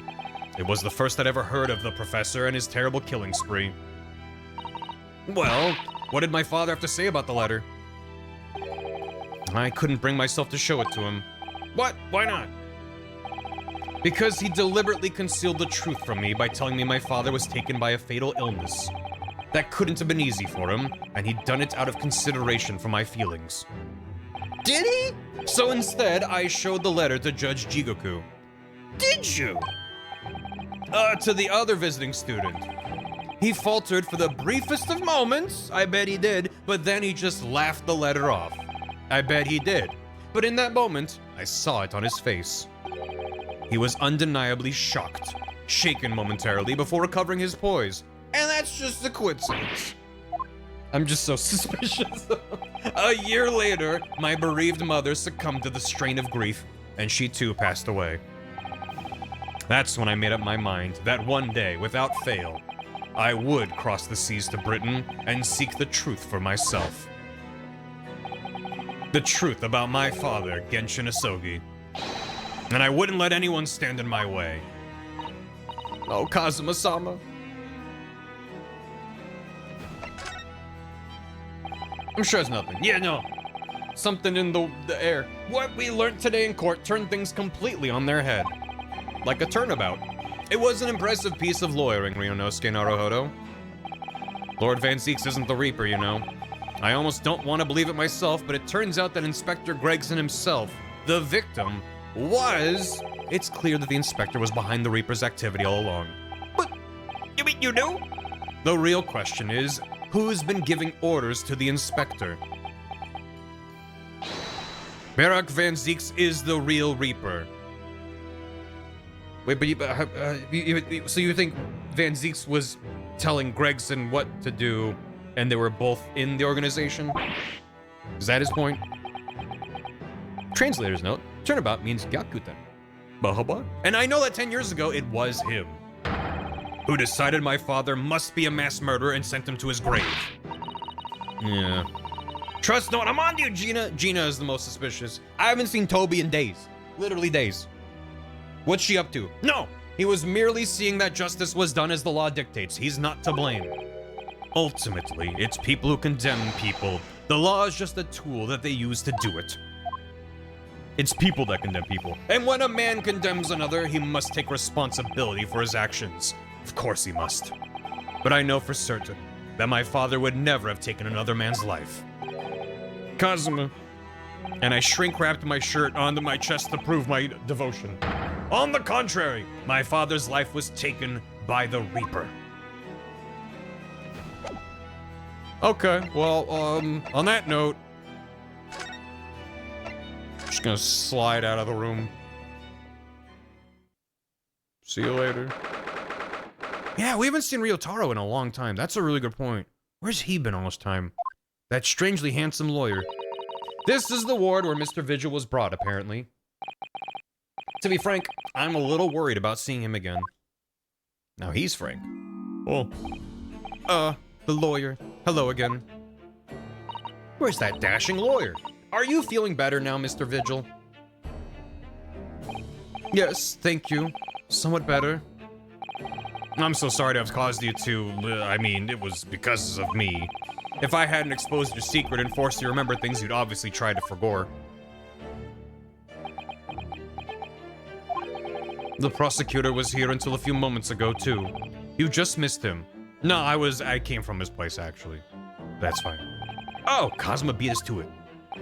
He said much the same as you. He was very apologetic.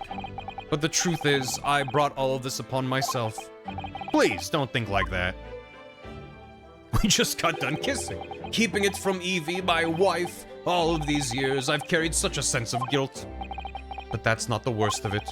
Over time, I obviously came to deceive myself as well. You mean about your dismissal?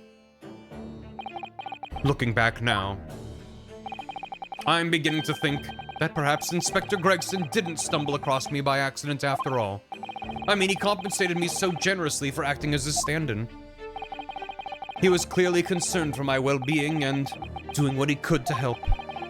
Perhaps Gregson knew exactly what had become of Mr. Vigil all along, then. I'm sure this is just desserts for 10 years of lies and deception, but... It wasn't me that helped the professor escape 10 years ago. It wasn't me. I swear it. I swear it's true. Oh, Mr. Vigil. I'm sure you'd rather not dredge up even more from your past at this time, but if possible, could you tell us exactly what really happened? I want to. I need to get all this off my chest. I just want someone to tell me what I should have done. Well, oh. Oh. And then... Oh, Been through it. Oh, yeah. A pair of crutches. Before we came to Britain, I hadn't realized they were used here as well. I imagine they were imported into Japan from Great Britain in the first place. No one in all of Japan broke a leg before their arrival. Anyway, the sight of these things doesn't bring back good memories for me. Oh dear, did you injure yourself once and need to use some? When I was little, I thought they looked fun, so I borrowed a pair to play with. But then I slipped and sprained my ankle. And I fell in the soup. Thanks for the soup. I see. They contain powerful magic, those wooden staffs. The power to heal and the power to harm. I think a certain cheeky little boy managed to cause the harm all by himself. This won't happen for a non-spoiler part. Looks like I failed. Anyway, time for the question. Who is the most Dan Jones colored character in this game? That is a strange question. I don't know. No one really comes to mind. But yeah, there's unfortunately not really a good non-spoilery part of this kind of a game to come into. But appreciate the bits. Gina, Sholmes, Shamespear. I don't feel like any of those really work. Sholmes would eat an onion, that's true. But is that is that the metric? According to your touch spells? Maybe. There are lots of bottles in that cabinet there, aren't there? Nash Skulkin, final answer. Damn. Do you think it's safe to keep them there? Touch spells? A little dash. If you were a patient here, I feel sure you take some medicine by mistake when you were half asleep. Ryu has Trilby energy. Maybe. That is a worry, but at least the cabinet has a lock, even if it's only a flimsy-looking one. I have no doubt you managed to unlock that in your sleep. There are limits to what I can do. That's the same from earlier in the game. Tough spells and dragons. Patient treatment notes. What do these say, I wonder? Endlessly obliging. I suppose that's referring to the patient in this bed. I would think so, and until Mr. Vigil's a little more stable. It's probably just as well that he has a kindly person in the neighboring bed. The endlessly part is a little worrying, though, isn't it? I mean, what if Mr. Vigil suddenly declared that he'd like to take a trip out of the window? Would this endlessly obliging patient simply open it for him and say, be my guest? Let's check with the doctor later. That's a hell of a leap.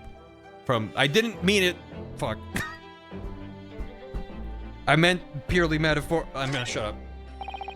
These must be the patient's treatment notes. Let's see. Tendency to jump from windows. Remember to place cushion at base of wall outside. I genuinely, I did catch myself, but a little too late. Aren't we a story up from the ground here? Oh dear, poor Mr. Vigil. I can't help feeling that there's a better solution to the problem than a cushion, though. Finding something you'd lost isn't always a happy experience, it turns out. Pursuing the truth can be a very dark business sometimes, can't it? And I'm afraid it can. Not lock the window? You can't, you can't do that. There are all sorts of medicines in this cabinet, look.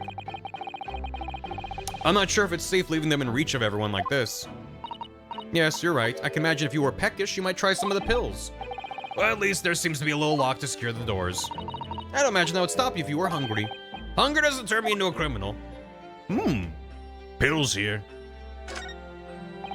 This notice caught my eye before. I suppose it's some sort of slogan for the ward, a cheerful welcome message. Let's see. Pay with good cheer, leave with good cheer. Look at that, you're spot on, Miss Susato. It's full of cheer. I wonder how many discharged patients pay their medical bills with good cheer, though. Once I had to have a very painful injection when I felt ill with a cold. I felt awful. So why did I have to suffer the sting of the injection as well as the bill? I yelled at the doctor. Oh dear, what terrible treatment. I agree. Why should I have to pay to have a bad time? That's crazy. It's topsy-turvy. The doctor should pay me. If I had my druthers... I don't have to be hungry to go wonder what that pill does, Nom. Yeah, I didn't do that on full stomach. Hello. Inspector Gregson was obviously engaged in a special operation of some sort. Oh no, why'd you clip that? He was investigating something that even Scotland Yard couldn't know about. That's me saying whatever. Details of the Reaper's marks, yes. Sholmes eats random potions. He does. I still want to know how he's still alive after drinking a potion that changed his hair color, and then a second one that made it blue. And then back to it. It was when he had to carry out these investigations that I would take his identification and impersonate him. You pretend to be the inspector and carry out investigations on his behalf. There's a gag there, I'm sure. No, never. A common street peddler couldn't possibly carry out a proper police investigation. All I would do is go to the specified location and make a little hoo-ha. A little hoo-ha? Just something to leave an impression, so everyone there would think a detective called Gregson was here. So, that's what you were doing on the day prior to the incident. Yes, he asked me to make an appearance at the park on Lime Street for the Red-Headed League event. So as usual, I flashed the inspector's identification around and was very vocal about my presence. But then you were taken prisoner by those red-headed fraudsters. Yes. So, you would always make a point of showing Gregson's ID and generally being loud. That's what the inspector asked me to do, yes. Well, that's one way of becoming a legendary detective, I suppose. Not a good one, though. And as you know, I suffered this bruising around my neck at their hands. But the following day, they kept their word and released me. Without returning the inspector's identification to you, however. We had arranged to meet in the Fresno Street room at 5 that day, so I could report back to the inspector. But at the agreed time, that's when I heard the gunshot.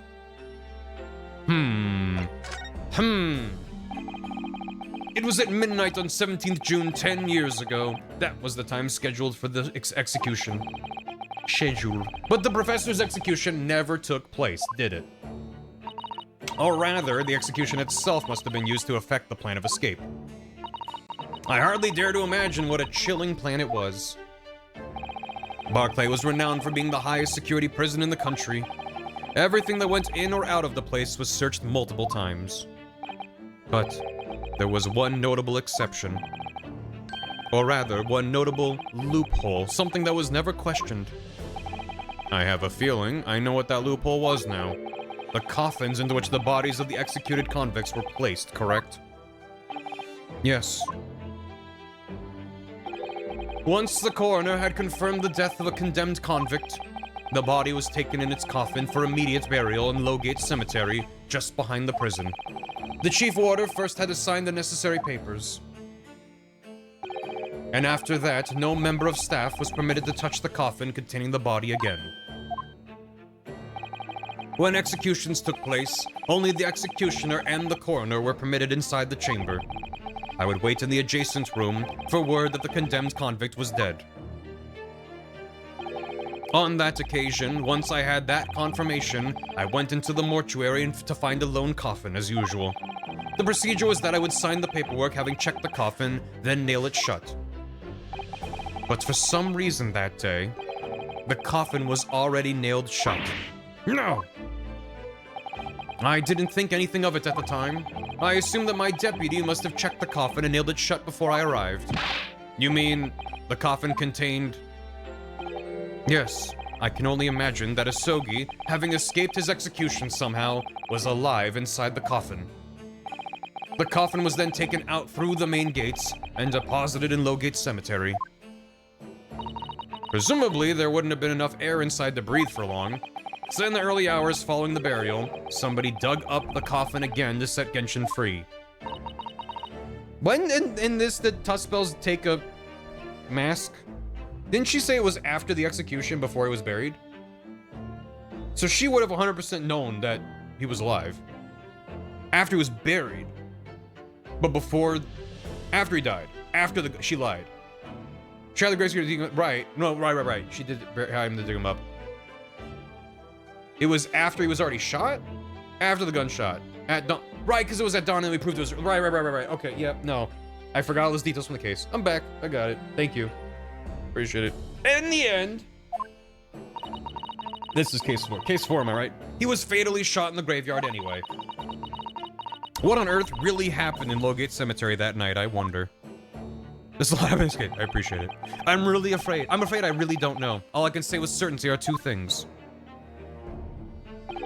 Asogi couldn't possibly have escaped that way without help from somebody working in the prison. And that somebody was not me. Uh-huh. Was he just gonna be buried alive if she didn't want to mask? Well, I think he must have had... If the plan involved him being placed in the coffin alive, I'm sure they would have accounted for how to get him out of the coffin. Either someone was on the other end to let him out, or he had, like, you know, some mechanism inside to break out. Like, I don't think their plan was, okay, step one, we bury you alive. Okay, then what's step two? What do you mean step two? Like, they would just no clip out. Obviously you knew the man then? The professor, I mean. Genshin Asogi? Yes, I remember him well, in fact. Prophet, would you mind telling us what you know? Well, having been condemned to death as he was, any contact I had with the man was short, obviously. After that trial, which was carried out behind closed doors, attended only by elite members of the judiciary, they called for his execution to be carried out at the earliest possible opportunity. The outcome of the trial was set from the beginning, wasn't it? It was a time of delicate diplomacy when Britain and Japan were in the process of signing an important treaty. That meant that this potentially destabilizing case had to be dealt with swiftly and discreetly. The man had less than a week in total. As I was the chief warder, I oversaw his short stay in the cells until his final hour. I remember being struck deeply by his noble character and incredible resilience. What do you mean exactly? He was a killer of many men, but he was always quiet and polite. He was a gentleman and a man of intellect. In fact, I couldn't bring myself to believe what he'd done, so I asked him one day. Those 5 members of the aristocracy whose lives were taken, were you really responsible? I'm guilty of the unforgivable crime of ending another human's life, yes. Huh. The following day, the closed trial took place, and the verdict was no surprise. Guilty. That night, when he was brought back to his cell, I saw something unusual. Something unusual? What? Yeah, definitely specifically worded. The last will and testament of Genshin Asogi. Huh. As I said, it was on the night following his trial, after he'd been found guilty. I was doing the rounds of the cells, and when I looked into Asogi's, I noticed that he seemed to have a sheet of paper in his hand. His last will and testament, presumably. As soon as he noticed me, he hurriedly shoved it behind his back. But why did you find that so unusual? Isn't it normal for a man to pen a will when he knows his death is nigh? Yes, that's true, but there were special conditions to Asogi's incarceration, you see. What sort of conditions? Well, even though he was held in a cell designed for condemned inmates, he was allowed to keep his personal effects with him, with one exception. But really, he was allowed his things? That is unusual, certainly. Of course, he had been convicted of killing 5 members of the aristocracy, but at the same time, he was a guest in our country from the Empire of Japan. The powers that be were determined that his final days shouldn't be needlessly uncomfortable. And what was the exception you mentioned to the personal effects he was allowed? That's the point. He wasn't permitted to have writing materials. Was he allowed to keep his katana in there? Specifically, no pens or paper. So, he was prevented from leaving any written record of what had happened to him. Got the Giselle Brett treatment. That was the long and short of it. I have no idea where he obtained that paper. He made it. He was allowed the katana? Damn. Crayons were okay. Any writing materials would have been confiscated from him upon his incarceration. As I said, he hid the paper behind his back and then he pleaded with me. What did you just hide behind your back? Please, please turn a blind eye. This is my lifeline. But you know it's against the rules. You're the only person who's seen if you just agree to keep quiet. But the rules! All right then, but what's on that paper? A last will and testament. This will is the only weapon I have left now. Don't tell anyone about this weapon I have. A weapon? How can a will be a weapon? A will, son? So I decided to pretend I'd seen nothing, and I let him keep his will. But then later, it just seemed to vanish without trace. What? What do you mean, it vanished? It would seem that isn't the end of the story of this mysterious will. Iris also vowed for Terrytown. It's true. I was the only person who saw Asogi's will, but somehow it disappeared. It was after Asogi's execution. How is a will like a weapon? How is a raven like a writing desk? Where there's a will, there's a grace. There you go. Which was actually an elaborate jailbreak. The warders gathered up Asogi's possessions that were in his cell. They were all to be sent back to his family home in Japan, you see. To poor Kazuma-sama. And you're saying that it wasn't anywhere to be found among his personal effects. The will, I mean. That's right. Though I didn't search through them myself. But Governor Caden was livid. He was screaming, "It can have disappeared completely." That doesn't quite make sense though, does it? In what way? Well, we'd understood that only Mr. Vigil was aware of the will's existence. In which case, how did the prison governor know to look for it? Oh, yeah, you're right. Susaru's so smart. I really don't know how he knew, but it certainly seemed as though he knew of the will's existence from the outset. He didn't say it by name, though. He was just saying, it can have disappeared. So we don't know if he was looking for the will exactly. Possibly, probably, but it might be something else. Only he didn't refer to it as a will. What he said was... the Asogi Papers. The Asogi Papers. Maybe he was looking for the Soggy Papers and he misspoke. I can't tell you anything of the subsequent events. Because, well, of what happened. Your dismissal, and the way you blocked it all from your memory. The Asogi Papers. I'd forgotten all this until today. I don't suppose it's relevant to the case, though. Well, anyway, thank you very much for sharing it with us, Mr. Vigil. We're very grateful. The Genshin Impact Papers. I'm afraid there's really little more I can tell you. My wife Evie will be here shortly, so I do hope I don't appear rude, but... No, not at all. Thank you again. What will become of you now? Well, impersonating a police officer is a criminal offense, of course. I imagine that once I'm fully recovered, I shall be arrested. That's rough, buddy. I'm sorry. Don't be, please. This was all my own doing.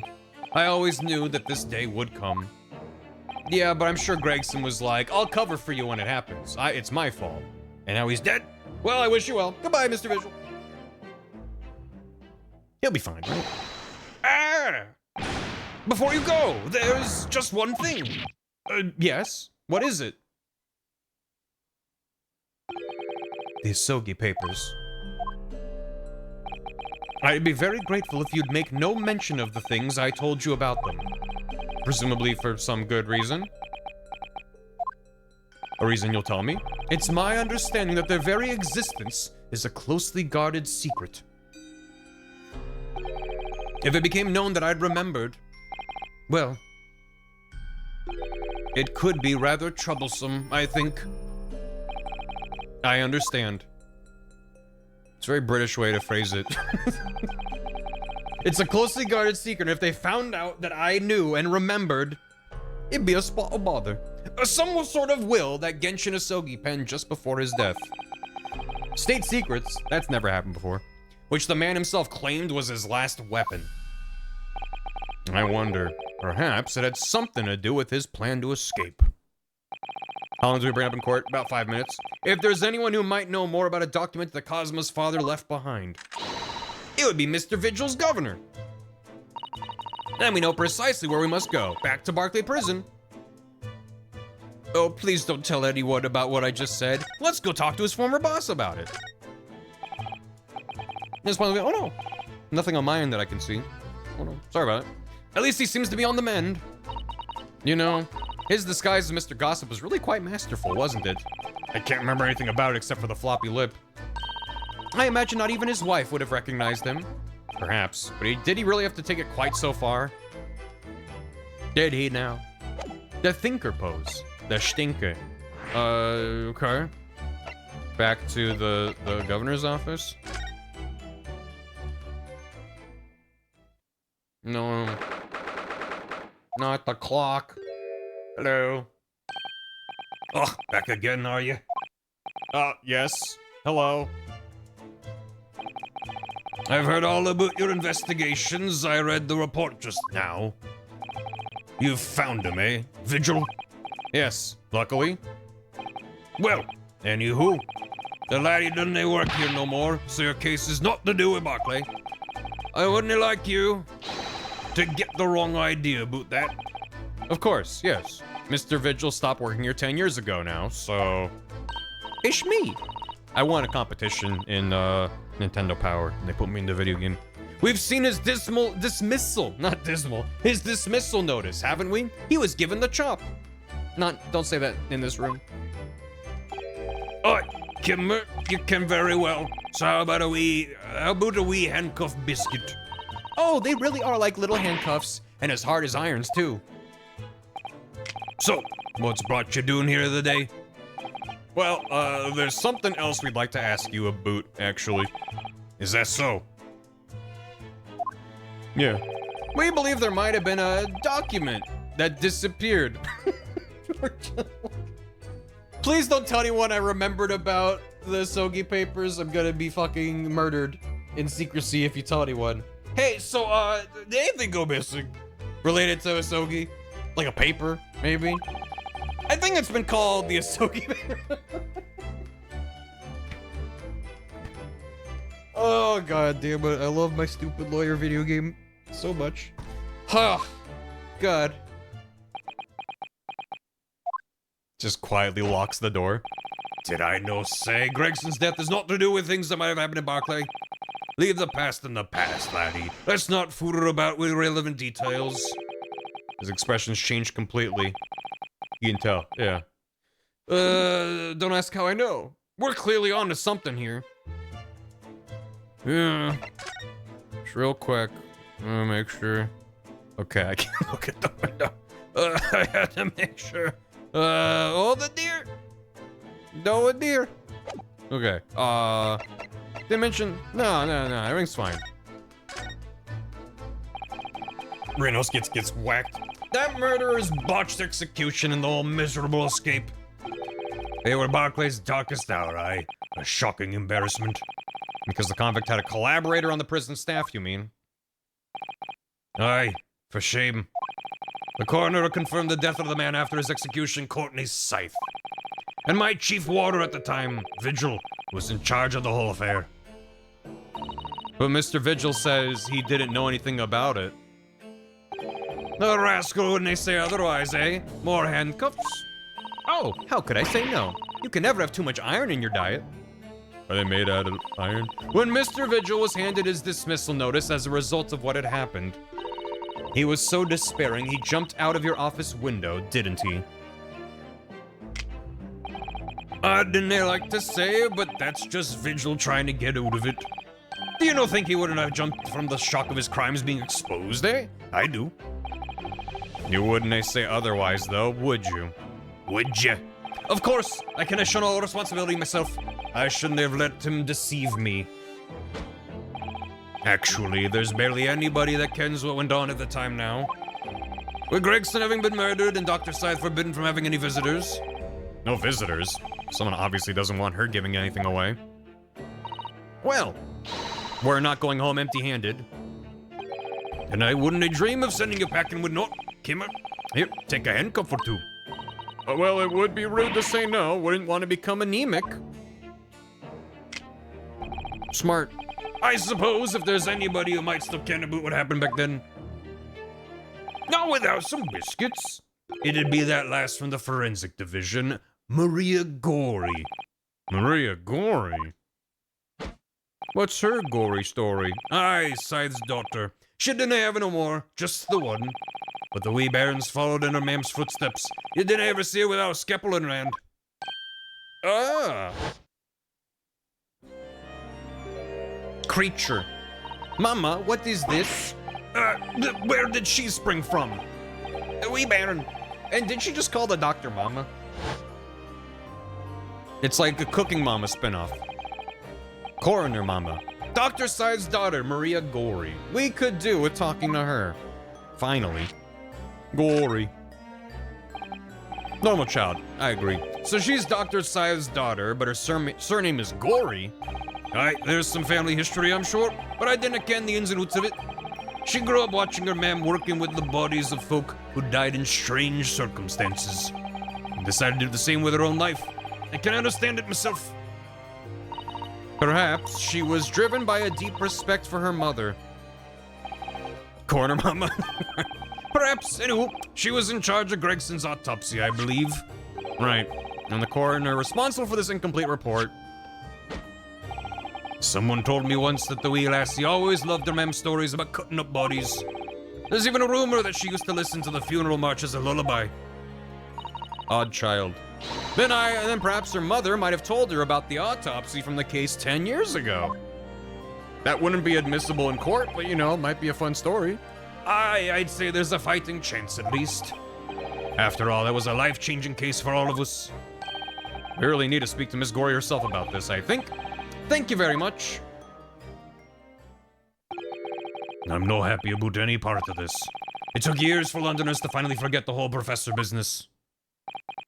Can you no get up on this, laddie? Stop asking pointless questions. Pointless? I'm sorry, I don't like dredging up these painful memories for everyone. Thanks for 40 months, V-Bot. My sub-alerts are broken today. Your Honor! League of Legends. Guilty. Bam, bam. Can you no just stay away, no? Leave me alone and didn't come back here, eh? Sorry, no. It's my job to be a little shit. How'd you come to ken about that, laddie? There's no many folk even here in the prison who've heard of those papers. Well, I can't tell. Mr. Vigil told me. I hope it's not written on my face. I'm just thinking about Vigil real hard. I'm afraid our sources, plural, smart, must remain confidential, sir. She's so good. We've been led to believe the papers are actually a last will and testament. Is that right? The professor's, or rather, Genshin Asogi's. Suza with the brain cell. Mm-hmm. She has it under lock and key. She knows no one else can be trusted with it. Aye, that's right. You're well informed, Jimmy. Oh, is that the end of the silent treatment? Jimmy. But then, after the convict's execution, it mysteriously vanished from his cell, didn't it? It was like mentally counting down. And Jimmy, there he is. Haversno, you're off at a half cock there. I think you didn't quite get your facts straight. It was there in the cell, exactly where it should have been. Oh, not what we heard elsewhere. Jimmy Mikotoba. Oh, there he goes. Let me just have a wee hulk around in here. I'm sure I can find it. A Hulk? Like Hulkamania? Like Incredible? Hulk kind of... Hulk, comma, Incredible. Alright, here you are. See? This dude is so willing to go through his records for us, it's crazy. Everyone else in the history of this franchise is like, oh, that I don't know anything about. That, oh, well, I can't provide that to you. And this guy's like, oh, what was the name again? Vigil? Here you go. Here's this dismissal notice. Free of charge. This? Sure, have it. The Last Will and Testament of Genshin Asogi, written with a calligraphy brush. Surprisingly helpful. It's just like always like, but now I'm suspicious that he's like so forthcoming. Of course, I can't read a word of those Japanese squiggles, but I mind it says he leaves all his worldly possessions to his son back in his homeland. Be my berry first, nice. That's true. Actually, all the berries I've met in real person, in real life, they've always been pretty solid dudes. That's correct. That's the gist of it. Haven't met many, to be sure, but anyway. if Sholmes possesses the ability to momentarily yoink the brain cells or not. It's like a quantum state. It's like it's in a state of flux. Sholmes is smart until you measure it, and then he's stupid. That's the nature of his quantum brilliance. I think I finally figured it out. He's stupid until he's smart until you measure him, and then he's stupid. Schrodinger's brain cell. Yeah, I think that's it. I think that's really it. So you're like, oh shit, that makes sense. How did you do it? Wait, that's stupid as hell. How did you even come up with that idea? And then he's like, I must go now. Goodbye. Like, he's stupid on purpose. He might be. He's dumb brilliant. He's the perfect middle point. So these are the Asogi papers. Aye, of course they are. Papers written by Asogi, and I don't doubt it.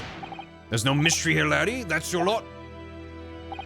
After all the stramash of that slayster of an execution, my apologies to the good people of Scotland. I'm just fucking up all of this. We sent the man's possessions back to his clan in Japan, and that was the end of it. I think we ought to make a record of this, Mr. Naruhodo, just in case. The assignment papers have been entered in court record. Huh. One thing before you go on your way, Mr. Naruhodo. Yeah? Those papers are not to do with Gregson's death. I preferred if you didn't make no mention of them outside this office, or rather... I wouldn't just prefer it, consider it an order from the highest levels of our government. I'm really doing my best, I understand. This fucking case in particular is just like... the fucking, like, a nightmare of trying to read it out loud. It's like, okay, do you have a French accent? Sure, I have a bad French accent. Do you have an Italian accent? Sure, I have a bad Italian accent. Okay, go back and forth between the two, every other line. Okay, that's kind of hard. Now here's a Scottish accent. Okay, sure. Now here's this guy. I'm just like... I'm holding on. So what's this say?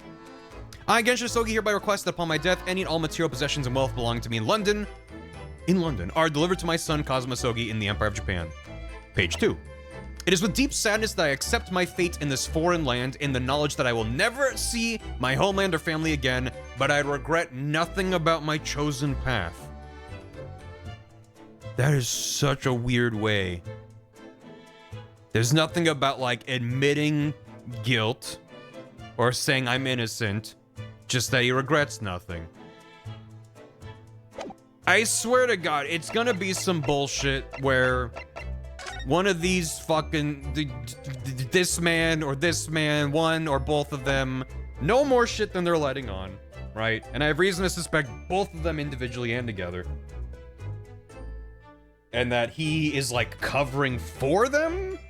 Maybe? Not is, was. And they're like, thanks, bro, back to Japan we go, goodbye. I don't know. Why would he say that? I have no idea.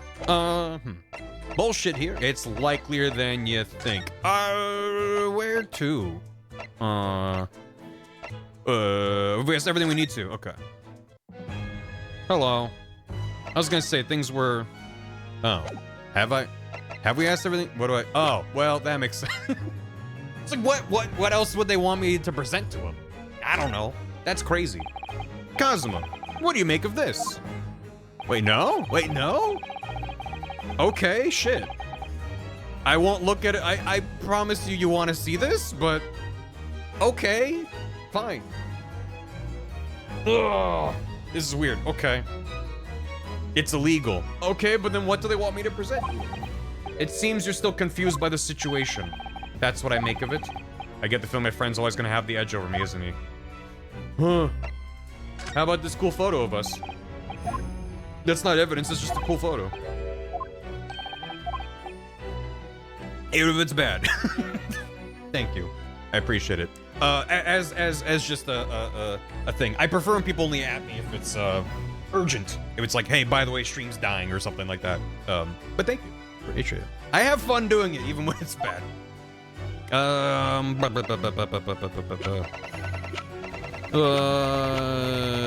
world's not help. Professional VA. I'm only professional. Listen, if you had access, as the fact that I'm actively trying to record voiceover for one of my videos, and it's like literally like an hour of me going Colonel, Colonel, and just being like, not getting it just right. So, hopefully the end result is good, but it's so many takes for some of these stupid lines. Sometimes it's literally as simple as like I write in the script like Snake says, huh, in a dismissive tone. And then I'm just going, huh, huh, huh, huh. And I'm just like, none of those sound exactly, and then I'm listening to them later like, none of these are what I want. It's just like, voice acting's hard. It's really fun and relatively easy to do a silly voice. But when you have a specific idea in mind, or someone is telling you they have a specific idea in mind, and you're not quite hitting that mark, that last 10% is so hard. So, but that's why I write my own videos and put myself in them, because that's fine. Yeah, I really should, honestly. I would have all the voiceover done by now if I just went, first take done. Peek the microphone, plosives all over the place, fuck it, ship it. Hoi buddy! Yeah. I genuinely, sometimes I'm like struggling to get in character as Snake for some of these lines, and I'll just psych myself up by going, huh, Colonel, and then I'll do the line, and then it'll sound better. Like, fuck. But then on top of that, I'm like, but he shouldn't be quite as gravelly, because I'm doing the first 2 games right now. But then I'm like, fuck it. He's just probably gonna be consistently the same guy in every game until 4, where I'm just gonna have to murder my voice. Anyway, I don't know what the fuck he wants. I don't know. Have we asked everything we need to? Have I? There's gotta be something else I can present to him, right? He wants a kiss. Where's that evidence? Hi, buddy, I'm Otacon. It's really good. Yeah, my badge? That's not evidence. That's my cool... Oh. Wait, really? Shit. Cosma, this is your armband. Son of a... This stupid game. I think it's yours now. No, it's got your name on the inside. It is his, yeah. Sorry. You're the defense lawyer. You have a talent for it. I've always known that you would. And now you've chosen to take that path in life. As your friend, I couldn't be happier for you. Or more proud. Thank you, chat. Kazuma. So you keep hold of that. Besides, I'm a prosecutor now. That armband would have no meaning for me. Well, if you're sure. Thank you, my friend. Oh, so now do I leave? No, that's not everything. Okay, what the fuck else? Something that's not evidence that he might, maybe. Okay, because I need to get to Gory. Maybe he would know. This came up in the trial, didn't it? I'm fine with it, but it's just, he's like, I can't look at stuff outside of the court, and I'm like, how about this? This looked a bit dubious. No time of death recorded on Inspector Gregson's autopsy report. Yes, there were some unexpected turns in the courtroom earlier. The suggestion you came up with certainly took everyone by surprise. The idea that the victim died the previous day at some other location is quite something. Well, considering when the pocket watch has stopped and the scorch marks on the candle, it's certainly a distinct possibility. The evidence and the scene both point to it. To be honest, it bothered me too. So I paid a visit to the autopsy room earlier. The coroner responsible wasn't there, but I got a name. It's Dr. Gory. Yeah, it's on the thing. If it wouldn't trouble you, Kazuma-sama, we'd very much like to speak with the coroner too. Of course, the last thing I want is for anything to be brushed under the carpet. Scotland Yard's autopsy laboratory is behind Lowgate Cemetery. Lowgate by Barclay Prison. Ah, you know it, do you? The prison where my father was incarcerated and robbed of his life. Kazuma-sama. No, thank you. We'll pay a visit to the laboratory later today. There we go. Now we're done here. Ryunosuke, I want to thank you. What for? For this. Ugh! Stop it. You safeguarded the soul of the Asogi clan. Well, it's a famous sword that's been in your family for generations. I just had a terrible thought.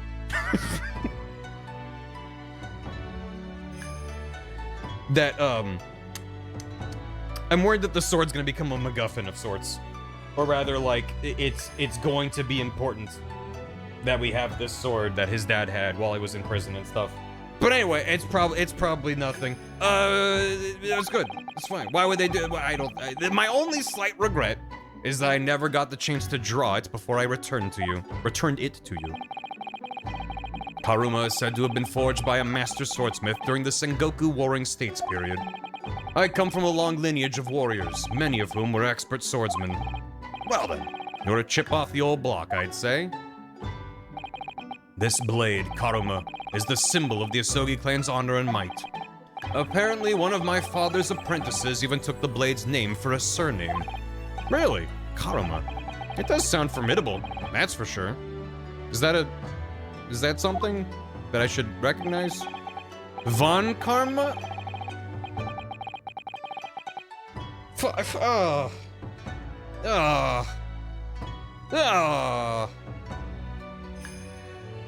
It's just Karuma. Von Karma. No, I'm good. I didn't in my brain. The surname for the face was just Karuma. I didn't put it together at all until just now. I'm okay. 16 years ago, my father was a visiting student here in London. He had this sword forever at his side. Which is why it means so much to me that I have it by my side again now, too.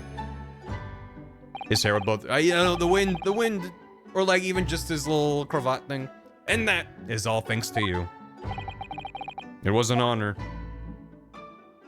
Cause was that indirectly responsible for DL6? That is quite a connection. I have preparations to make for tomorrow. Perhaps I said a little too much. Kazuma, you've changed. No, Ryunosuke, I haven't changed at all. It's you who's changed. Go on. I can completely understand your resentment of Lord Van Zeeks given what happened. But the fact is, those events in this case are, well, unrelated? Is that what you want to say? How can you be so sure? What do you mean? Never mind. That man is the Reaper, and it's for that reason that the Inspector was killed. I'm going to prove as much in court tomorrow, by whatever means necessary. I can't let you do that, Star Fox. I know you'll do what you have to do as a lawyer, but I'm sure I don't need to tell you that I won't be taking any prisoners in the courtroom. I would expect nothing less. Until tomorrow, then, in the Old Bailey. Okay, bye. I gotta go. Yeah, hopefully that fixes it.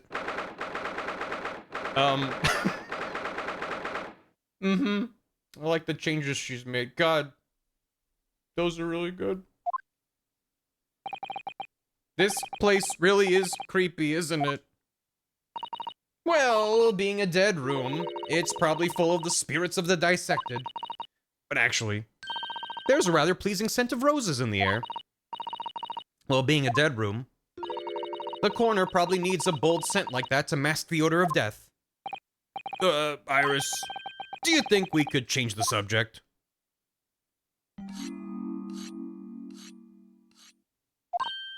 What was that?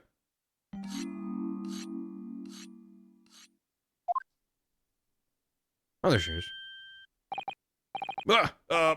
Dr. Gory?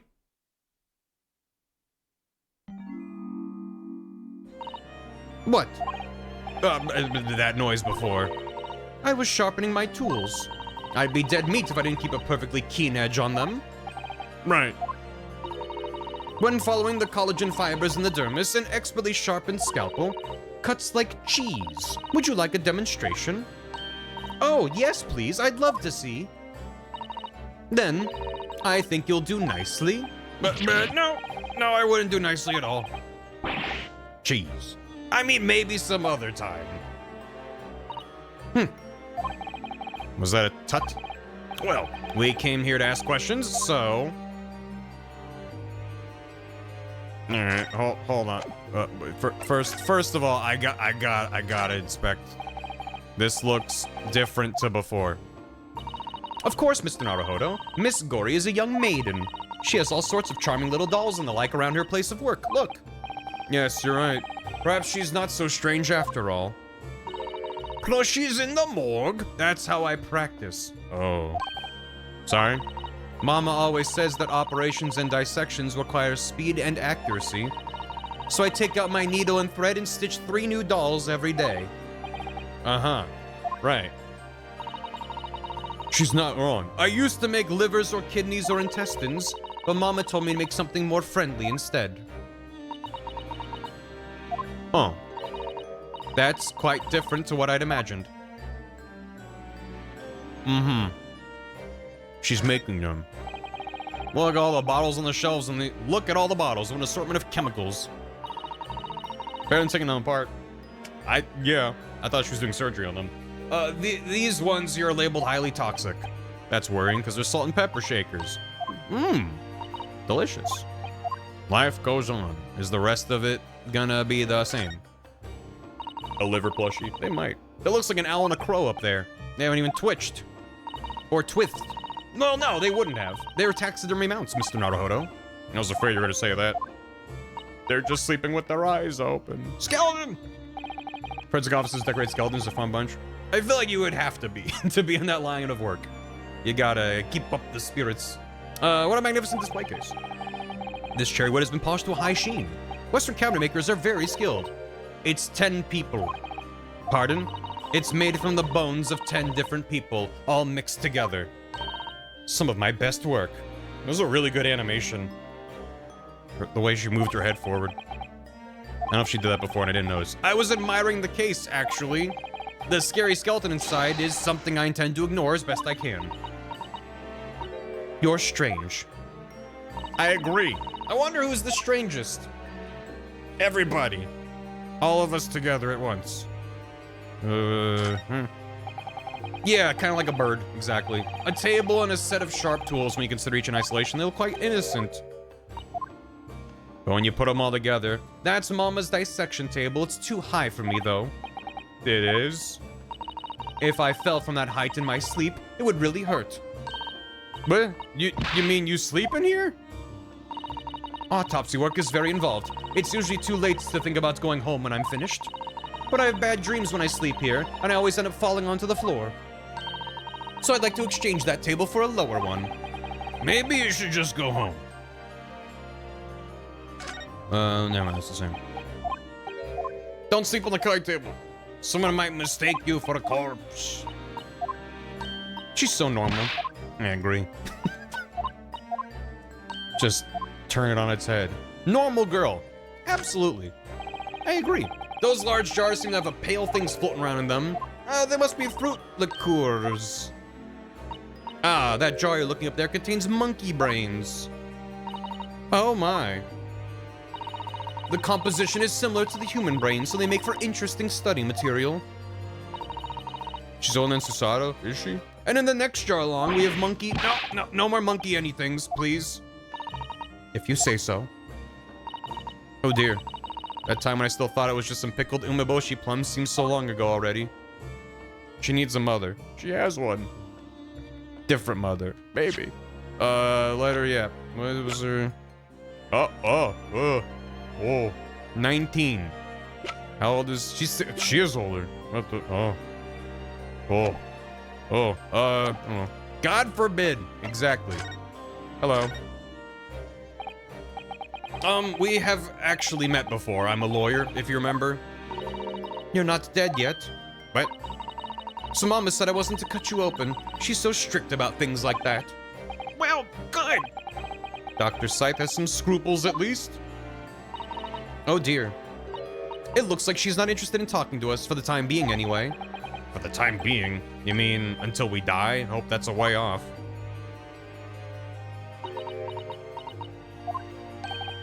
Sorry, but I wasn't planning on dying anytime soon. Surely there's some less drastic way of making her listen. Something like the autopsy report? Maybe? Dr. Gory, we actually came here to ask you about this. He was very good. Good. Sorry? His skin didn't snag on my blade once, and very little mess. Thanks, Pure Angel Games, for the 4 months, Prime. Appreciate it. My alerts are broken today, but thank you very much. His joints dislocated easily, and his muscle tissue was a pleasure to work with. We can skip those details. But there is one thing about the report that's caught my attention. You don't seem to have recorded a time of death.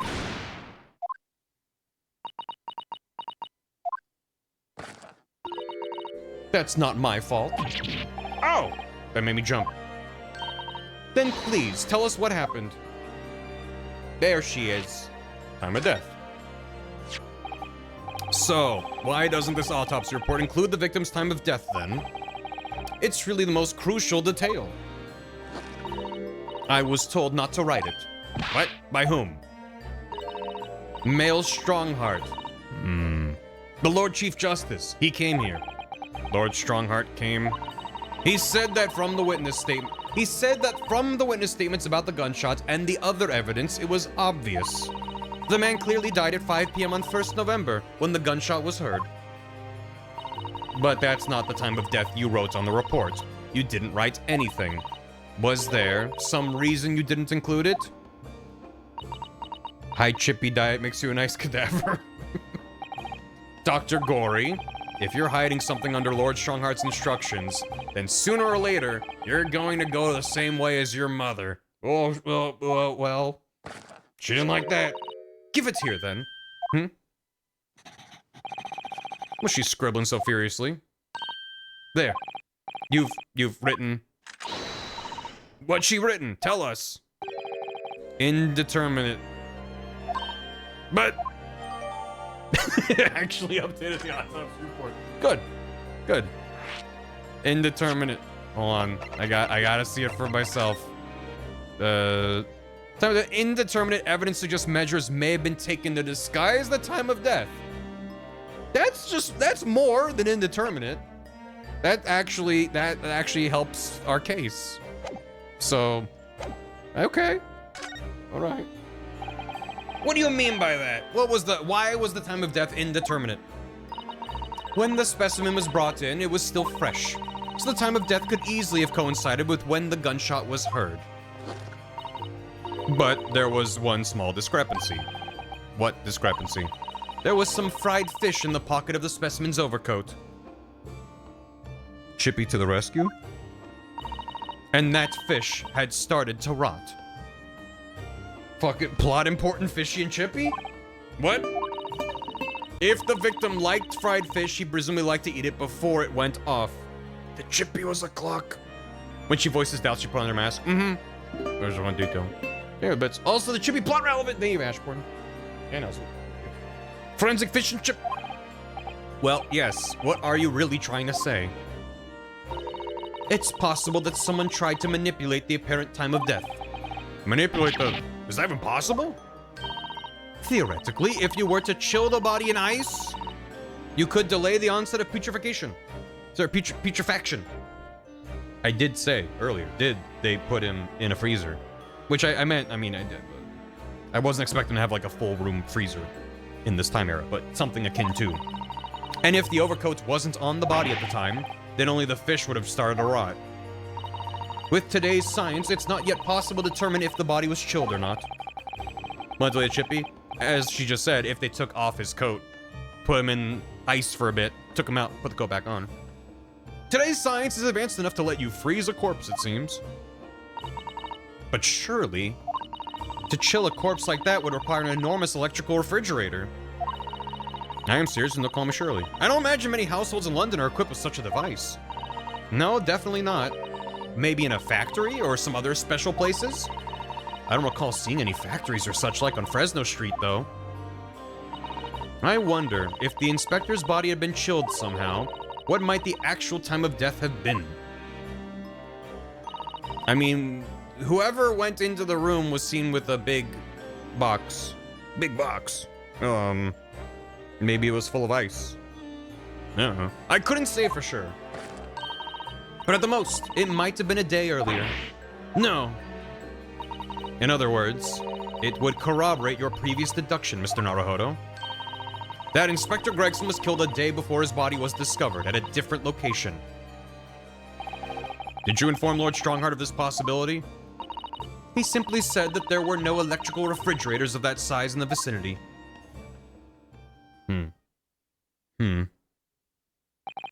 Second case in the series and second to last in the series both involve updated autopsy reports. This one's good for us. That's yeah, it's like bookending. Oh yes, one other thing is it's something the governor of Barclay Prison told us. He said that your mother, Dr. Scythe, was responsible for confirming the death of the professor after his execution. The professor. Apparently, you always enjoyed listening to your mother's stories about her work, so we were wondering if you might know something about what happened 10 years ago. That's not all Mama did. Sorry? My mama carried out the autopsy of Clint Van Zieks as well. What? Really? The brother of Lord Van Zieks, the professor's final victim. The idea of carrying out an autopsy on a member of the aristocracy was completely unthinkable back then. Her eyes are very sparkly. She's got like butterflies. She's got like a little Navi in there. In it. Hold on. What?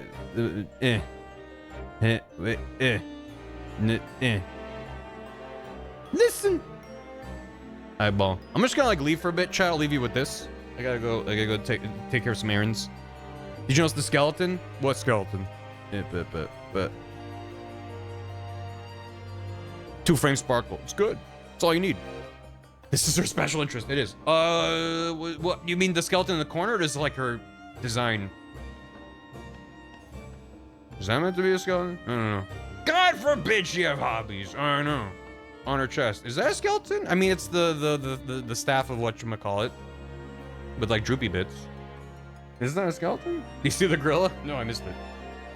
The idea of carrying out an autopsy was unthinkable. My daughter can perform an autopsy. The Stitchy. That's meant to be a skeleton? I don't see. The ribbon badge? The ribbon badge does look like a little skeleton face. I noticed that. In the ribbon. I don't. 2 eyes stitched together, mouth, just skull face. I see in the ribbon. It's just that. Okay, I was looking at like her like tie thing as well and thought people were talking about that for some reason.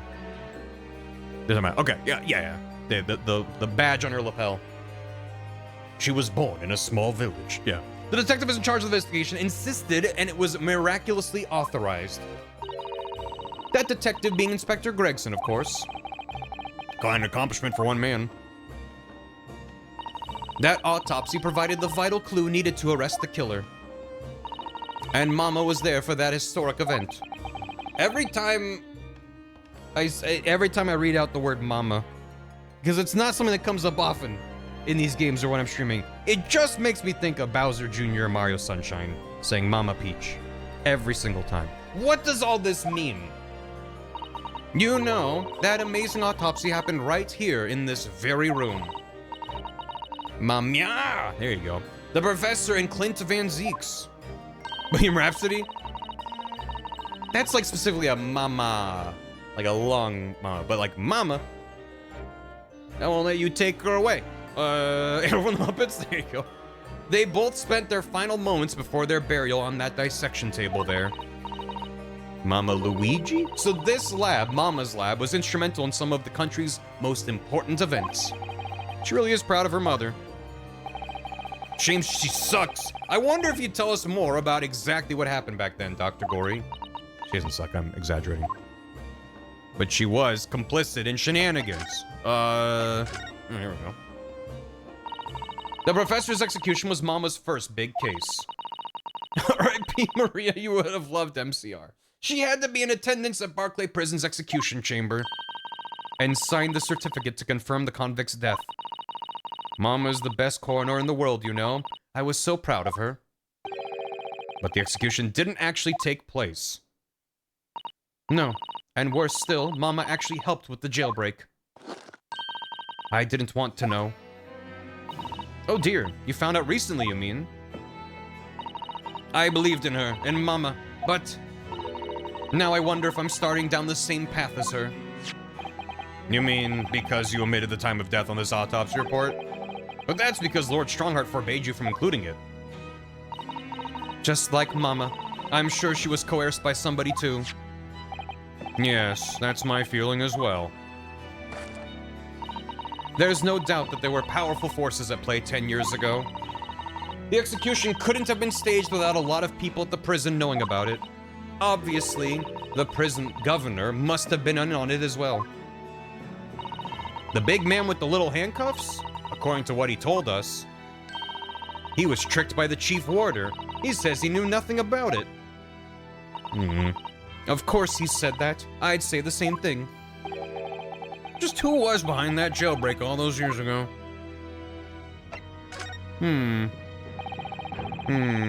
Sherlock Sholmes.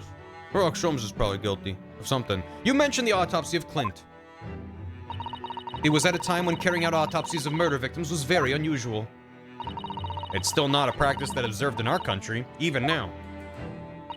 It turned out that he was the professor's final victim, and when the autopsy was performed, Mama was present, although only as the secondary assistant. The person leading the procedure was called Dr. John H. Wilson. That's right, my daddy. But you knew? And you didn't... And there was one other person present, the primary assistant. He was a visiting student from the Far East. Wait, a visiting student? It must have been my father, Eugene Mikotoba. I had no idea Professor Mikotoba had been involved in something so important. But the outcome of that historic autopsy was the discovery of a vital piece of evidence that led to the capture of the professor. So that's how they came to identify Genshin as the infamous mass murderer. Do you happen to know anything about that piece of evidence? Can you tell us any more?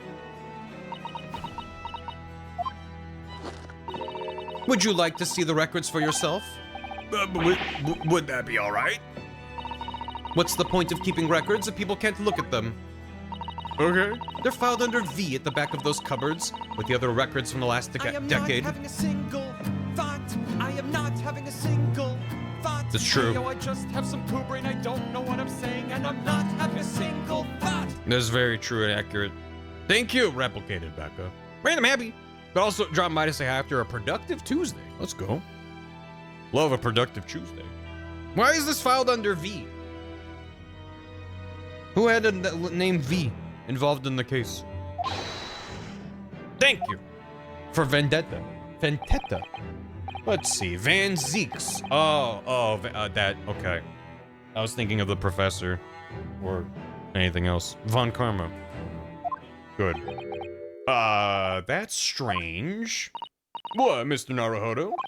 They aren't here. There's nothing under Van Zeeks. There must be. Perhaps somebody took them away? No, no one's allowed to take documents related to the professor case out of this room. But you're right, they're all gone. Well, when was the last time somebody looked at them? Do you remember? It was... Oh yes, I remember now. Oh my god. This pose of her looking straight up is intense. It was 2 years ago. 2 years ago. That's almost 10 years ago, which is almost 16 years ago. They removed the letter V from the alphabet. We don't need it. A consulting detective came one day saying that he'd like to see the records. You don't mean... Sherlock Sholmes was his name. No. Deep down I knew that was coming. Do you think he stole the records? That's almost 40 years ago. Surely not, Iris. That can't be right, can it? Irish? Irish? Did he eat them? Did he tell you a story about him eating a bunch of paper and having a tummy ache? Runo? I hope you don't mind, but... What is it, Iris? I've just remembered something very important I have to do. I'm gonna have to leave you now. This is very sudden, Iris. Well, we'll come with you then. No, there's no need. You and Runo can take your time here. Bye for now, then. Good luck. Wait a minute, little girl. Me? Fader music back in. I remember now. You've been here before, haven't you? Did you eat all the documents? Have you, Iris? 2 years ago, when that detective came, you were with him, weren't you? You were a living specimen then, too. I get that that's her thing, but like... 2 years ago, you were still alive. Yeah, that's how that works. That's the way it usually works, yes. Thank you, video game. Was I? I really don't remember. Oh, she's doing the same thing now. Very good. Cover part of your face. You're like, who, me? I wasn't at the scene.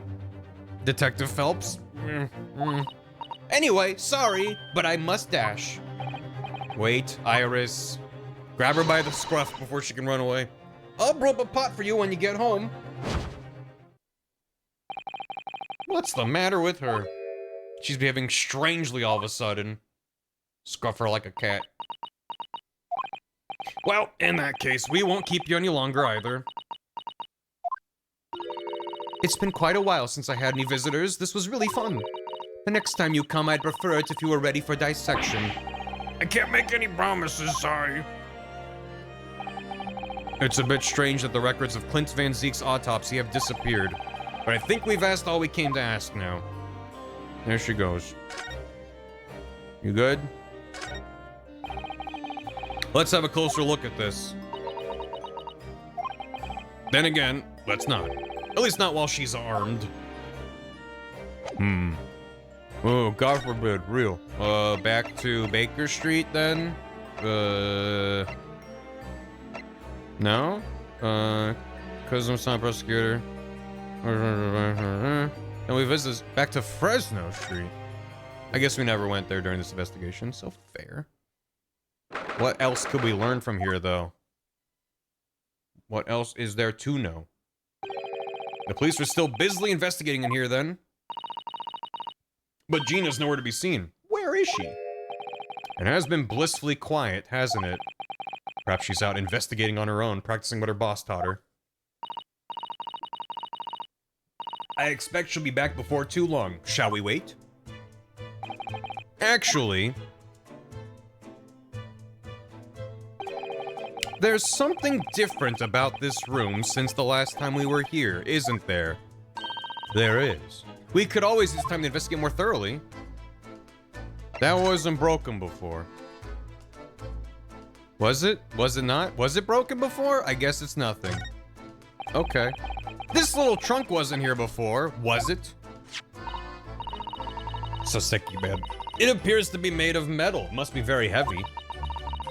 Was that stool broken before? I wonder to whom it belongs.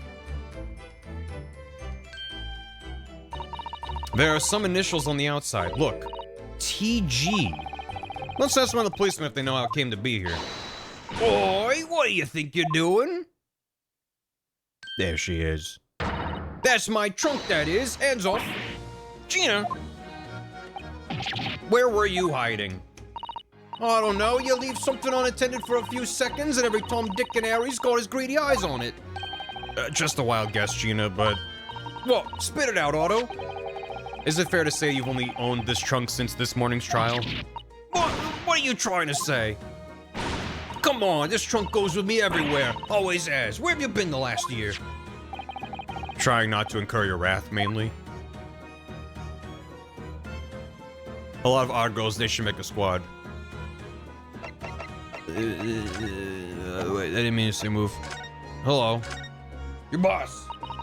You should hear them talking at the yard now. They should be ashamed of themselves. They're saying that it was the boss who killed all them bludgers. Oh, you mean the whole Reaper thing. Squad girls or something. And if they were teens, they could be like a squad of girl teens. Or something to that effect. Apparently, the boss was investigating stuff that no one else at the yard knew nothing about. Yeah, exactly. Something weird about the officer in the middle? I don't know. It better not be Sholmes. Stuff to do with all them criminals what got off scot-free. Yes, the ones prosecuted by Lord Van Zeeks who used bribery and corruption to evade conviction. Well then, obviously it was that bloomin' Reaper giving the orders, wasn't it? But why would people be suspecting Inspector Gregson of being involved in the killings? Everywhere I look, I see him. There was a notebook hidden in his office. Oh no, this doesn't sound good. It had details about all the crimes that had been pegged as the Reaper's work. It just said over and over, it was talking about the Reaper.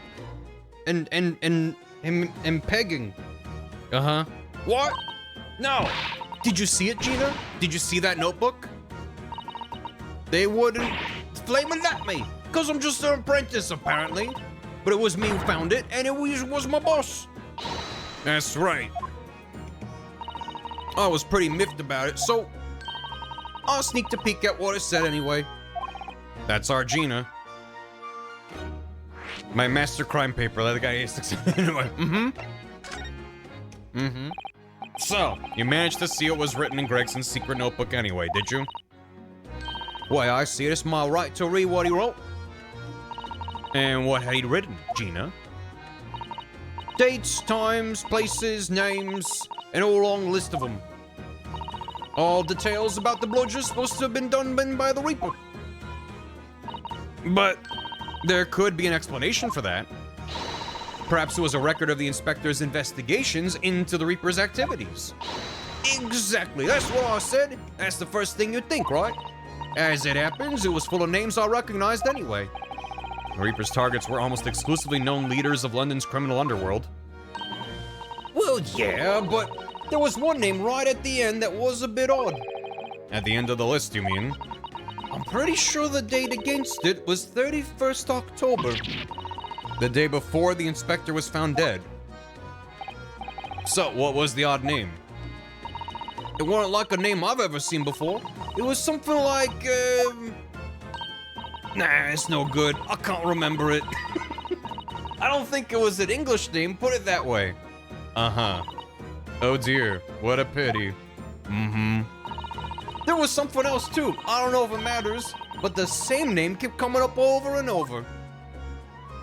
When did she learn to read? I thought she didn't know how to read.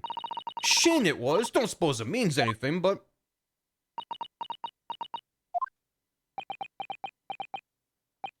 Did you say Shin? Gregson was teaching her. In what, like 6 months? That's pretty quick. What does it mean something? Lord Van Zeeks knew the name too. He mentioned her as well. Remember the last name? The woman who actually did the deeds. She's a genius. A genius. Two scores reading up to E. Michigan. That's true. She had that line about only being able to read up to E. So any letters after that, she's like, I don't know. And now we find out her name appeared in Gregson's secret notebook. She saw it. Honestly, that much in 6 months is impressive. We haven't seen you for a little while, have we, Gina? Well, of course not. I've been busy, ain't I? Investigating and all that. The lads at the yard are trying to trace the boss's movements the day before it happened. The day before... That would be the undercover investigation into the Red-Headed League, then. Right, it's easier to learn the reading in general. Yeah, I mean, you'd be able to be like, that's the same pattern over and over. Only the boss didn't go, did he? You found some cove what was pretending to be him, didn't you, Otto? Sure did. It was Mr. Vigil actually went to the park on Lime Street that day, posing as Gregson. Well, anyway, you ain't the only one turning stuff up. I've got me own ways of getting results. Please be... Yes! Yes! Let's go! She's innocent. Earlier, I was like, I hadn't seen Toby in a while. I don't know. We're back. We're so back. When me and me partner here get together, there's nothing we can't track down. Let's fucking go. Best character. Oh, little Toby. He's such a faithful friend. So, have you tracked anything down then? What do you think, eh? Of course we have. Can't tell you though. Police business in it. Anyway, the point is, if you ever need any help, God, look at his fucking tail going nuts. It's like almost one frame back and forth. You know what? Who would it turn to, right? Me and the hellhound here. Quite a hellhound he is. Right, because he looks oh so hellish, honest. He's terrifying. A trained killer. The hellhound. Popping up as she's putting him down. Gina, about your hellhound there. Yes, yeah. Chief Inspector Toby, you mean? He's the pride of the force, he is. I bet. Give him every medal you have. In Japanese, police dog means something quite different and not altogether nice to those involved in crime. Yeah, well, just... Different kind of police dog. But here in Britain, it's a wonderful compliment, it seems, for a canine at least. Yeah, yeah. That's okay. That's a good bit. It should be. After all, in the Great Exhibition case the other day, it was Toby here who managed to locate Drebber's workshop. Oh, it's a poll redeem. I missed it. Thank you. Maybe it's time for another demonstration of what this super dog can do, eh? We have something. The Chief Inspector could catch the scent of. Like that he's calling him the Chief Inspector. The poll was for Best Ace Attorney Pet. Toby, Missile, Shu, or Taka. There you go. Can I have Waga High? Too late! But that is also a good option. I mean, is Waga High really a pet? I think he's his own man. Or she's, I don't remember what the gender of the cat. Waga High is one and only. Toby Missile against each other. They should team up and fight crimes. What would have a stinky smell to it? A hairpiece? If someone wore it and they have like a stinky head? There's soggy papers. I mean, maybe. Well, Chief Inspector Toby, if you wouldn't mind having a sniff of this. Oh, he didn't. Oh, he is. Oh, shit. Well, I got kittens, so there's she. I forgot about that. He might be a little too keen, don't you think? Holy shit. Whoa. The Chief Inspector made short work of Gina there. Oh. Look what he's gone to. Oh my, that trunk clearly still has a very strong scent. Of Inspector Gregson. Wait, so I got it right? That was what I was supposed to smell? In other words, it must have belonged to him. So that was his wig? Is that? Oh, alright, it's a fair cop, I suppose. I nearly got away with it, too. Right, we still had to prove that wasn't hers? Okay. Alright, okay. It was on his body, yeah, but I'm like, I still think someone else wore it before him, but his scent would be stronger on it. You always talk so proudly of Chief Inspector Toby's nose and what it can achieve. Did it not cross your mind that he might identify something like that was right next to us? The key also works here? That's nice. I always like when there's multiple correct answers. Yeah, that was a bit of a bloomer, wasn't it? That's enough now then, Gina. I think it's time you told us the truth about that trunk. 45% of chat went to Missile, then Toby, then Taka, then Shu. Poor little Shu in last place. Metal trunk. His watch would also work. His ID, anything that belongs to Gregson. It weren't like that. It just weren't.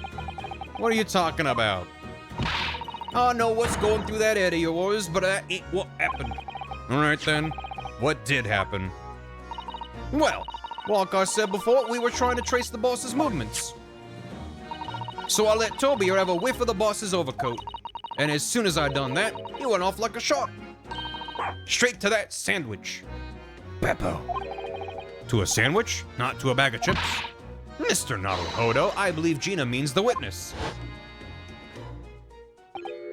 I forgot about that sandwich. Yeah, he had it hidden between them wooden boards of his. The boss's trunk. He was hiding an entire trunk. Okay. Huh. You mean when they heard the sound like a gunshot and all piled in here? Exactly. He nabbed it from the scene. Beppo. Goodness. What reason would he have had? Me and the Chief Inspector gave that sandwich a good grilling, and you know what he said? I'm a panini. Cause she pressed him and grilled him. I thought it might fetch a good price, and the chap wouldn't be needing it anymore, so... Boo! What? I thought it might fetch a good price and the chap wouldn't be needing it anymore, so... But that's all he did, nothing more, nothing less. He was trying to sell it. Damn. Would you have any of the cheek of it, eh? Stealing the dead boss's stuff to flog? So Miss Venus wasn't the only one to meddle with the scene of the crime, then. Great. How could they?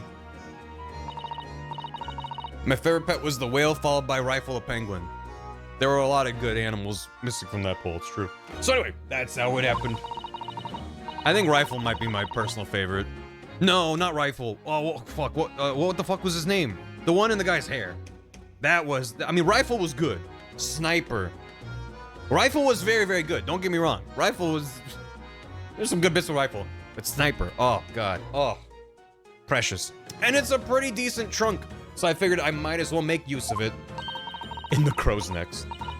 Mix them up. I mean, rifle is still very good. There's some stupid bits with rifle. Rifle just waddling over with, like, evidence. You're just like, what do you mean? Why does the penguin have something important? Is there something wrong with that, eh? Well... Pet Simulator. Nintendogs, but it's animals from Ace Attorney 1. Maybe you and Mr. Sandwich should try to find the answer to that question together. Include the parrot from the first game. Yeah. That was a very good case, this one. I think perhaps that trunk should be turned over to the police, don't you? What are you on about? I am the police. Gina, if you wouldn't mind, could we maybe examine it? Yeah, all right then. Do what you want with it. Good old Polly. Thank you. You mean Apollo, right? Thank you. We shall make a detailed record of our examination of the evidence.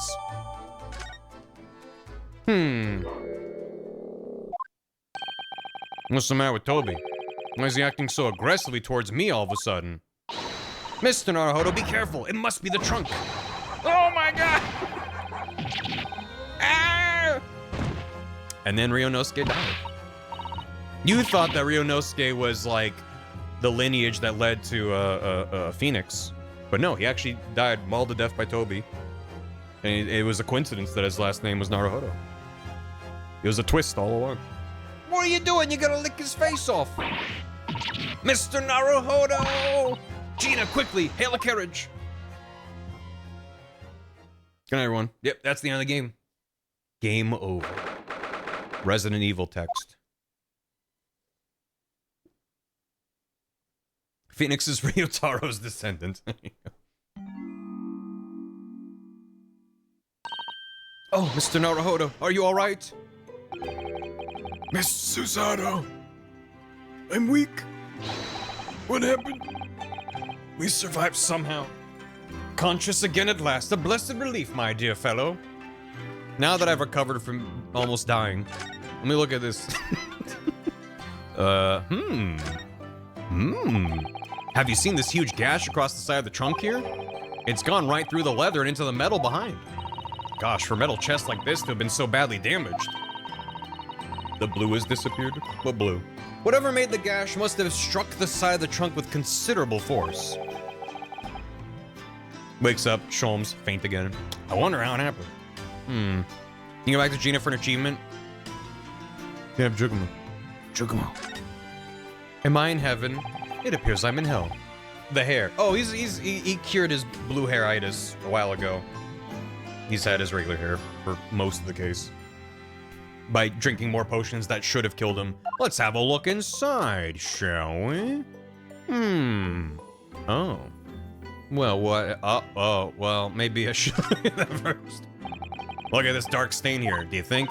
I'm afraid so. I think it's blood. I knew you were gonna say that. So that presumably means that this was present at the scene when Inspector Gregson was killed. It's the most logical conclusion. Oh, the cocaine cancel. Yeah, the cocaine's a barrier, keeping the rest of his organs, functioning? To think Gina's been carrying this around with her. If you didn't know any better, I suppose it does look like a grease stain from all the fish and chips. Maybe. Look, there's something inside. Let's see. It appears to be a passport authorizing him to travel overseas. Was he about to go on a trip abroad then? He was gonna go to France. Perhaps the date of departure might tell us something. That was... Oh. It was for travel on 31st October, one day before the incident. Really? Passport banned in a court record. Huh. Gregson went to France the day before his body was discovered? Oh, on Halloween. Spooky. What the... All this time I've been thinking of, Guy Fawkes. But it was a Halloween mystery instead. The French got him. Tobias Gregson. Date of departure within 1 week from 31st October. Okay. Police business going to Dunkirk, France. Permission for the applicant and one additional person to travel. There's something else I missed, Tom? Do I have to open it again? Is that what the... the bar blind was for.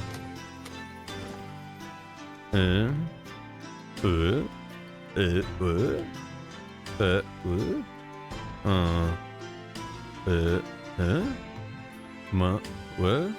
Heard that. Heard that. Go on, answer? Yeah. Yeah. Over there. If I missed something, let me know. The side. I got that. I got that. Right there. Other side. Inside the case. Oh. Thank you. Do you see that? There's something stuck in the side of the trunk there. That is sneaky. I mean, I saw there was something wedged in from the outside. I just thought that was the same selectable thing. I did actually notice from the outside that there was a little extra bit of geometry there. Anyway, thank you. There's something stuck in the side of the trunk. It's glinting. Completely fair. It looks like a fragment of metal of some sort, but it's wedged in so tightly I can't remove it. Well, don't cut yourself. You'd better leave it, I think. Alright. Didn't count with the gash. Yeah, that's a little bit mean. Ah, conscious again at last. A blessed relief, my dear fellow. After all, to drop dead after a moderate licking by a small terrier. Most unseemly. God, I love that animation. What is or isn't seemly is irrelevant here, Mr. Sholmes. I just feel like the animators must have been giggling the entire time they're working on Sholmes. I'm so glad there's no lasting damage. How are you feeling? I'm fine, thank you. Did you bring me back here? Oh, what's this on my head? A bandage? Sadly, we had no ice, so that's a compress of sugar water. Sugar water. Sugar water. Don't worry, Mr. Naruhodo. It's a first aid treatment that my father taught me. Oh, thank you. How sweet. Oh. So let us take tea when you're feeling up to it. But of course, no sugar in the patient's cup. No, the bump on my head is throbbing sweetly enough. Don't worry. Hee hee. Whenever you feel ready, then. I don't like seeing him in here. Okay, real quick, we will go back. Man in Black, yeah. Present the gun to Cesaro. I don't recall. I don't think so. Gina, I'm really sorry. It's daft, in it. If you asked me a year ago, the cops could go hang for all I cared. But we've got to have police, ain't we? To catch the bludgers. So us divers can go about our business in peace. That's the cycle. Yeah. Wait, sorry? I don't think I can have heard that properly. He said he was gonna teach me everything I needed to know to be a detective. But all he got round to show me was where the best flaming fish and chip shops are. Actually, that reminds me. Gregson said he was supposed to be going to Paris in the near future, didn't he? Is something wrong? Oh, no. I'm sure I'm reading too much into things. It's just that the timing seems very coincidental. Is that +1 for the ticket meant to have been Gina? But then it wasn't? You know, the boss was acting a bit strange recently. Like he was always in a rush. Yeah, there's the achievement popping. Huh. Using a candle as a timer device. Very ingenious, I must say. Yes, the culprit arranged it so that the firecracker would be set off at 5 o'clock and then left. He was 2 days away from retirement. That's a loud bang was heard at precisely the moment Van Zeeks arrived. Yes. If only he hadn't picked up that gun from the floor. Something you probably told yourself once upon a time, I imagine. Yep, I've learned that lesson by bitter experience. I would have turned and run a mile for sure. Which may not have done you any favors either. Yeah. Yeah. It catches your eye as soon as you enter the room, doesn't it? It's such a bright color, it certainly makes an impression. They can't possibly commit any crimes, can they? I mean, redheads stand out like a sore thumb. I'm afraid with our jet black Japanese hair, we stand out almost as much here in London. Yeah, I suppose that's true. You mustn't think of committing any crimes, Mr. Naruhodo. I wasn't. Mostly. Like Soseki. It turns out that Gregson didn't actually die in here at all. Where on earth could he have been killed? Well, one way or another, we must find out, for the inspector's sake. You know, you look awfully pale again today, Mr. Naruhodo. No, sorry, when I start thinking it all through, I conjure up some horrible images in my mind. Your imagination is the culprit here, then. Most certainly guilty. Guilty. Bum bum.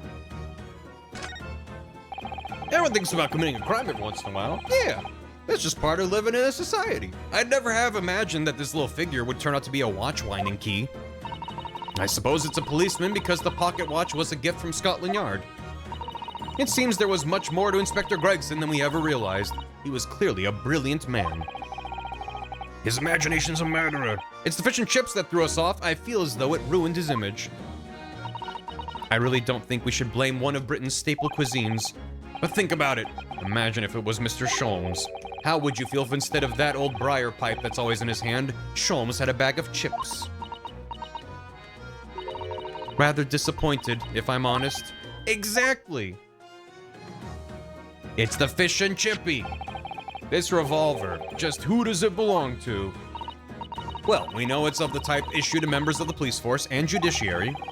But Gregson's own... That feels like such an important detail. It would be too easy to just be like, oh, it's the police force, but it's also... and the judiciary, which opens up the suspect pool in a very interesting way. Gregson's own gun was found on his person. It's tricky to shade, it's true. And of course, Lord Van Zieks has admitted to losing the firearm with which he was issued.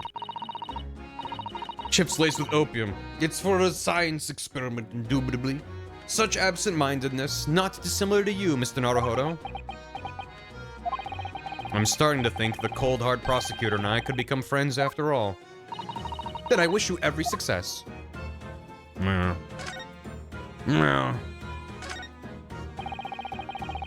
Get Chippy in the prison. There are details of cases stretching back 10 years on this notice board. A history of Lord Van Zieks' defeats in court. I don't think that's an appropriate description. Although, when you consider everything on the board, it's certainly true that all these people had a background of dubious dealings. And in the end, of course, the board itself concealed the inspector's own death. Oh my, it really doesn't bear thinking about. The photograph of Mrs. Vigil. Realizing the identity of this lady was a very great clue to exposing Gossip's true identity, which in hindsight, it feels... His whole existence here was meant to be separate from his real identity, so having such an incriminating photo was not a wise move, but you know, whatever. It was for the puzzle of it all. He obviously loves his wife very dearly, which is why he felt he couldn't tell her the truth. The transformation was incredible, wasn't it? Just from that big twisted lip. Yeah, he went to extraordinary efforts to play the part of Hugh Boone convincingly. Although it didn't really seem like it was much of an effort to me. Now you say it, I have to agree. It's almost as if that was Mr. Vigil's true character. People really are very hard to fathom at times. I agree. I think we're done here. He loves his Fujoshi wife. Yes, he does. Alright, let's go back. Back to Sholmes' jump scare. Ugh. Hey, you want to see a gun? What do you think? About this, Mr. Zato. Do you notice anything unusual about it, perhaps? No. I'll redouble my efforts to spend more time doing research. She doesn't have anything to say about it. Okay. Me too. Do it for her sign. Exactly. I'm gonna, what do you... Sir? He's just standing there. Might be a topic. Thank you for your concern, Mr. Sholmes. My dear fellow, think nothing of it. I must say I was quite startled when I heard that you'd been attacked by a dog. For a moment, I feared that infamous murderer of so many had come back from the dead. You mean, the professor? Fortunately, I see your prize throat is unscathed. That stiff, turned-up collar of yours obviously afforded some welcome protection. Was I that close to death? All I really remember is the dog licking my face over and over and over and over and over and over and over and over. Well, if you wish to avoid such troubles in future, a little mustard spread on the cheeks should do the trick. I should think that would balance the sweetness of your bandage rather splendidly. He is a genius, this man. He kept licking my face. Then put some mustard on your face instead. That would spread it out. And mustard goes a long way. Which cheeks? I didn't even think. of the alternative cheeks. What to do? Thank you, Shobes. Are you alright, Mr. Naruhodo? It's rather unusual to find ourselves here in the middle of our investigations. It's just occurred to me that I might have forgotten something when we left this morning. Please don't worry, as long as you continue to investigate thoroughly, you won't go far wrong. Yes, of course. I must get back to work as soon as possible. We're observing Sholmes. Are we observing him? Can we not bother him? Well, he's not the one I'm talking to. Oh, that's the passport. I mean the passport. Observe. I'm observing. Consider hot sauce. The papers. Yeah. What if I go downstairs and yell at Iris about leaving? Have some tea and relax. Stay a while and listen. Yeah. Mit dem Schwarzbiergebot brodelt wie ein Feuerberg, den Schlund es mir verbrannt, ach Hopfen deine Wut. What on earth is going on in here? Am I having a bad dream? Ah, no, it's an old German folk song. Rather a fine rendition, I think. That's the least of my concerns. Iris, what was in that tea? What's the matter? Was this the thing she remembered? She was like, wait, I have to go, actually. Did she have a good reason? Who is that sprawling, I mean that relaxed gentleman over there?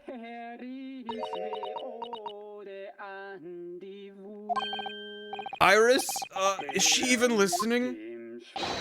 Excuse me, sir. I do apologize for troubling you whilst you are singing so merrily, but He thinks he's the one. would you be kind enough to explain the situation? Well, that worked.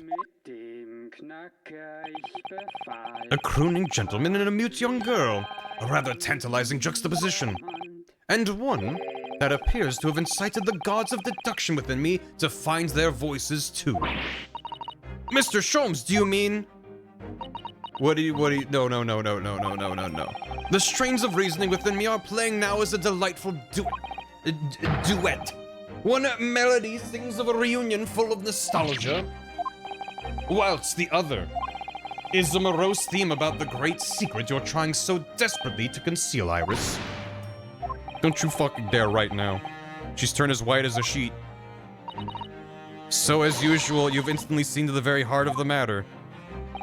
And by the time my own brief performance is over, I feel sure this gentleman's song will reach its finale.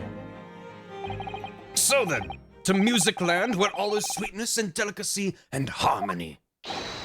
Pray do enjoy Herlock Sholmes' latest logic and reasoning spectacular.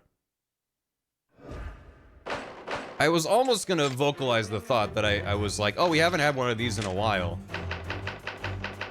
But I knew it would be cursed if I spoke it out loud, and this is the... Oh, what are we doing? Firstly, we consider the gentleman's nationality. Clearly, he's a German, with no grasp of the English language. As evidenced by the Germanic song he sings and his apparent inability to understand when asked to desist. So why is the man here at all and in such apparently high spirits? And how can he sing without moving his mouth? The answer, of course, Iris, is clearly known to you. This is such a good bit, but then there's the undercurrent of rage beneath the surface for me, because somehow this is gonna become important. There's gonna be something that comes out of this that's like, actually, that tells me something. And that's the most upsetting part of all. She's looking at it. She's looking at you. The Iris that looks at chat. God damn it. Indeed. We need only follow the gaze of those bright young eyes to unravel that particular part of this mystery. The reason for the man's mildly irritating warbling is revealed by the herbal tea. You obviously offered our German guest a cup of your latest herbal blend. The tea's delectable flavor has made the man's spirits soar, and resulted in this joyful ditty tumbling incessantly from his lips. This German song's called An Ode to Rage. Perfect. I eagerly await sampling the flavor myself that I may join the fellow in his state of elation. Now, to the next question. Who exactly is this gentleman availing himself so thoroughly of the settee?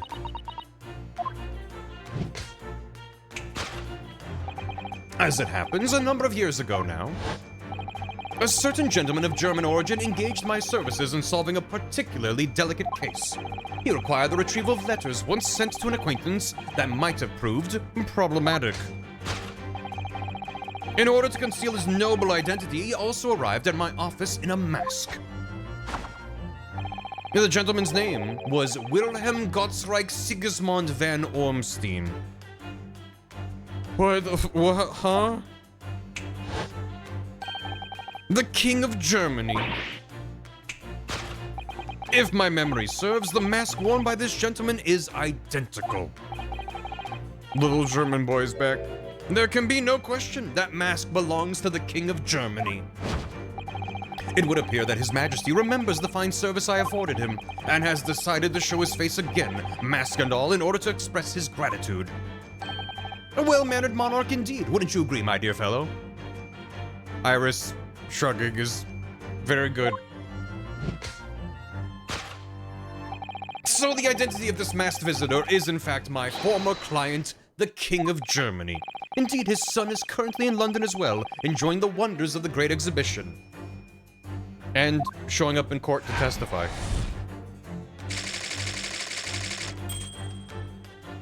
No, that tracks. He's definitely... There's no one else he could be. Girls, silence.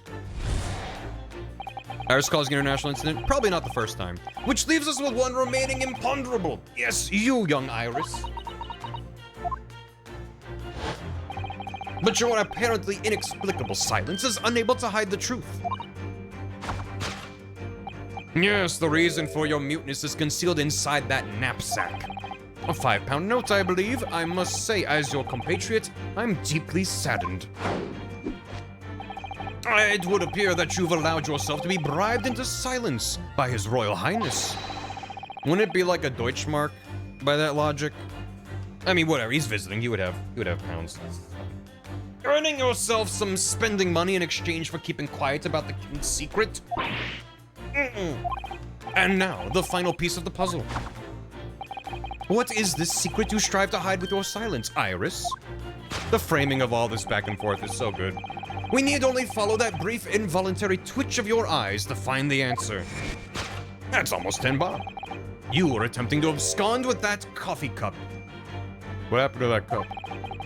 My favorite coffee cup, in fact. Or should I say, the handle of my favorite coffee cup. It appears that His High-Spirited Highness broke it in the midst of his high jinks. 2 words, huh? His jinks were high, you see. Which leads us to the sad truth.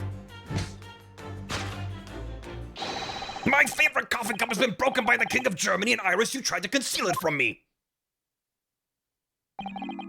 I shall have a bill sent via governmental channels to the German royal family for its replacement.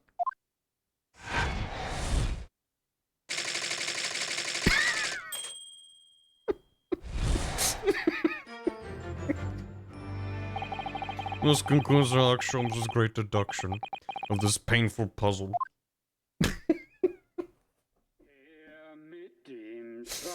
Ugh. Gregson was shot like a day ago. Maybe 2 days. Ugh, fuck this game. Ugh. Now we're all giving him the silent treatment. We've joined Iris. With your silence as well, the fellow's jovial warbling rather rings in the ears, does it not? Mr. Sholmes, I must say something does rather trouble me. Pray, Mr. Zotto, do tell. Ugh.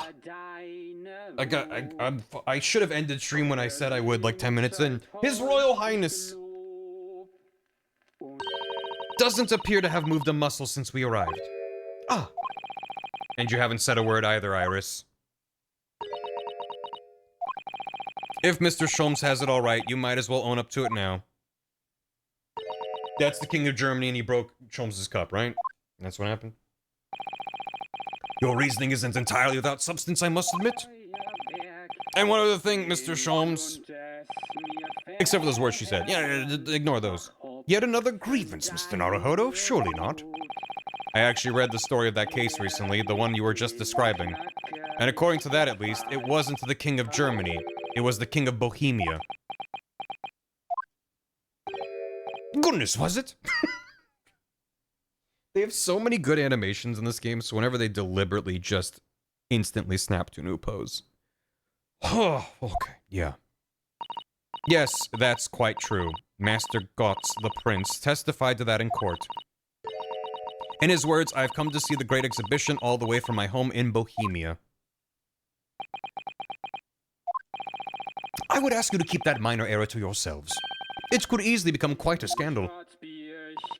I believe, Mr. Naruhodo, that it's our turn now to make some corrections to a number of minor errors that may have slipped in. Yes, even Mr. Sholmes is willing to admit he might be slightly wide of the mark this time. Mark, like Germany. Bath has come over and is dancing. Are you dancing to the German music that's playing in the video game that you can't hear? They turned around and went back to dancing. Although it's clear that Iris is definitely hiding something. I swear to God. I don't know if that picked up on the mic, but... Did you hear that duck that just quacked? It did, thank God.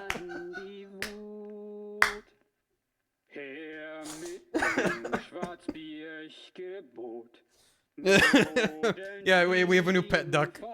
That's what, yeah, chat. That's what Bath wanted to help inform everyone. We got a new duck, and it just quacked. We named it Quank. We need to find out the truth behind this mysterious scene. What made that duck noise? Wait, really? No, not really. One truth is incontrovertible. My favorite coffee cup is no more. It has ceased to be. Shall we embark again? It was a joke. I'm gullible. We don't have a duck. Bath farted very loudly on a joint presentation of Herlock Sholmes' Logic and Reasoning Spectacular. And that's not picking up, but Bath is giggling very far away from the mic. The King of Germany! What are we doing here? Firstly, we consider the gentleman's nationality. Clearly, he's German. As evidenced by the song. So, why is he here in such high spirits? Oh. That was a fart? Yes, somehow it was. The answer, of course, is clearly known to you. Oh my God. Indeed, we need only follow the gaze of this bright young. I'm so desperately trying to hold on to what thin shred of reality I have. It's the coffee cup in the herbal tea. It's a mix of herbs that gives you the urge to sing? Goodness, I should like to try some. And I'd like to hear your singing, but this man, how long does he intend to keep up with that tune, do you suppose? As I said, he's been stock still the entire time, and if you look closely, his lips aren't moving either. You don't have to look that closely. The King of Germany is dead and you're laughing. The King of Bohemia, come on, get it straight. I'm not sure what's actually responsible for the spirited singing, but I suspect the answer lies at the end of Iris's gaze. Show me the... Yeah, it's literally not even hidden. It's not even hidden a little bit. The bass drop. Can we pause? I need a minute. No. The Sholmes train has no brakes. The cup's empty, that's for sure. I suppose this mysterious gentleman must have drunk the contents. Examine his what? Iris's special blends are quite delicious, I agree. They always make my heart sing. So I can understand wanting to vocalize those feelings, certainly. In fact, Mr. Naruhodo, you often erupt in boisterous laughter after drinking Iris's tea. I do. Maybe I should take some lighter laughter lessons from Susato-san in the near future. Check for soap. Yeah, there's evidence he was eating soap. We know this mask. You're right. So, does that mean... No, surely not. It couldn't be. No, it's most definitely not him. Oh no, of course it's not. Thank goodness. But then, why is this gentleman now wearing it? I'm afraid once again I really have no idea. I got another room so loud laughing. Oh no. Causing noise complaints everywhere. Wait, this is a gramophone still rarely seen in our own country. Oh my god, he's been turned into a gramophone, the king of Bohemia. The sound's coming from the horn. But machines singing? That can't be right. Daisy, Daisy, give me your answer, dude. Science, technology are changing the world rapidly. What's right is... Mr. What's right is changing too. It's too much for my brain. At least we found our answer. Well, oh, Susanoo, spoilers. Maybe it was the cup after all. Sheesh. Take that! I don't appreciate that, Susanoo. Is there any mods to time out Susanoo for a little bit? What's the song called? Someone said it was the something of rage in German. The reason for the man's mildly irritating warbling is revealed by the gramophone. Indeed! Jesus Christ! Fucking Sholmes jump scare. For no well-bred gentleman would break into an obscure folk song when making a social call. Get away from me! In other words, this gentleman isn't singing at all. In fact, it would appear that the fellow is unconscious. I have to allow the phrase white twink. Thank you, Automod. Thank you, Tomfoolery. Oh my god. Ah, the music seems to have stopped now. Oh, I have to allow it every time? There you go. Someone else said it. Okay. I ask you, Mr. Naruhodo. Yes. I have to allow that as well. Okay, stop saying white twink. Automod doesn't like it. Whitelisted. I have to, like, go out of my way to add it as a permitted phrase. Yeah, it's popping up as, like, flagged for race. Okay, alright. And you as well. Okay. Stop it. I'm not permitting anymore. The music has stopped now. I ask you, Mr. Naruhodo. Yes? Why should I have purchased a recording of that gibberish? How should I know? Well, never mind. On with the deduction. Someone else said white twink. Everyone say I have to play the video game. Who exactly is this gentleman availing himself so thoroughly of the setting? I can't spam it. No. British twink? That's allowed. British twink is allowed.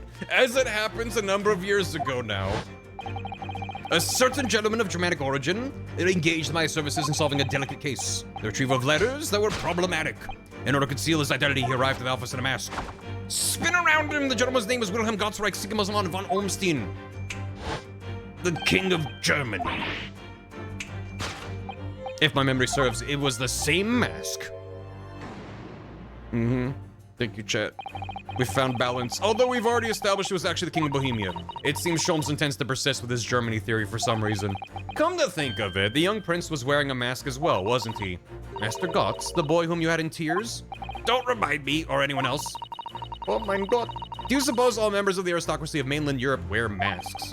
I'm sure they do. Well, probably. Anyway. The point is that mask doesn't belong to any king. No, that's right, as we well know. Because we can identify the true owner of this mask. Oh, okay. I was like, how do I go in the... Well... I mean, it originally belonged... Well, Cosmo was wearing it, but is he the owner of the mask? I don't know where the mask came from originally, but... I'm assuming they want Cosmo, and I was right. Yes, there can be no question. That mask belongs to Kazuma Asogi. In other words, my memory's sublimely unreliable. That is the truest thing he's ever said. Oh. Only you could try to make that sound positive. Kazuma's mask has been languishing on this metal chest for several days, though that doesn't explain why the gentleman is wearing it now. But it is now a simple matter to determine. I can't... With his fucking face in the background, I can't take this... This is now a simple matter to determine our guest's true identity. After all, the gentleman is unconscious. We need only excuse ourselves in advance, gently lift the mask, and peer beneath it. Persona music starts playing.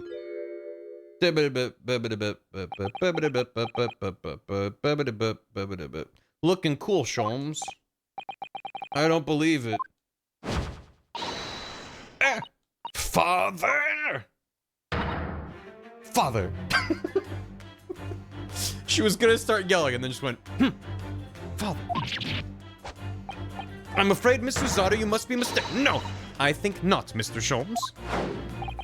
Then it would appear our logic and reasoning has once again revealed the truth. This mysterious visitor... She finally gets her time in the spotlight. Is my unconscious father, Eugene Mikatoba. Logic and reasoning, or just looking and saying?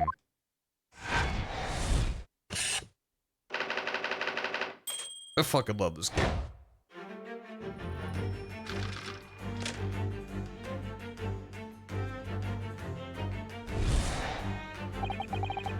Which leaves us with one remaining imponderable. Yes, you, young Iris. But your apparently inexplicable silence is unable to hide the truth. Iris poisoned someone? Probably not the first time. Yes, the reason for your muteness is concealed inside that knapsack. Princess of Bohemia. That's a 5-pound note poking out from Iris's knapsack, is it? I can't be sure. Most money that we encounter is in coin form. I know. I'm not even sure if we've seen any banknotes here in Britain at all, have we? Anyway, Father would never have paid money for Iris's silence. He certainly seems like the silent type himself, though, judging by his present state. There must be some other reason for Iris's silence, I suppose. Perhaps what Iris is trying so hard not to give away with her eyes is something entirely different. But what could it be? What could it? This chest that contains important documents, doesn't it? Yeah, details of all the cases Sholmes has worked on over the years. This is connected to the case. Oh, it's tied in with the case file of Van Zieks' autopsy that Sholmes stole. She was looking for it. This whole fucking stupid thing is important, and I knew it, and I just Sholmes has worked on over the years. Yeah, it's all. I mean, it's always connected. It's just when the pieces slide into place. It makes me mad every time. That's the uniquely Ace Attorney Shu Takumi element to me. It's like when you get the answer, you're like, that makes sense, and I'm mad.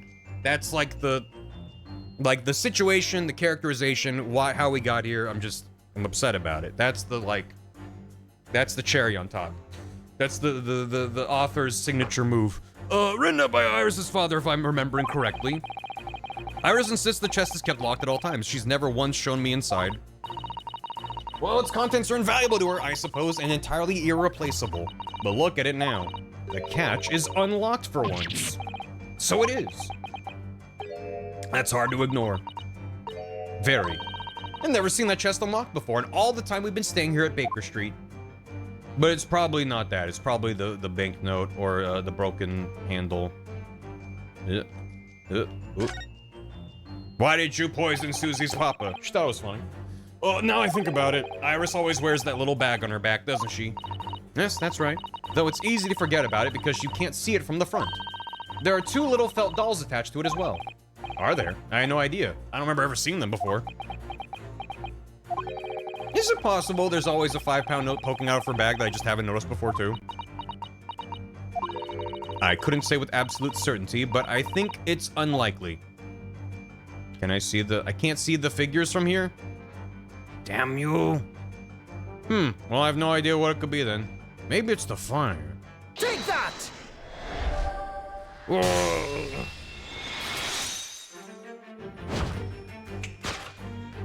Yes, the reason for your muteness is concealed inside that metal chest. An excellent observation, for upon closer inspection, there is something different about the chest's appearance. It's kept locked at all times, yet now, the catch is open. The catches are open. Evidently, this has something to do with your refusal to speak, Iris. But it's a simple enough matter to incite you to speak, I'm sure.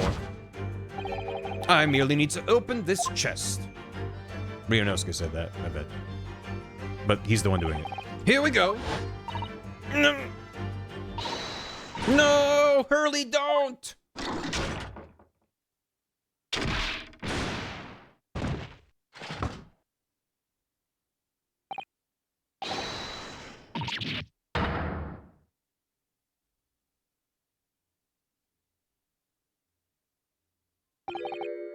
He's dead.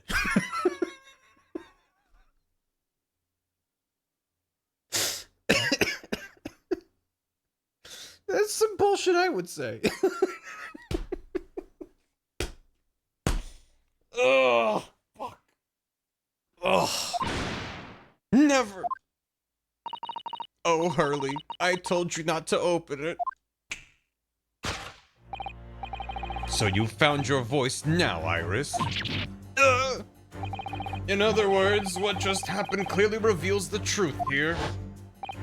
Yes, the real reason for your silence until now is... This is somewhat different to the usual dance of deduction you perform with Mr. Sholmes, isn't it? I gotta go. I can't play this game anymore. It's actively reducing my IQ in real time. He's left me alone on the ballroom floor, so I'm gonna have to dance this next part solo. Anyway, I need to get to the bottom of this for my own peace of mind. Now then, Iris isn't usually the silent type. So, you mean you don't actually know the answer yet, despite that knowing point of the finger before?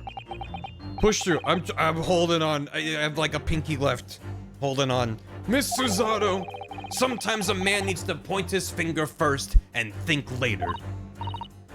Literally and as a euphemism. Well, if you say so, I think we better examine Iris more closely and try to rescue the situation then. All the figures! Yeah, they are. They are very good. What do you got there? It's the knapsack, clearly. For some reason, this knapsack's really standing out as suspicious to me today.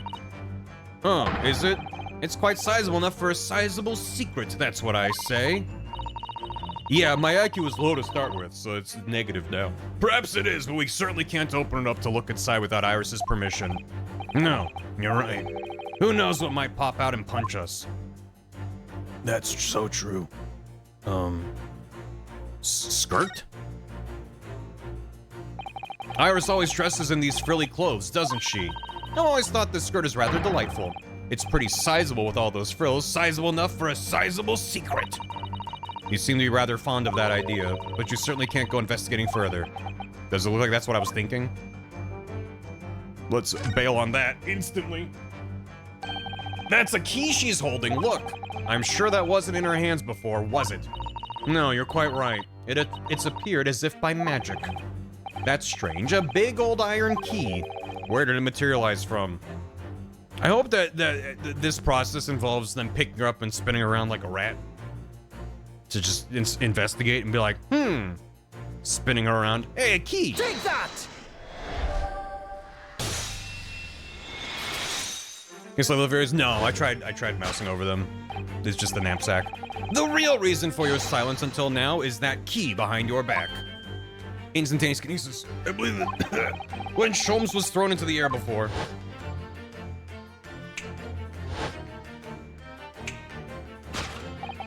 Just before you called out to try to stop him, you slipped something out of your mouth. God. That something is the key now in your hands, no doubt the key to the chest. She ate it. You're so clever, Runo. So now it becomes clear. Thanks to Mr. Sholmes' graphic demonstration, we can well imagine what happened here. But Professor Mikotoba also opened that metal chest only to be punched into the air. And land sprawled on the settee. But wait, that doesn't explain all the facts. What about the stylish scarf and the cup of tea? And above all, why would he be wearing Kazuma-sama's mask? And he's also dead. I don't want to think of the fan art that's been spawned from just the image of the two of them in the background with those faces and expressions. For those curious details, I can think of only one explanation. Clearly, an unbelievable miracle took place in this room. Isn't that right, Iris? Way ahead of you.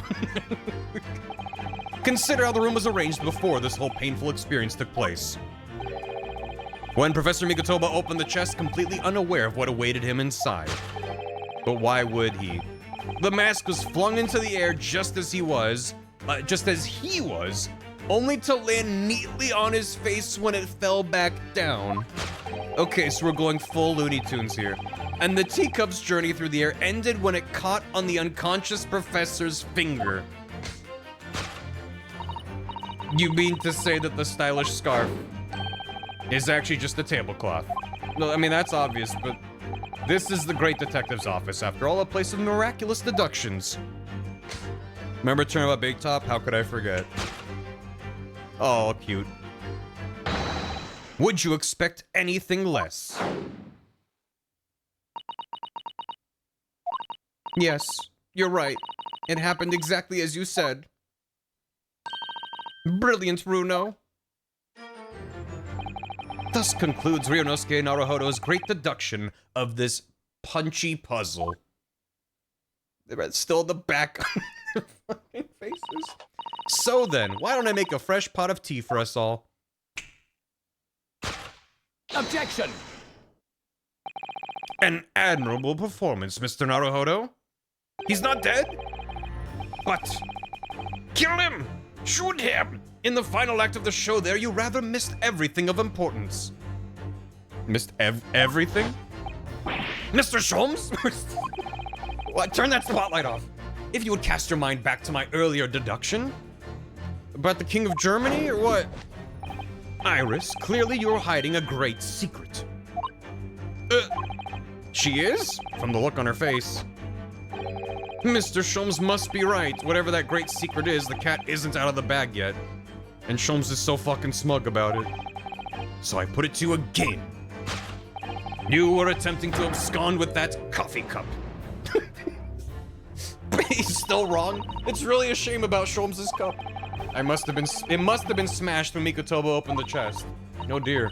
So many things seem to have been broken here. Why would he open the, even if there wasn't a cartoon boxing glove inside there, he would have, everything would have fallen off when he opened it. Was he, if he wasn't, I would assume he was trying to do it subtly without leaving evidence. This whole situation is stupid. Now that the deduction has taken a different direction, Iris doesn't seem to be trying to hide the broken cup anymore. In other words, her great secret is something else. Let's put our observational skills to work here one final time then. I don't know. No. It's Sholmes. He's just like that. He just is. Is there anything else in the background? God damn it, dude. The analytoscope? Probably the analytoscope. Who are those people? Ghosts? Who's that? Who's that right there? Who's in the photo? I'm suspicious. What was this? Oh, it's you? That's pretty cool. Sholmes' favorite cup, or what's left of it. Just the handle. Obviously hurled into the air along with Mikotoba. If only had been this cup that had caught in his finger before it hit the floor. Yes, but anyway, whatever Iris is trying to hide, it's clearly not this handle. Uh-huh. The knapsack. Surely this time, at last, the knapsack is gonna be the answer. I'm really not sure why you're so intent on showing Iris's bag to be complicit in these events. Because it's a sizable bag, big enough to carry things around, Mr. Naruhodo. That's what bags are for. So, the knapsack might never see the limelight, you mean? I really wouldn't like to say. Then what else could it be?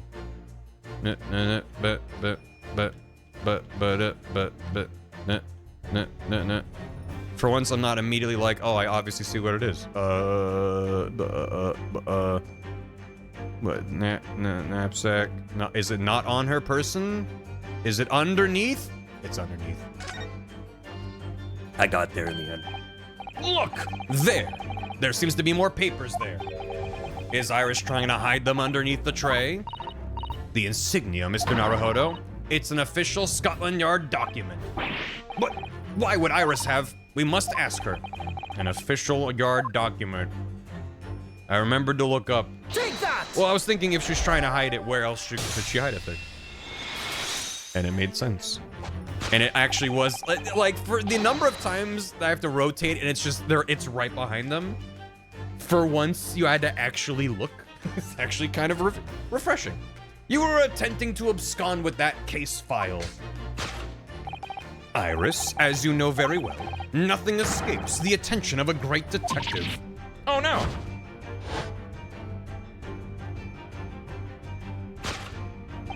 We visited Scotland Yard's autopsy laboratory earlier today. And Dr. Gorey informed us that the autopsy report of Clint Van Zeeks had gone missing. Clint Van Zeeks. Yes, I do seem to recall that some years ago I asked to see the report in question. You were with me, weren't you, Iris? She was somehow even smaller than she is now. You mean it was you, Iris? Those papers you have there are... So Sholmes didn't steal the papers. She was only 1 apple tall. Instead of now, she's 2 apples tall. I'm sorry. Forgive me. We made her cry. Yes. To hide the case file. ×2. She was 8? Yeah, she must have been. Deduction complete. Elementary. Made a little girl cry. Complete. In truth, I would like to have thought I could have predicted the booby-trapped chest. There was a booby in the chest, but it caught me completely off guard. I was very nearly the late consulting detective Herlock Sholmes. So is Professor Mikatova actually dead? I'm sorry, Hurley. So you mean this autopsy report really is... Yes, I took it from the lab, even though I knew it was very important. It means titty. Huh? Was there something in it that troubled you, Iris? Not exactly something that troubled me. Something I'd been looking for. When I saw this report, when I saw the writing in it, I knew it was Daddy's. Yeah, her dad was there. The writing. Your father's writing. What do you really mean? This is so fucking sad. Iris, it must be something that's hard for her to talk about. Forgive me for interrupting, my dear fellows. Mr. Sholmes, what is it? I feel as though the poor unconscious gentleman on the settee has been somewhat forgotten. Father! Perhaps we should find our guest somewhere more peaceful to rest. Mr. Naruhodo? Yes? Would you be so kind as to lend him your bed? We must do our very best to make him comfortable, I feel. Of course, I'll help you carry him up. So will I. Dragging his head down up the stairs. No, I can manage it alone, thank you. You have tea to enjoy. We wouldn't want Iris's brew to stew. No. Surely, no, that's the most important thing. There's no better way to make the professor comfortable than dragging him upstairs like a trunk. He's dragging his head up the stairs, isn't he? I wonder. Perhaps that was deliberate. Maybe Sholmes is making himself scarce to give Iris the chance to talk more freely. Is he that smart? We must use this opportunity to talk with Iris. And find out what's going on. Yeah, thunk, thunk, thunk. Would you like to tell us about it, Iris? About your father? I'm sure I told you before, didn't I? That Daddy used to be Hurley's partner. Used to be. Yes, and that notes about all the cases they solved together are kept inside that metal chest. If Show's trying to be buff, I need to club him. That's right. Hurley told me, you see. Drag me to the stairs like a sack of potatoes. He said that Daddy's somewhere very far away now, so we can't meet. That's one way of describing it. Except we have reason to think he might not be dead. When I secretly unlocked the chest and read through the papers inside, I started to build up a picture in my head of what Daddy must be like. Well, that's only natural. You're just like any other girl of your age. I read that Daddy was a professor of medical science, so I studied and took my degree too. Well, that's only natural, I suppose. In that respect, you're not quite like any other girl of your age, though. But there was one thing that I could never find out. Daddy's name. Huh? His name wasn't anywhere on any of the notes that he'd made about his work with Hurley. But then one day, that's what happened, is it? When you saw this autopsy report, you finally managed to work it out, is that right? Why would his name not be anywhere? So it was the handwriting in the report that caught her eye. Okay. When I saw the writing on that report, I could hardly believe it. I know that handwriting, I thought to myself, because it was the same as the writing you'd seen on your father's case notes. Exactly. I was desperate to compare the two properly. I needed to see them side by side. I asked the doctor in the lab, but I was told I couldn't take the report away. And even worse, I was told that was the first and last time we'd be allowed even to look at it there. So you decided to steal it. She ate it. When I compared the autopsy report with the case notes I had here, there was no doubt. The handwriting was exactly the same. It was Daddy's. And the signature of the coroner at the bottom of the autopsy report read Dr. John H. Wilson. So that's how I finally found out. So, is it possible her dad's name isn't John H. Wilson? Either there's two, or there's one, or her dad's name is not John H. Wilson. That's now the third option. I guess, unless Herlock confirmed it. I learned Daddy's name at last. There could be three. Maybe three. I see. Maybe his name is Five Weenies. A 6 or 7, I swear to God. Ever since then, I've called myself Iris Wilson. Oh, his last name might not even be Wilson? She didn't know even the oh. And that's also when I had the brilliant idea of writing stories all about Daddy's exciting times with Hurley. I'm John H. Wilson, I say, standing up. I decided there and then I'd write The Adventures of Herlock Sholmes. Oh, Iris. I had no idea the stories had quite such a deep personal significance for you. I can see why the autopsy report was so important to her now. I swear to God, this is all gonna become, this is because, like, Sholmes was like, oh, he's somewhere far away and you can't see him. And it's gonna just be like, oh, he's just like busy. He's like down the street. He's working at the flower sellers or some bullshit. And Sholmes gonna be like, oh, I forgot. Yeah, no, hey, he's right there. Like, it's gonna be stupid. It has to be. He works in New Jersey. It's very far away. Why she was prepped to break the law to get her hands on it. Oh my God. I must apologize, Iris.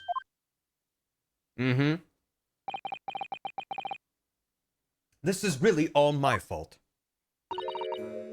Grown in a flower bed. There you go. Hurley, I made a promise, you see, that until the time was right, I'd keep the details about your father a secret. I know, I've been very naughty.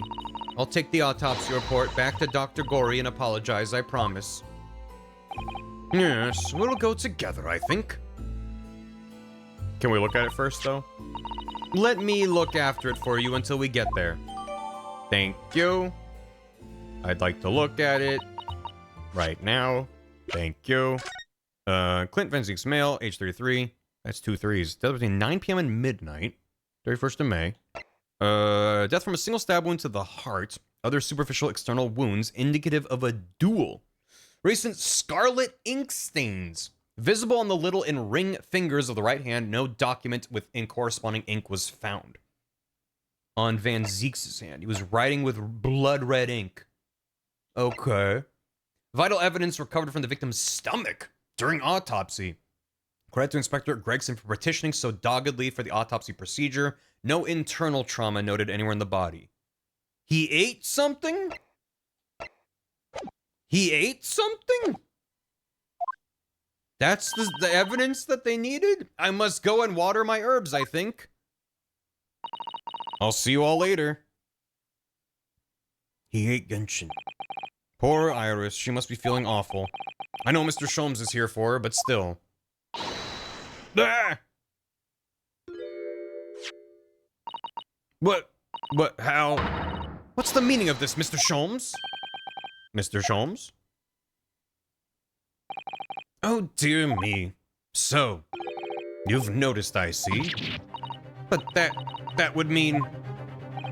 What on earth's the matter, Miss Susato? You've turned as white as a sheet. It's this autopsy report, Mr. Naruhodo. The one from 10 years ago. The writing isn't Dr. Wilson's at all.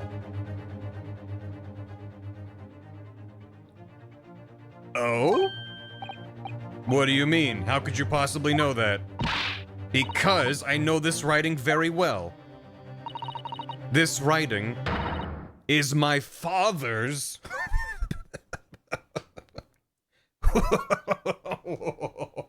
What? What? Professor Mikotoba's? Indeed, it's true. I did not see that coming. Sisters. And now you know, my dear fellows. Okay. No, I don't know anything. What on earth does all this mean, Mr. Sholmes? Because the idea that's slowly forming in my mind, it's just too extraordinary to believe.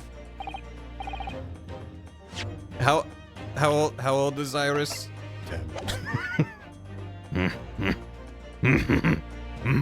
You have to explain. Fuck. Managed to call it super early? That's crazy. Was her having anime hair meant to be a clue? I mean, all the Japanese people in this game have black hair, but like... This autopsy report was actually penned by Professor Mikotoba then? But that makes no sense. It's not possible, surely. Then why would... No, because there were multiple people. They specifically were like, John H. Wilson was there and Professor Mikotoba. So the coroner was John H. Wilson, but but Mikotoba's the one who actually wrote the autopsy report. That's... Pink hair is recessive. That makes sense. Not possible, my dear fellow. Pray take a deep breath and think again. Well, I'm glad her dad wasn't murdered by Giselle Brett, a assassin. So that's something. You're right. In some ways, it actually makes a great deal of sense. John H. Wilson was the mother. It does. Well, she didn't kill Rando. Clearly, John H. Wilson was implicated in what happened 10 years ago. But, you know. 10 years ago is when Father returned to Japan after his extended study tour in Britain. And prior to his return, where was Dr. Mikotoba engaged? Of course, he was an assistant in Dr. Wilson's laboratory, learning about forensic science. And as an assistant, he would have aided with the dissection work, making detailed notes, which would be assembled into the full autopsy report.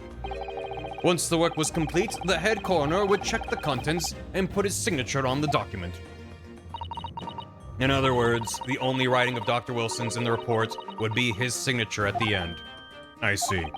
So Iris got the wrong end of the stick, you mean? She saw that and assumed the whole report had been written by Dr. John H. Wilson. Which is very understandable, of course. What a complicated situation.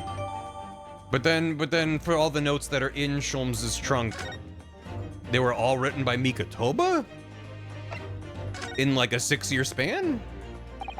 Thinking about it, most of what we know about you, Mr. Sholmes, comes from the published stories of your exploits.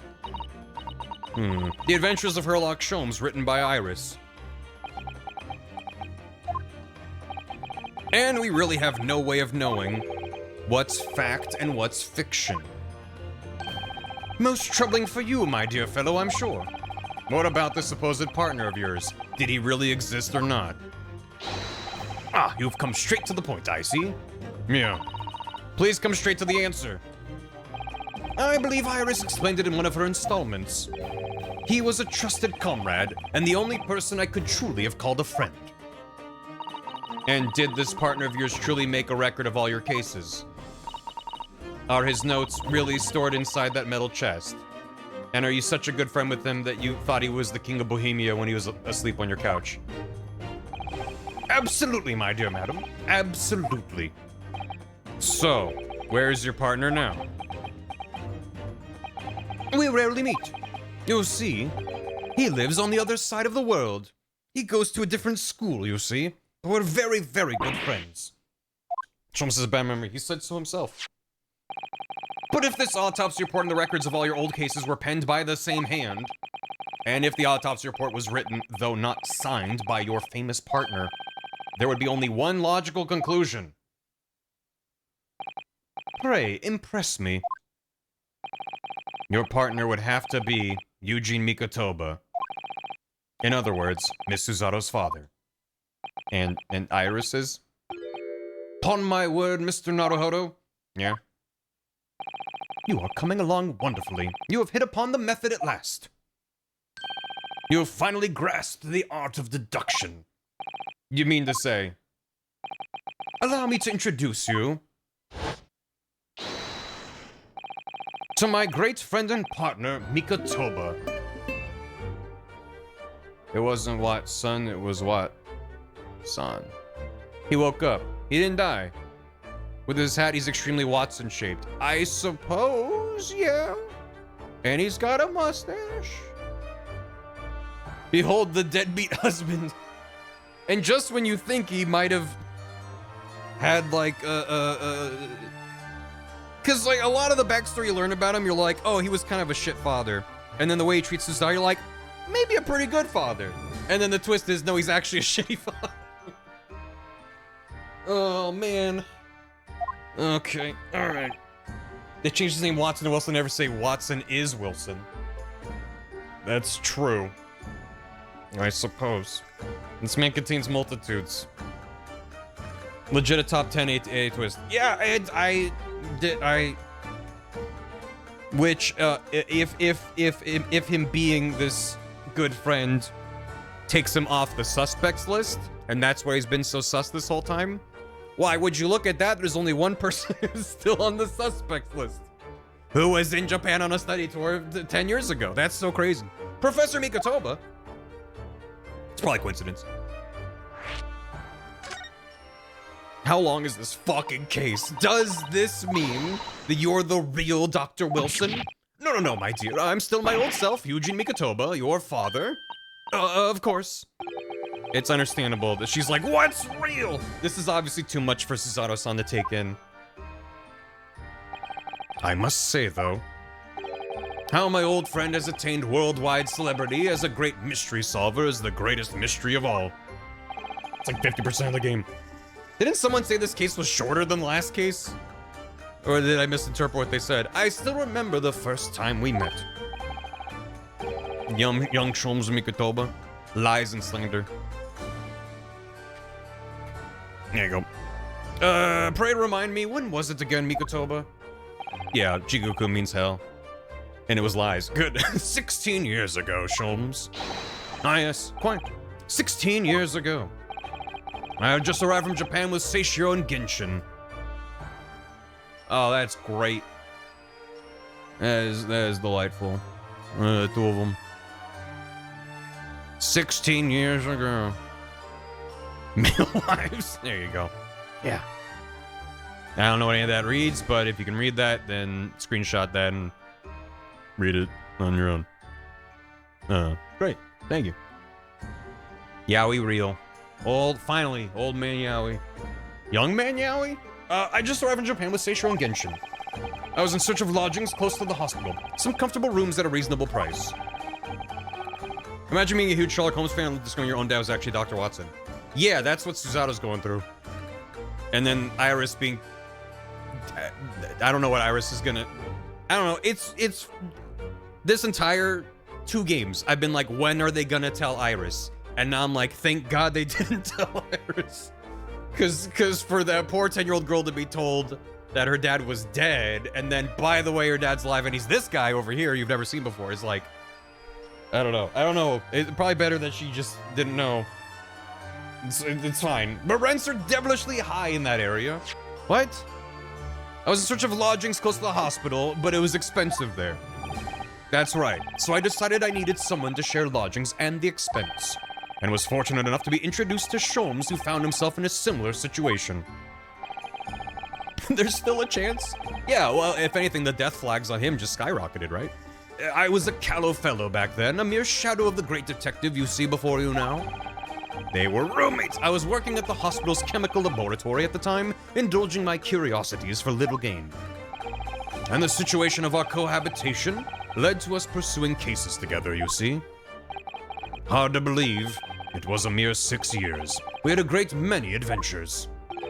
But in the last year of Mikotoba's stay in Britain, that most infamous of cases presented itself. It also helps justify why, when Sholmes found a thing and Mikotoba learned about it, he was like, what the fuck? Because it's like some detail from an old fucking adventure they were on. Because all the time I'm like, well, how would that have implicated, like, Japan and the relationship, and, like, how would he have known about it? And it's like, he was fucking there. The case with which I mean, I knew he was there, but, like, now I understand why he was there. You become rather familiar with yourselves, the Professor Killings.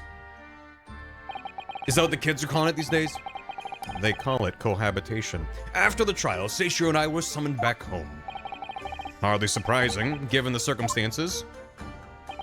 So there you have it. And as you know, all of the details recorded by my trusty chronicler remain in that metal chest. And he forgot or didn't know it was booby-trapped?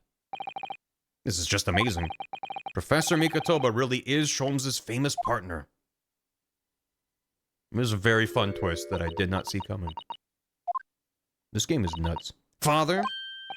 Goodness, my dear, what a cutting look.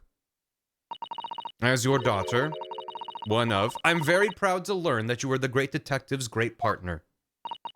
But nevertheless, there's another mystery that I really must ask you to explain now. What would that be? Oh, well, would you look at the time? And that is... You know very well what it is. The unresolved matter of Iris's father. Of course, I'd almost forgotten about that one. What are you doing, Ryunosuke? Are you present? I should have seen this coming, I suppose. Well, gotta go. See you later. Pull him by the ear. Iris told us that all the notes about the great detective's adventures are in that metal chest. That all the notes in there were written by her father. Isn't that correct, Mr. Sholmes? That is indeed what I told young Iris. But if you're Mr. Sholmes' partner, father, and you wrote all those case notes, then Iris's father must be you. Ah! Would you look at the time? Really must be go. Upon my word, Miss Suzato. You are coming along wonderfully as well. You, too, have hit upon the method at last. You've finally grasped the art of deduction. But... Ryunos is disassociating? Yeah. Much like me. What you've always told me, father, is that my mother died when I was born 16 years ago. Oh, I didn't connect the dots that... Oh. Is Susato's mom the same mom as Iris's mom? I thought they would have different moms. Maybe not. And you left me in grandmother's care. Sholmes is the mother. You left me in grandmother's care whilst you embarked on your study tour of Britain. And I've always accepted that. But all this about Iris. Oh, there it is. Suzato-san's ice-cold stare. Now, hold on a minute. It was very complicated. I mean, it's really not what you think. Then perhaps you'd like to explain exactly what it is? Get his ass. There it is. Now the eyes go from ice-cold to red-hot. Just before she... No, really. You've got the wrong end of the stick. Sholmes, say something, man. I want her to throw Ryunosuke to the ground. Just because she has to get her aggression out on somebody. Oh, well. That's quite enough, my fiery fellows. Mr. Sholmes, when did he get all dressed up? Whilst I don't like to interrupt this exciting exploration of the past, Mikotoba and I have an urgent matter that requires a short excursion. Just give us 5 minutes. But it's very late, Mr. Sholmes. Where must you go?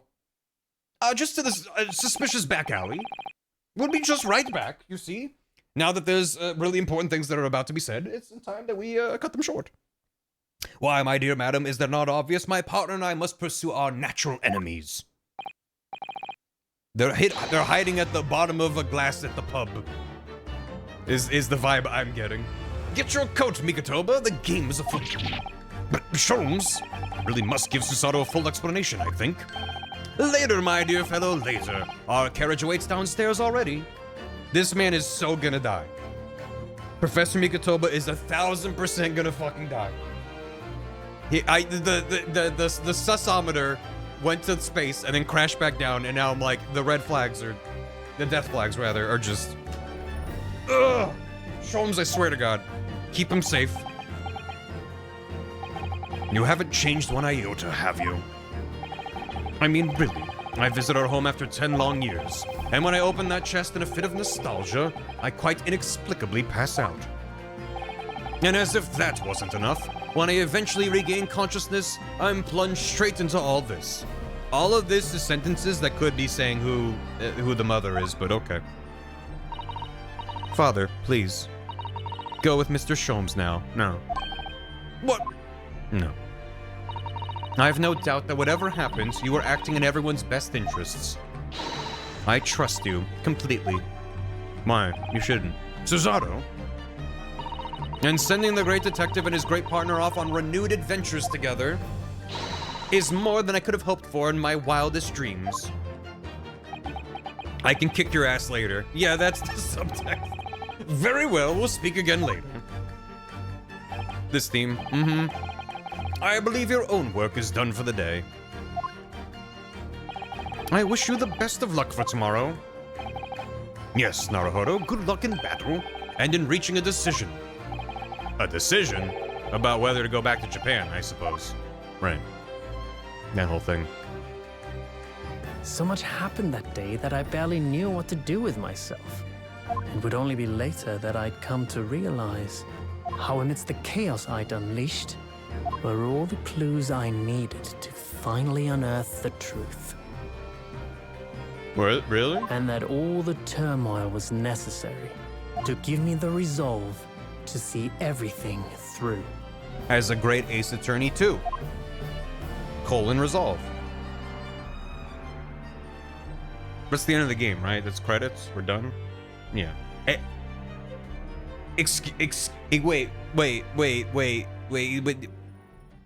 That's the end of episode 4? Beg your pardon? I beg your pardon. What? Wait.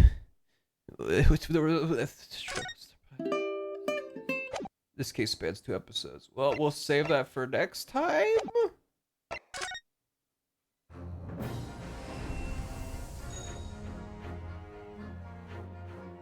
So this is this too. Doesn't mean I thought it was gonna happen again. I thought after the Kazuma reveal that was gonna be the peak of Bullshit Mountain, but that was just a local peak, and we had a more mountain to climb. I have the visual image of going into Sholmes' suite and seeing Mikotoba on the couch passed out with the mask on, and then I was like, this is gonna be important, and I didn't even begin. As soon as it was like, oh look, the case is open, the trunk is open, I was like, okay, that's why this matters. That wasn't. That was like the 1% of why that scene ended up being important, and I'm mad. I have to stop streaming forever, actually. Thanks for watching. I'll be back on Thursday. I'm gonna get caught up and wrap the fuck up. This is late. To say that I feel exhausted is an understatement. Yeah, sure. Yes, please do. Yes. Nice. Thank you for the bits.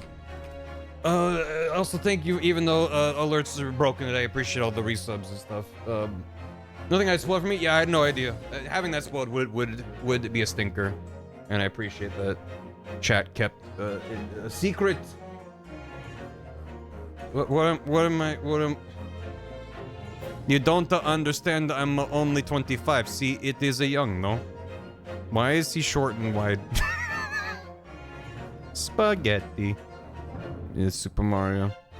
I think I don't know what the original meme is that you've edited. So, Cosmo's only 2 apples tall. Gotcha. I guess I haven't seen the two of them side by side in a while. Yeah. Squished Cosmo like Punished Snake. I see. This is good though. Thank you. Let me. Thank you for the soup. I don't know where the fuck I left off. With alerts, because all my shit's broken. But Flower Ninja Sucks, thanks for 80 months. Holly Molly with a soup. It's VBot, thanks for 40 months. Oswald, thanks for the bits. Pure Angel Games, thanks for 4 months. Bar Topsy report. Real. Ashmore Phoenix, thanks for 100 bits. The Chippy's plot relevant. Ozzel, thanks for 50 bits. Replicated Becca, thanks again for the hammy. Ozzel, thank you for all the bits. It wasn't Watson, it was Watson. Surprised it's a two-parter. I fucking did. Tom, thanks for the bits. I hope the screenshot of Shulms on Mikatoba will lead to a bunch of fan art. Me screaming into my elbow. Last minute soup. We made it. Thanks, Blooper Duper. Glad we're here. Hope you enjoy the Old Man Yowie. It's a fucking doozy.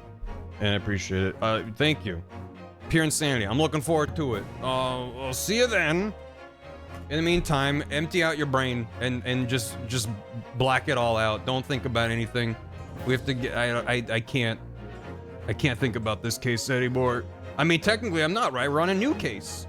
It's like a whole new world. Let's go raid Zaid, who's playing the new Vampire Survivors spinoff, Vampire Crawlers, which I played the demo of briefly and enjoyed, but it's out. It came out. So thanks for sharing. Thanks for watching it. Shulms is Sua's mother. That's the current operating theory. Yeah. There you go. That's a good raid message. It's good. All right, Top Guy, 37 heavens. All right. If they make another Ace Attorney, the more this game goes on, the more I'm like, holy goddamn. I enjoyed Great Ace Attorney 1. I thought it was a solid game. I liked the way it shook things up. I liked the new characters, like the time period and the setting. Thought they did a lot with it. And the way that they've tied the bow on all these things in such satisfactory way, with all the bullshit and rage that comes with it. I'm empty. I got nothing left. Anyway, yeah, go get your Wes. Go watch some Vampire Crawlers, and then buckle the fuck up for part 5, which is the final part as far as I know. So see you then. Appreciate it. Almost makes me like Victorian England. Yeah, it's a magical place. Used to be one, right? No, even regardless of the history of it, it's just like clearly Shutkomi was cooking. So yeah, appreciate it. Part 1, yeah. It seems like there's a lot left, so we'll get to it. Appreciate it. Have a good one. Goodbye. Everybody's gonna go in like 8 seconds. I could have just clicked the button, but I'll just sit here awkwardly for 5 seconds. I'm goodbye. Thanks for watching, Wild Watchers. Hope you're enjoying wherever the fuck this game is, and I hope that you are. I hope that the shockwave that's hitting me is blunted slightly, because the screen is slightly smaller for you than it is for me. So that's my hope. Thanks. Have a good one. What? It says Zaid is raiding me. I don't know if you meant to do that. Hey, anyway, I gotta end stream. Goodbye.